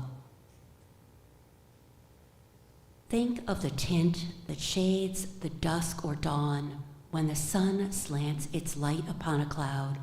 With such a flush, all paradise now shone. A lady, dignified and self-assured, will so remain, but casts a timid glance merely to hear of someone else's fault. So Beatrice was transformed in countenance, and I believed just such an eclipse then darkened the heavens when omnipotence suffered upon the cross. His words went on, his voice so changed from what it was at first, even his countenance had not altered more. The bride of Christ was never raised and nursed by my blood, Linus's blood, and the blood of Cletus, to be put out to use to pocket gold. No, Sixtus, Pius, Urban, and Calixtus, to gain the glad life of this blessed state, spilled their blood after shedding many tears. It was not our intent to separate the Christian people, part to left, to right, sitting at our successors' either hand, nor that the keys I was conceded might blazon on the banners of some new crusade for sallying forth to battle the baptized, nor that my face should mark a seal to trade in cheating privileges bought and sold that make my flames so often blush and fade. We see rapacious wolves in every fold, garbed as the men who lead the sheep to graze. Defending arm of God, why do you sleep? Cahors and Gascony are set to swill our Roman blood. O good beginning, how filthy your end is, how contemptible. But that deep providence will aid us now, I see it nearing, that defended Rome for the world's glory, raising Scipio. And you, my son, returning from this wheel with mortal weight, open your lips and speak. Do not conceal what I do not conceal. As frozen vapor in our skies will flake and fall to earth in winter, when the horn of heaven's goat is nudging on the sun, so did I see those rising flakes adorn ethereal heaven in triumphant flight. The spirits that had stayed with us a while, I followed their appearance with my sight, followed them till the atmosphere between had grown so vast I could no longer pass beyond. And then my lady, having seen that I was free from gazing up on high, said, "Lower your eyes and see how far you've turned." From the hour when I'd last beheld the earth, I saw I'd turned along the whole ark's way. From the first climate's noon to setting sun, saw where Ulysses' foolish passage lay, there past Cadiz, while here I saw the shore Europa walked when she was made sweet burden. More of this little threshing floor had been revealed to me, but that the sun had walked before my feet, one sign and more. My enamored mind that ever gazed upon my lady in the obedience of love now burned to turn my eyes to her again. And all that art or nature ever gave as bait to catch the eyes and take the mind, whether in human flesh or portraiture, were all these beauties in one sight combined. It would be nothing to the rare delight that flashed upon me when I turned to see her laughing eyes granting me such great might. I ripped my roots from Leda's lovely nest and swept on to the heaven of swiftest flight. So uniform are those liveliest and highest of the highest realms. What place Beatrice chose for me I can't attest, but she who saw what I desired to know began to speak with such a happy smile, I seemed to see God's gladness in her face. The nature of the universe, the soul that stills the center and sweeps all things around, begins here from its origin and goal. And for this heaven, no place is to be found but in the mind of God, wherein take wing the love that turns it and the power it reigns. Light and love comprehend it one ring as it rings all the rest, and he alone comprehends this girdling ring who girdles it. The motion of this sphere derives from none. Its motion rather measures all the rest, as 2 and 5 combine to measure 10. And now, to you, it should be manifest. Time grips its roots into this vase, unseen, while in the rest breaks into leaf and crown. Cupidity, you who drown mortal men so far beneath you, no one has the power to lift his eyes out of your waves again. Goodwill in man is born and comes to flower, but the rains ever battering the ground swell the true plums and turn them soft and sour. For faith and innocence are only found among the children, but they flee at last, even before the down is on the cheek. The baby babbler here still keeps the fast, who will gobble down, soon as his tongue is freed, in any month, what food may meet his taste. The baby babbler here still loves and heeds his mother, who will desire when he can talk, grown up, to see her dead and in her tomb. So does a fair complexion turn to black in the direct light of the lovely daughter of him who brings the dawn and leaves the dusk. This should not be a great surprise to you. Think that on earth nobody rules and steers, and so the human family goes astray. But the neglected hundredths of your years won't make your January start in spring.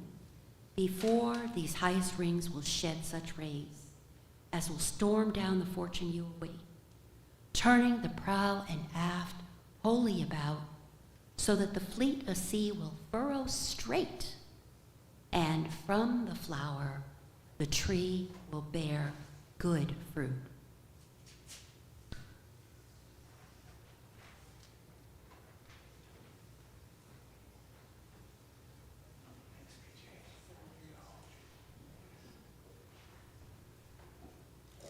Anybody still awake out there?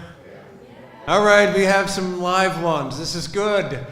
Listen, we're getting there. 6 more to go. Let's take a quick stretch break. Let's get up. Let's get the blood circulating. Get some coffee. Get some food. And let's come back in here quickly and ascend the rest of the way so that we can have our Dante party.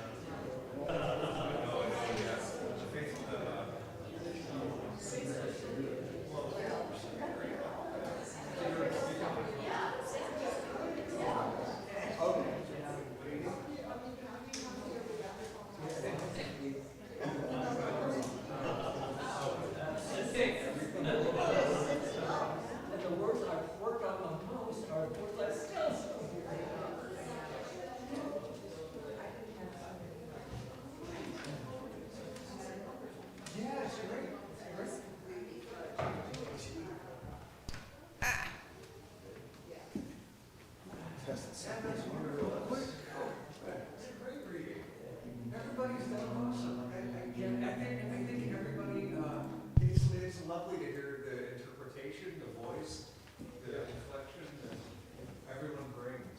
Yes. How did that just happen to come upon the one that had a woman being alone for 11 years? Oh, no, you had one of the best ones. That's my wife. No, I mean, that's me. That's awesome. Been alone for 1,100 years? It was a vast metaphor for poverty, for lady poverty. Oh, is that what that was? Yeah. Okay. Yeah, a poor woman alone. No, it was poverty. So she was alone, after Christ died, and then waiting for St. Francis to arrive. Yeah, exactly. I was hoping to make it, Steve, but. Oh no. Yeah, you're. That's okay. I totally. Stomach starts to get a little queasy. Yeah. Neck starts to stiffen I up. got you. Yeah, I get it. Yeah. It was great. It was a great. Listen, it's great to have you guys with us. Yeah, thanks for being here. I wish I'd started 2 years ago. Oh, yeah. No. We can say that you might have a chance. Do it again. Yeah. So I noticed the very top of the poster. Are we going to be hearing that song tonight? Hold my head. Am I going to hear that? How could you not?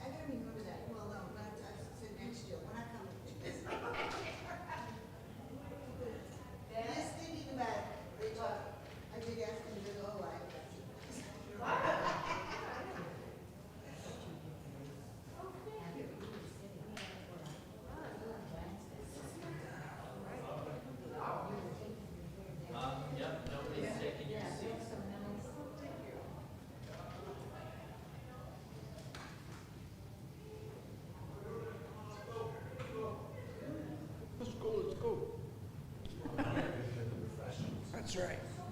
Oh, not me, the next people. I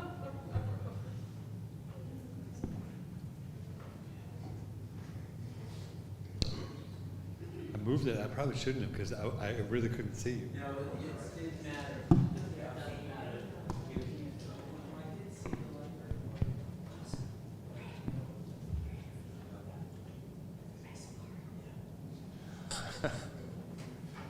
Oh, we are so few in number now, but we're gonna do this. We're gonna get to the end. Come on. I think there are people out there still. I'm here to cheerlead. I'm here to move us along. Not that few. A few more. All right. So look, we have 6 cantos to go. 6 more times around the track. We can do this. We're almost there. It's like 1.5 miles in track terms. We can get to the end. It's going to be awesome. These are some of the best cantos ever. Here's a word of direction. As soon as Gavin finishes, Sean's going to play some music for us. We are welcome to stay in the pews and listen to it for a few minutes longer, or we are welcome to, as the music plays, make our way out into the connector where we will raise a toast to the Paradiso, raise a toast to Dante, raise a toast to us for making it this long, raise a toast to this 3-year cycle that we've been on. But that's how we're going to do it. 6 more cantos, music, and then a toast. All right? Can we do it? Yeah. Heck yeah, let's go. Mariette, take it away. Number 28. When she who does in paradise my mind had revealed the truth against the present life of wretched mortals, then, as one whose way is lit by a double-candled lamp held at his back, who suddenly in a mirror sees the flame before he has seen or even thought of it and turns to see if the glass is telling him the truth, and then sees that it reflects things as they are, as notes reflect the score when they are sung. Just so do I remember having done, gazing into the beautiful eyes which love had made into the snare that caught me. When I turned back and my eyes were struck by what appears on that revolving sphere, if one but contemplates its circling, I saw a point that flashed a beam of light so sharp the eye on which it burns must close against its piercing brightness. The star that, seen from here below, seems smallest, would seem a moon if put beside it, as when one star is set beside another.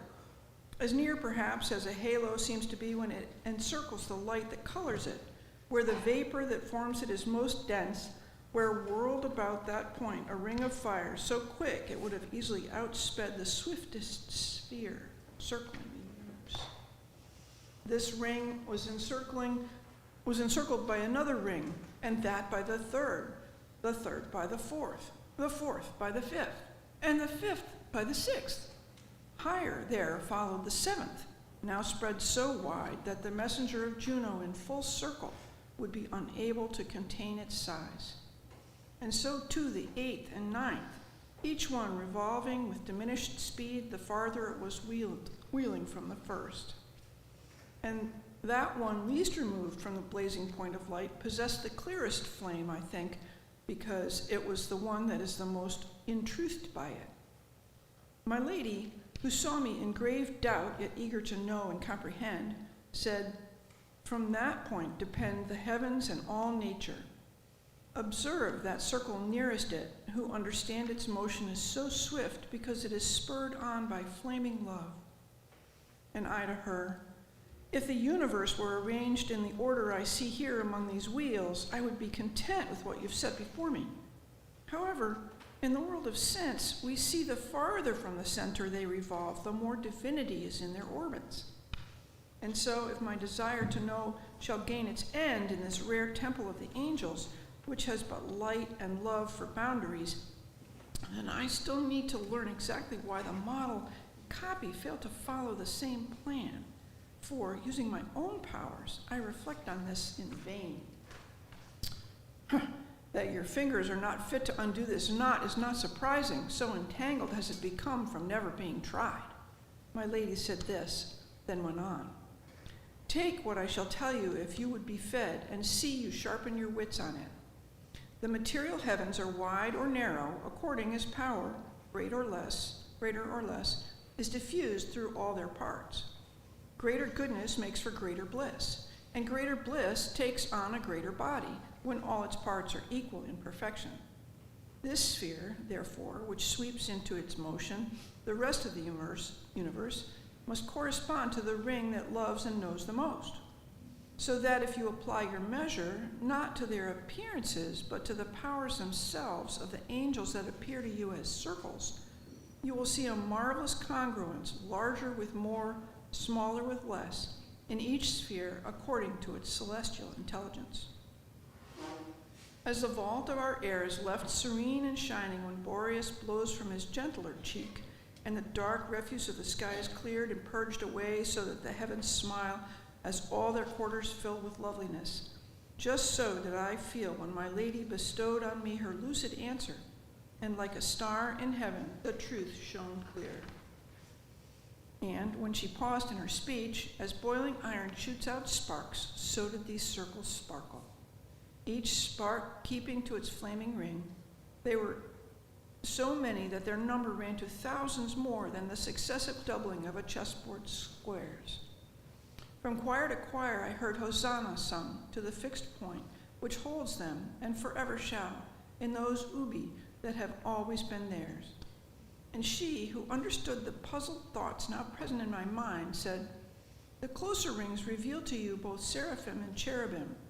They seek their bonds so swiftly, hoping they may gain as much as they can hold of likeness to the point, and this they can attain, the loftier their vision.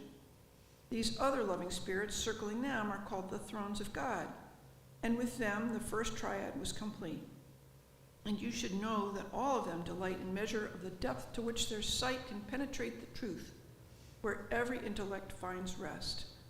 From this it may be seen, beatitude itself is based upon the act of seeing, not on that of love which follows after. And the measure of their sight reveals their worth, which grace and proper will beget in them.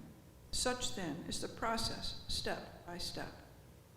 The second triad, thus blossoming in its eternity, in this eternity of spring, which no nocturnal ram cuts short, ever sings hosannas, the threefold strain resounding in the threefold ranks of bliss by which they are enshrined.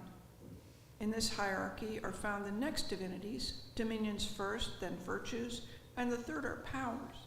The penultimate two of these festive throngs are whirling principalities and archangels, while the last one is all angels at their play. All these orders gaze in ecstasy above. The highest there are linked with those below, so that the rest are drawn and also draw to God. Dionysius with such passion set his mind to contemplate these orders that he named them and arranged them, as do I. But later, Gregory took a different view, so that opening his eyes here in this heaven, he saw his errors, laughing at himself. And if a mortal man on earth set forth such hidden truth, you need not wonder, for he who saw it here above revealed it then to him, along with many other truths about these circles.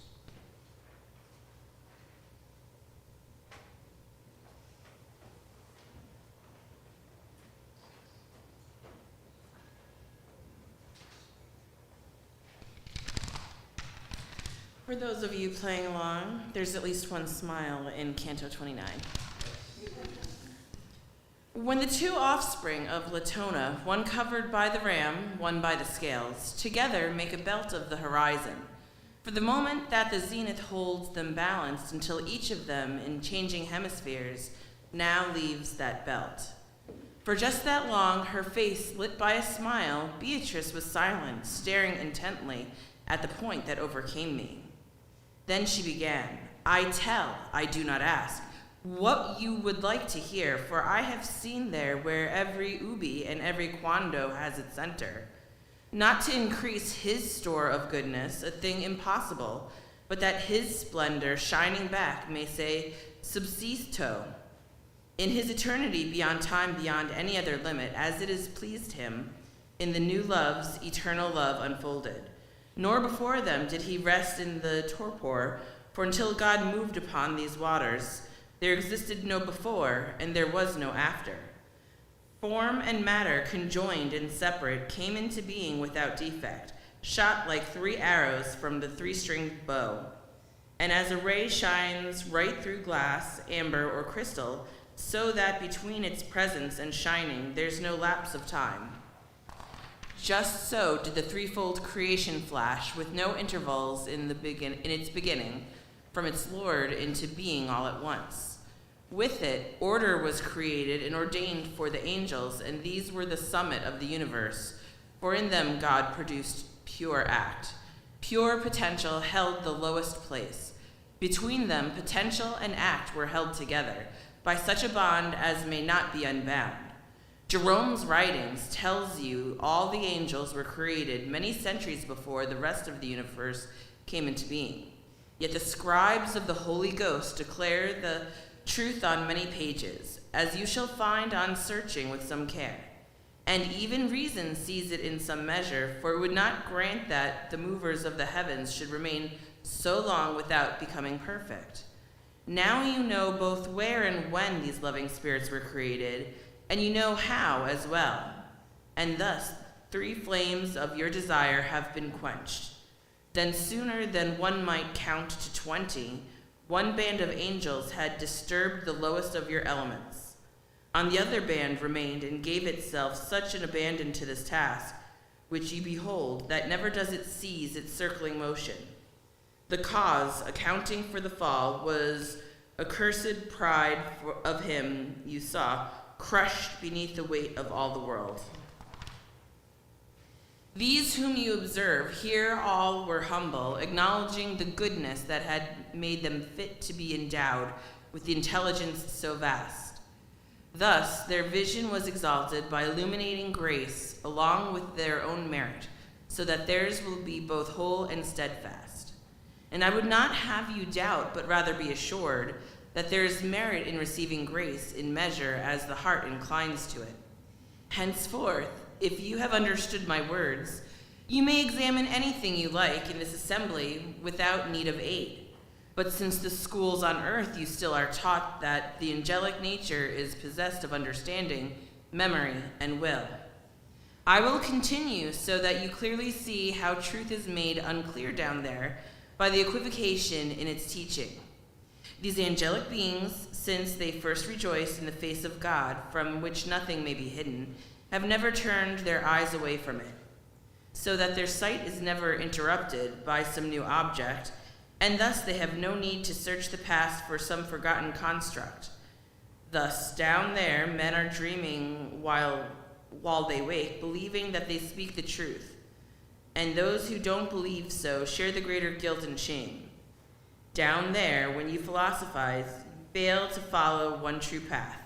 So does the love of show preoccupy your mind and carry you away. And even this is tolerated here, with less wrath than when the Holy Scripture is neglected or its doctrines are mistaught. There is no thought among you of the blood it costs to sow the world with it, or how acceptable he is who humbly makes his way to it. Each strives to gain attention by inventing new ideas, expounding by the preachers at some length, but the gospel remains silent. One says that at Christ's passion, the moon turned back and interposed itself in such a way the sun's light did not reach below. He lies, for the light chose to hide itself, and therefore Spaniards and Indians, as well as Jews, could all see the eclipse take place. Florence has not many named Lepo and Bindo, as it has tales like these that are proclaimed from the pulpit and here and there throughout the year, so that the ignorant flocks return from feeding, fed on wind, and that they fail to see their loss does not excuse them. Christ did not say to his first congregation, "Go preach idle nonsense to the world," but gave to them a sound foundation. And that alone resounded from their lips, so that in their warfare to ignite the faith, they used the gospel as their shield and their lance. Now, preachers ply their trade with buffoonery and jokes, their cowls inflating if they get a laugh, and the people ask for nothing more. But such bird nests in their hoods that if the people saw it, they would see the kind of pardoning to which they give their trust. Because of such foolishness has grown on earth, that with no warrant vouching for its truth, they still would flock to any promise. On this St. Anthony fattens his swine, along with many others who are still more swinch, repaying them with unstamped coin. But since we have digressed enough, now turn your eyes to the true road again, and the way may be shorter and the time. The angelic host mounts by degrees to such high numbers, no mortal speech or thought could ever count so far. And if you consider what Daniel reveals, you shall see that in his many thousands, a finite number stays concealed. The primal light that irradiates them all is received by them in just as many ways, as there are splendors joined with it. Therefore, since affection follows the act of conceiving, love's sweetness glows with differing radiance, more brightly or subdued. See now the height and breadth of the eternal worth, one light, which shines dispersed among so many mirrors, yet remains in itself one, just as before.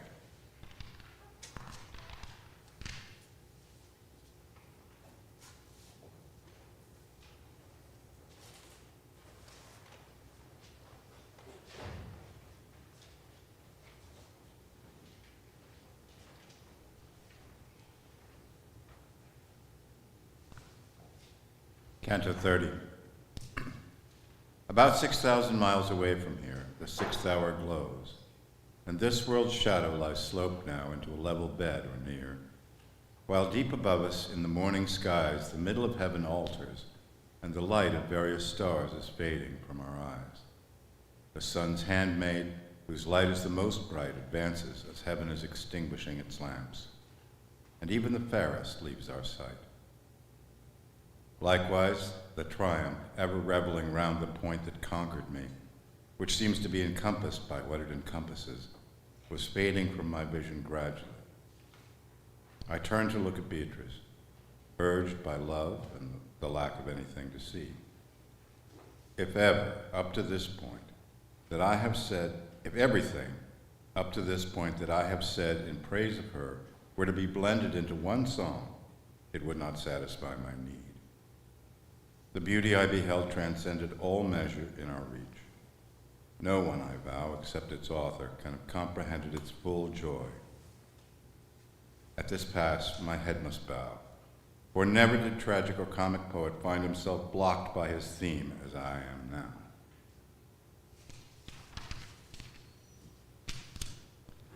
As the sun makes the weakest eyes half blind, the memory of her sweet smile deals a blow that shears from me the functions of my mind. My song of her, from that day long ago when I first saw her face in this life, till this present vision, kept a constant flow. But my pursuit ends here. My verses will cease singing of her beauty, as must be done when artists reach the limits of their skill. I leave her to a greater clarion than mine, as I turn all my strength to write my arduous theme's conclusion. She went on, sounding and acting like a leader quite certain her task's complete.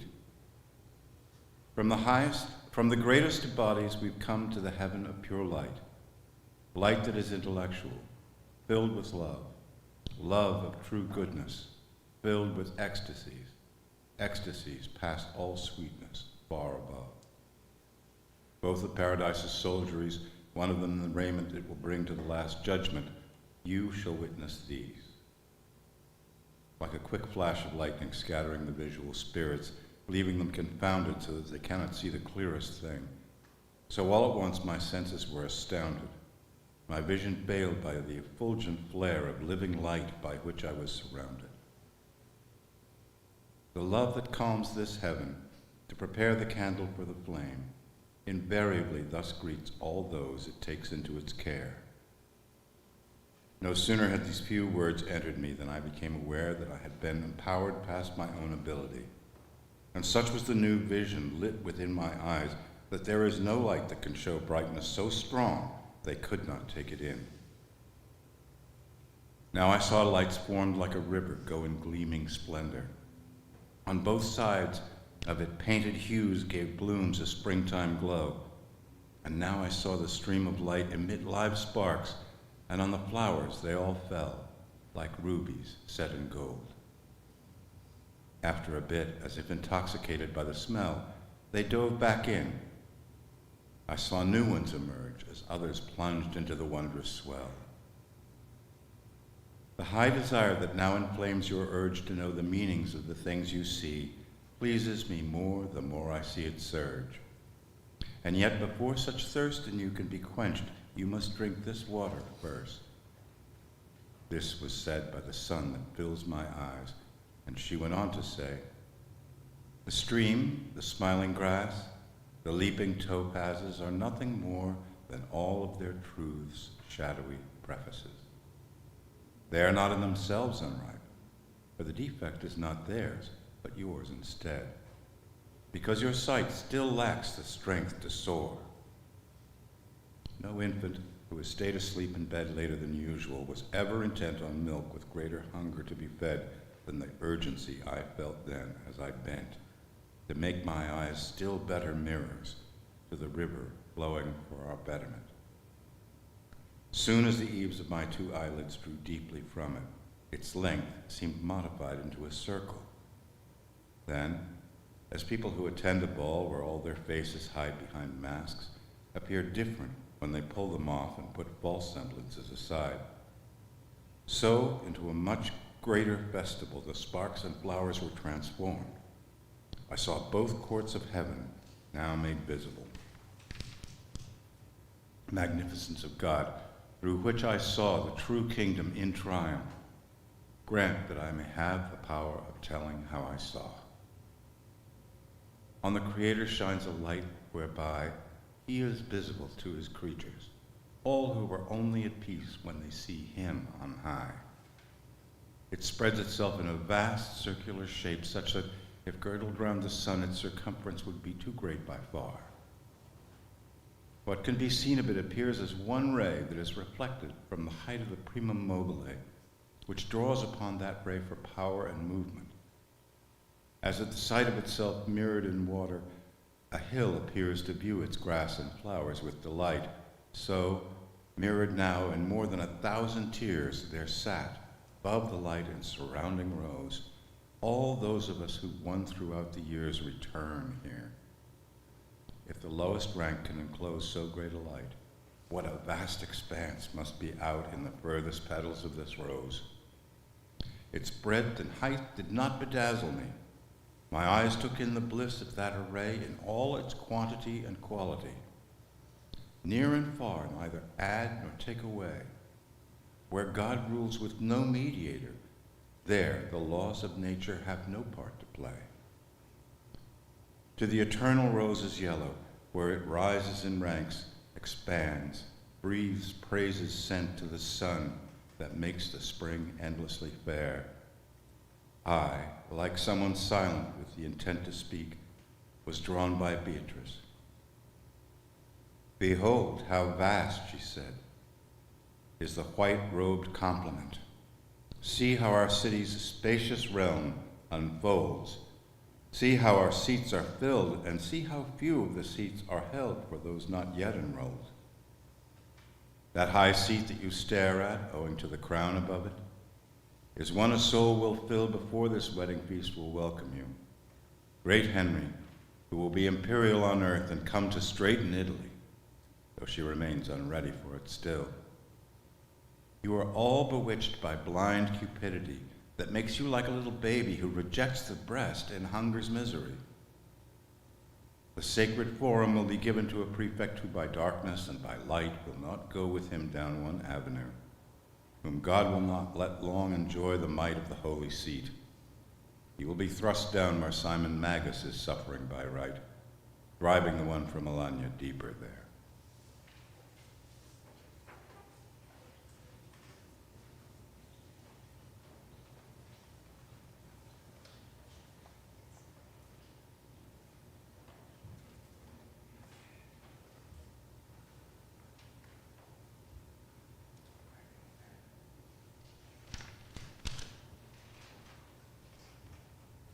Canto 31. Then, in the form of a white rose, the host of the sacred soldiery appeared to me.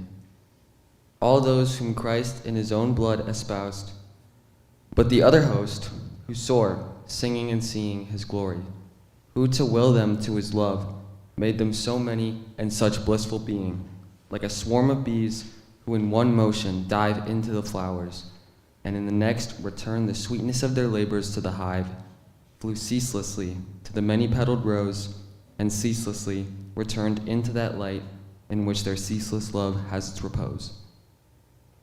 Like living flame, their faces seemed to glow. Their wings were gold, and all their bodies shone more dazzling white than any earthly snow.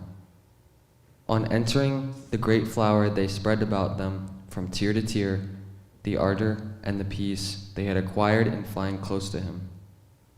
Nor did so great a multitude in flight between the white rose and what lies above it block in the least the glory of that light. For throughout all of the universe, God's rays enters all things according to their merit, and nothing has the power to block its way.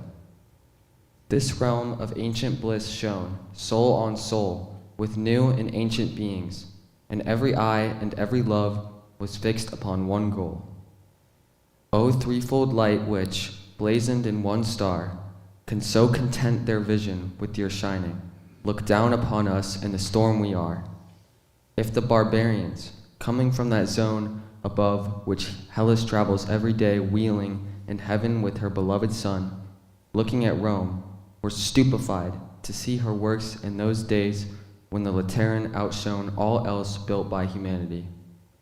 What did I feel on reaching such a goal from human to blessed, from time to eternity, from Florence to a people just and whole? By what amazement was I overcome? Between my stupor and my newfound joy, my bliss was to hear nothing and be dumb. And as a pilgrim at the shrine of his vow stares, feels himself reborn, and thinks already how he may later describe it, just so now I stood and let my eyes go wandering out into that radiance from rank to rank, now up, now down, now sweeping round about.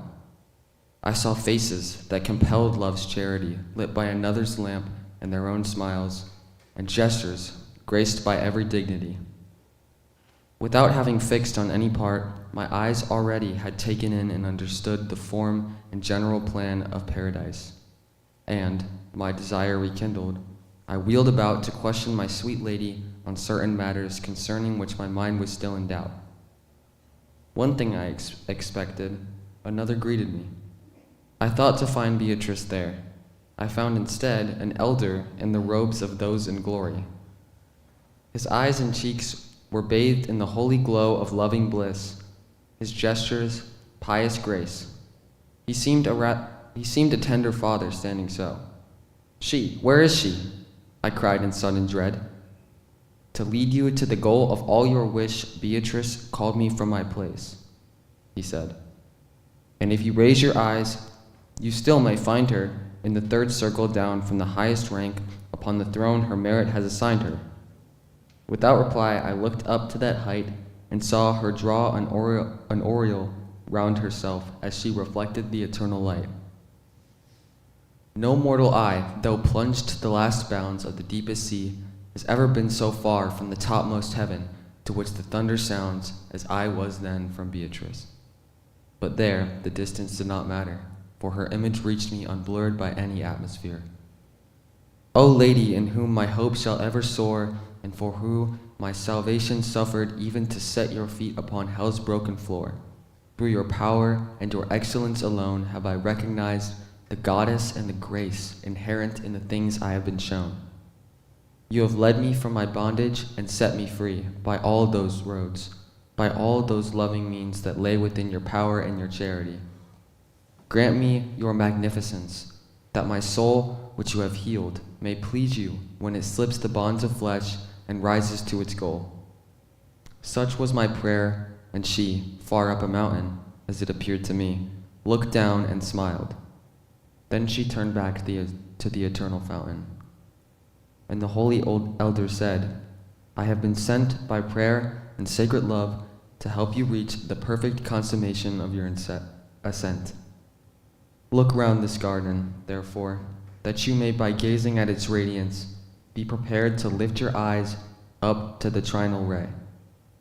The Queen of Heaven, for whom in whole devotion I burn with love, will grant us every grace, because I am Bernard, her faithful one. As a stranger from afar, a Croat, if you will, comes to see our Veronica, and awed by its ancient fame, can never look his fill, but says to himself, as long as it is displayed, "My Lord, Jesus Christ, true God, and is this then the likeness of thy living flesh portrayed? Just so did I gaze on the living love of whom who in this world, through contemplation, tasted the peace which ever dwells above. Dear Son of Grace," he said, "you cannot know the state of bliss while you yet keep your eyes fixed only on those things that lie below. Rather, let your eyes mount to the last round, where you shall see the Queen to whom this realm is subject and devoted, throned and crowned." I looked up, by as much as the horizon to eastward, and the glory of full dawn outshines the point at which the sun went down.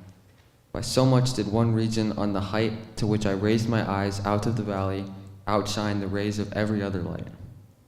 And as the sky is brightest in that region where we on earth expect to see the shaft of the chariot so badly steered by Phaethon, while to one side and the other it grows dim, just so that peaceful oriflame at the center and faded equally along either rim.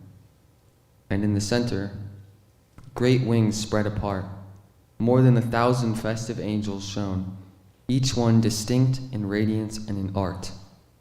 I saw there, smiling at this song and sport, she whose beauty entered like a bliss into the eyes of all that sainted court. And even could my speech match my conception, yet I would not dare make the least attempt to draw her delectation and perfection.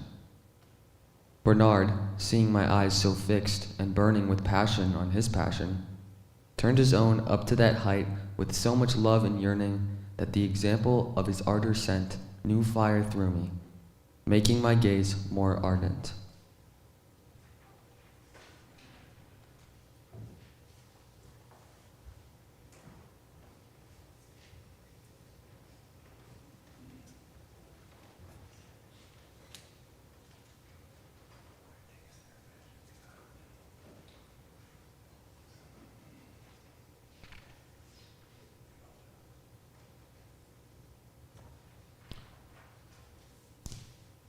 Canto 32. Fixed on his pleasure, that contemplative freely assumed the office of teacher, and he began these holy words. The wound that Mary closed and anointed, that soul so beautiful at her feet, is she who opened and inflicted it. Below her, in the third tier of seats, sits Rachel with Beatrice. As you see, Sarah and Rebecca, Judith, and her who was great-grandmother to the singer who, grieving at his sin, said, "Miserere mie." You can see, following each other down tier by tier, as I with the name of each go from petal down to petal in the rose. And from the 7th degree downward, as down to it, there follow Hebrew women, parting all the hairs of the flower, because according to the direction looked in by their faith in Christ, these are the wall where the sacred stairways divide. On this side, where the flower is mature with all its petals, are seated those who believed in Christ to come. On the other side, where the semicircles are interrupted by vacancies, are those who had their faces turned toward Christ, already come. And, as on this side, the glorious throne of the Lady of Heaven and the others beneath it make so great a division, so opposite, the throne of the great John, who, ever holy, suffered the wilderness and martyrdom and then hell for 2 years. And below him, in the same way, Francis, Benedict, and Augustine have been assigned to divide, and others down to here from circle to circle. Behold now God's high foresight, for the 2 gazes of the faith will equally fill this garden, and know that down from the degree that strikes the midpoint of the two divisions sit souls that have no merit of their own, but that of others, with certain conditions. For all these are spirits absolved before they had true power of choice. You can perceive it well by their faces and their childish voices, if you look well and listen to them. Now you have a doubt and are silent in your doubt, but I will untie the strong bonds with which your subtle thoughts are gripping you. Within this ample kingdom, no effect of chance can have a place, no more than sadness or thirst or hunger, for eternal law establishes whatever you see, so that here there is an exact fit between ring and finger. And therefore this people that has hastened to the true life is not sine causa, more and less excellent among themselves here. The king through whom this kingdom so reposes, in so much love and so much delight that no will has ever experienced more, creating all minds for the joyful sight of him, at his pleasure endows them with grace differently. And here let the effect suffice. And this is noted expressly and clearly for you in the Holy Scripture, in those twins whose anger was aroused while still within their mother. Therefore, according to the color of their hair, each one's grace, as is fitting, they take their wreaths of highest light. Thus, without any merit from their conduct, they are placed in different tiers, differing only in their first acumen. And in the earliest centuries, the faith of the parents alone, along with innocence, was enough to bring salvation. After the first ages were completed, males were required to acquire power for their innocent wings by circumcision. But once the time of grace arrived, without perfect baptism in Christ, such innocence has been detained below.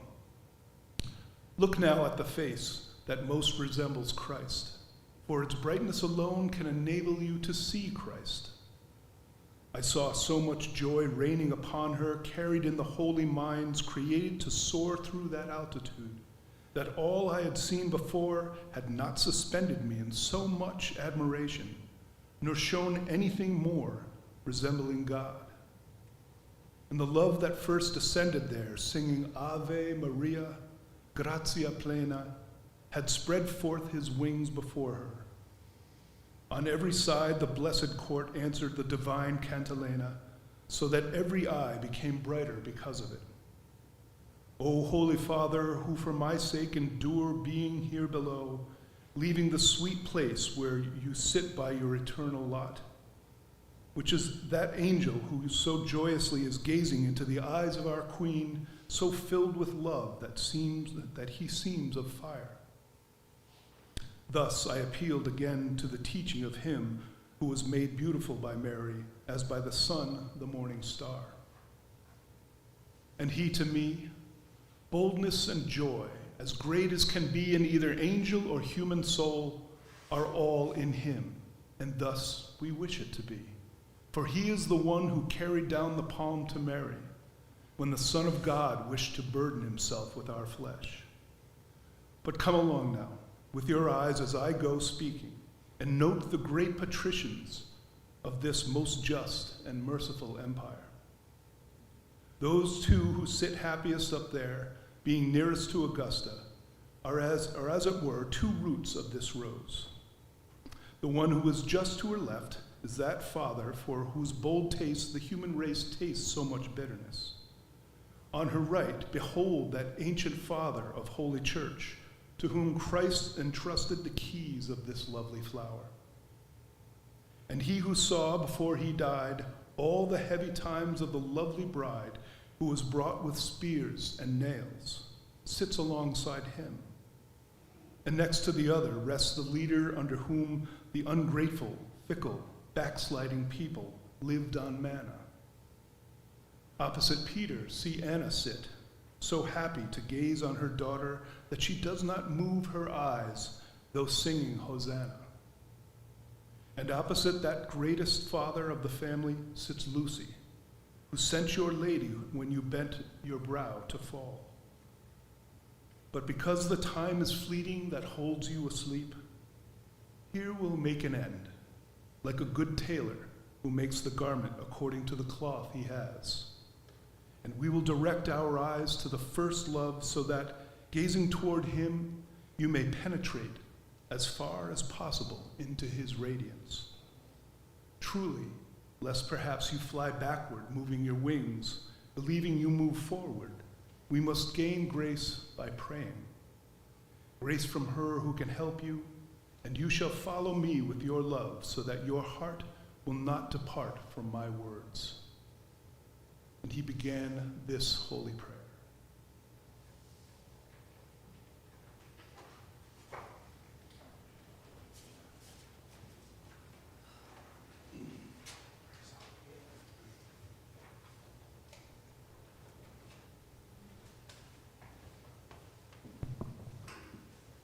Canto 33. And he began this holy prayer. Virgin Mother, daughter of your Son, more humble and sublime than any creature, fixed goal, decreed from all eternity, you are the one who gave to human nature so much nobility that its creator did not disdain his being made its creature. That love whose warmth allowed this flower to bloom within the everlasting peace was love rekindled in your womb. For us, above, you are the noonday torch of charity, and there below on earth, among the mortals, you are a living spring of hope. Lady, you are so high, you can so intercede that he who would have grace but does not seek your aid may long to fly but has no wings. Your loving kindness does not only answer the one who asks, but it is often ready to answer freely long before the asking. In you, compassion is. In you is pity. In you is generosity. In you is every goodness found in any creature. This man, who from the deepest hollow in the universe up to this height has seen the lives of spirits one by one, now pleads with you through grace to grant him so much virtue that he may lift his vision higher still, may lift it toward the ultimate salvation. And I, who never burned for my own vision more than I burn for his, do offer you all of my prayers, and pray that they may not fall short, that with your prayers you may disperse all of the clouds of his mortality, so that the highest joy be his to see. This, too, O Queen, who can do what you would, I ask of you, that after such a vision, his sentiments preserve their perseverance. May your protection curb his mortal passions. See Beatrice, how many saints with her. They join in my prayers. They clasp their hands to you. The eyes that are revered and loved by God, now fixed upon the supplicant, showed us how welcome such devotions are to her. Then her eyes turned to the eternal light. There, do not think that any creature's eye can find its way as clearly as her sight.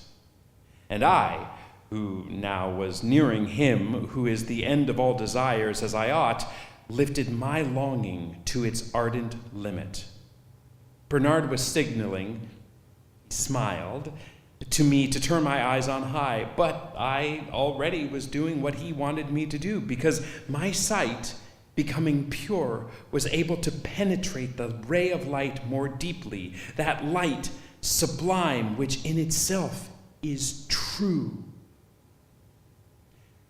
From that point on, what I could see was greater than speech can show.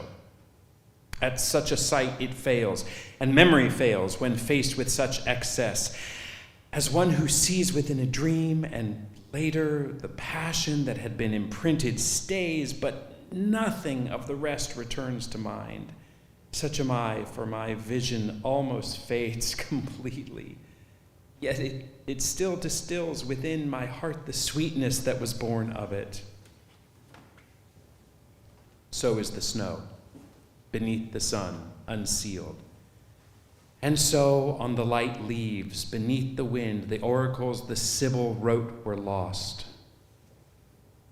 O highest light, you raised so far above the minds of mortals, to my memory give back something of your epiphany, and make my tongue so powerful that I may leave to people of the future one gleam of the glory that is yours.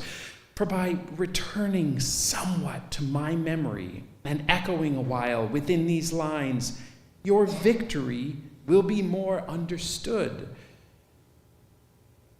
The living ray that I endured was so acute that I believe I should have gone astray had my eyes turned away from it.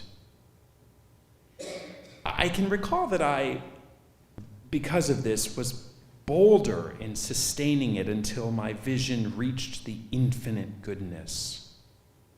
Oh, grace abounding, through which I presumed to set my eyes on the eternal light so long that I spent all my sight on it. In its profundity, I saw, ingathered and bound by love into one single volume, what in the universe seems separate, scattered. Substances, accidents, and dispositions, as if conjoined in such a way that what I tell is only rudimentary.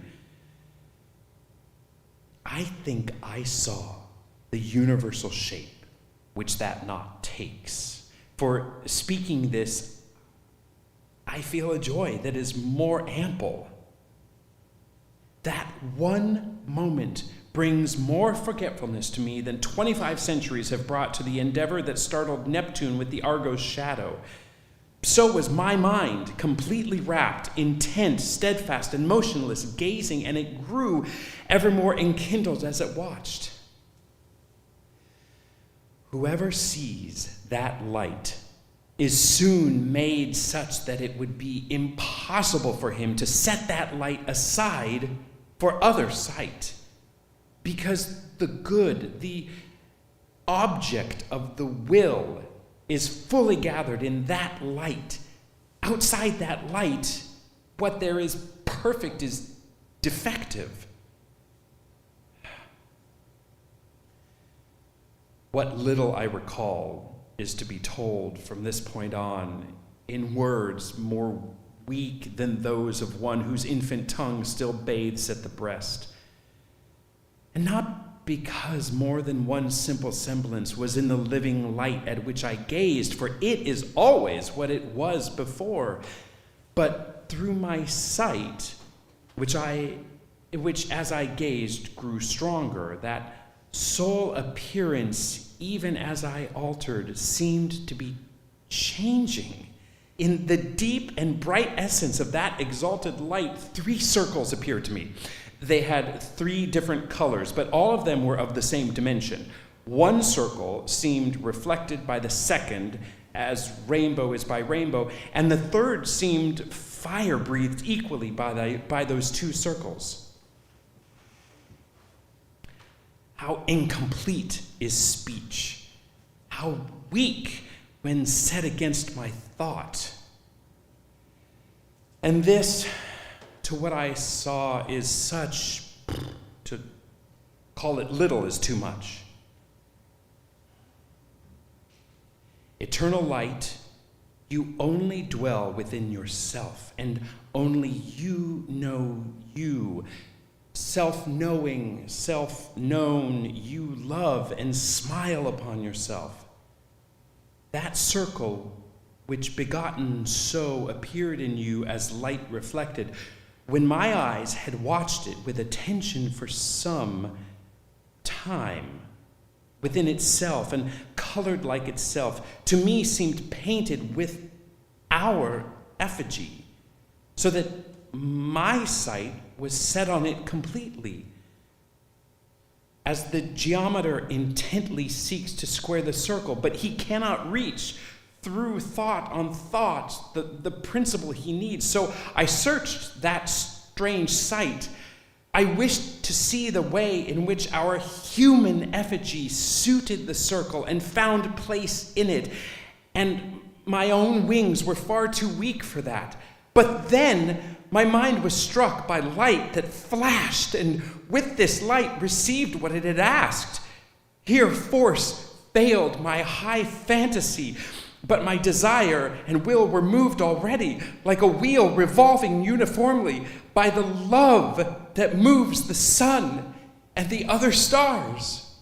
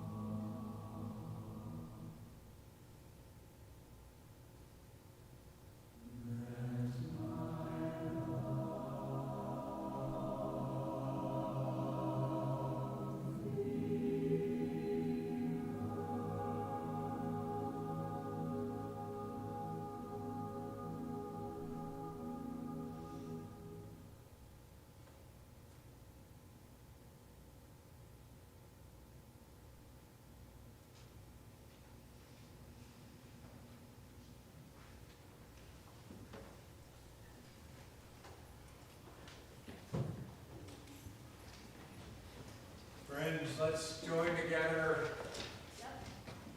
and raise a toast to Dante and to this grand project that we just completed.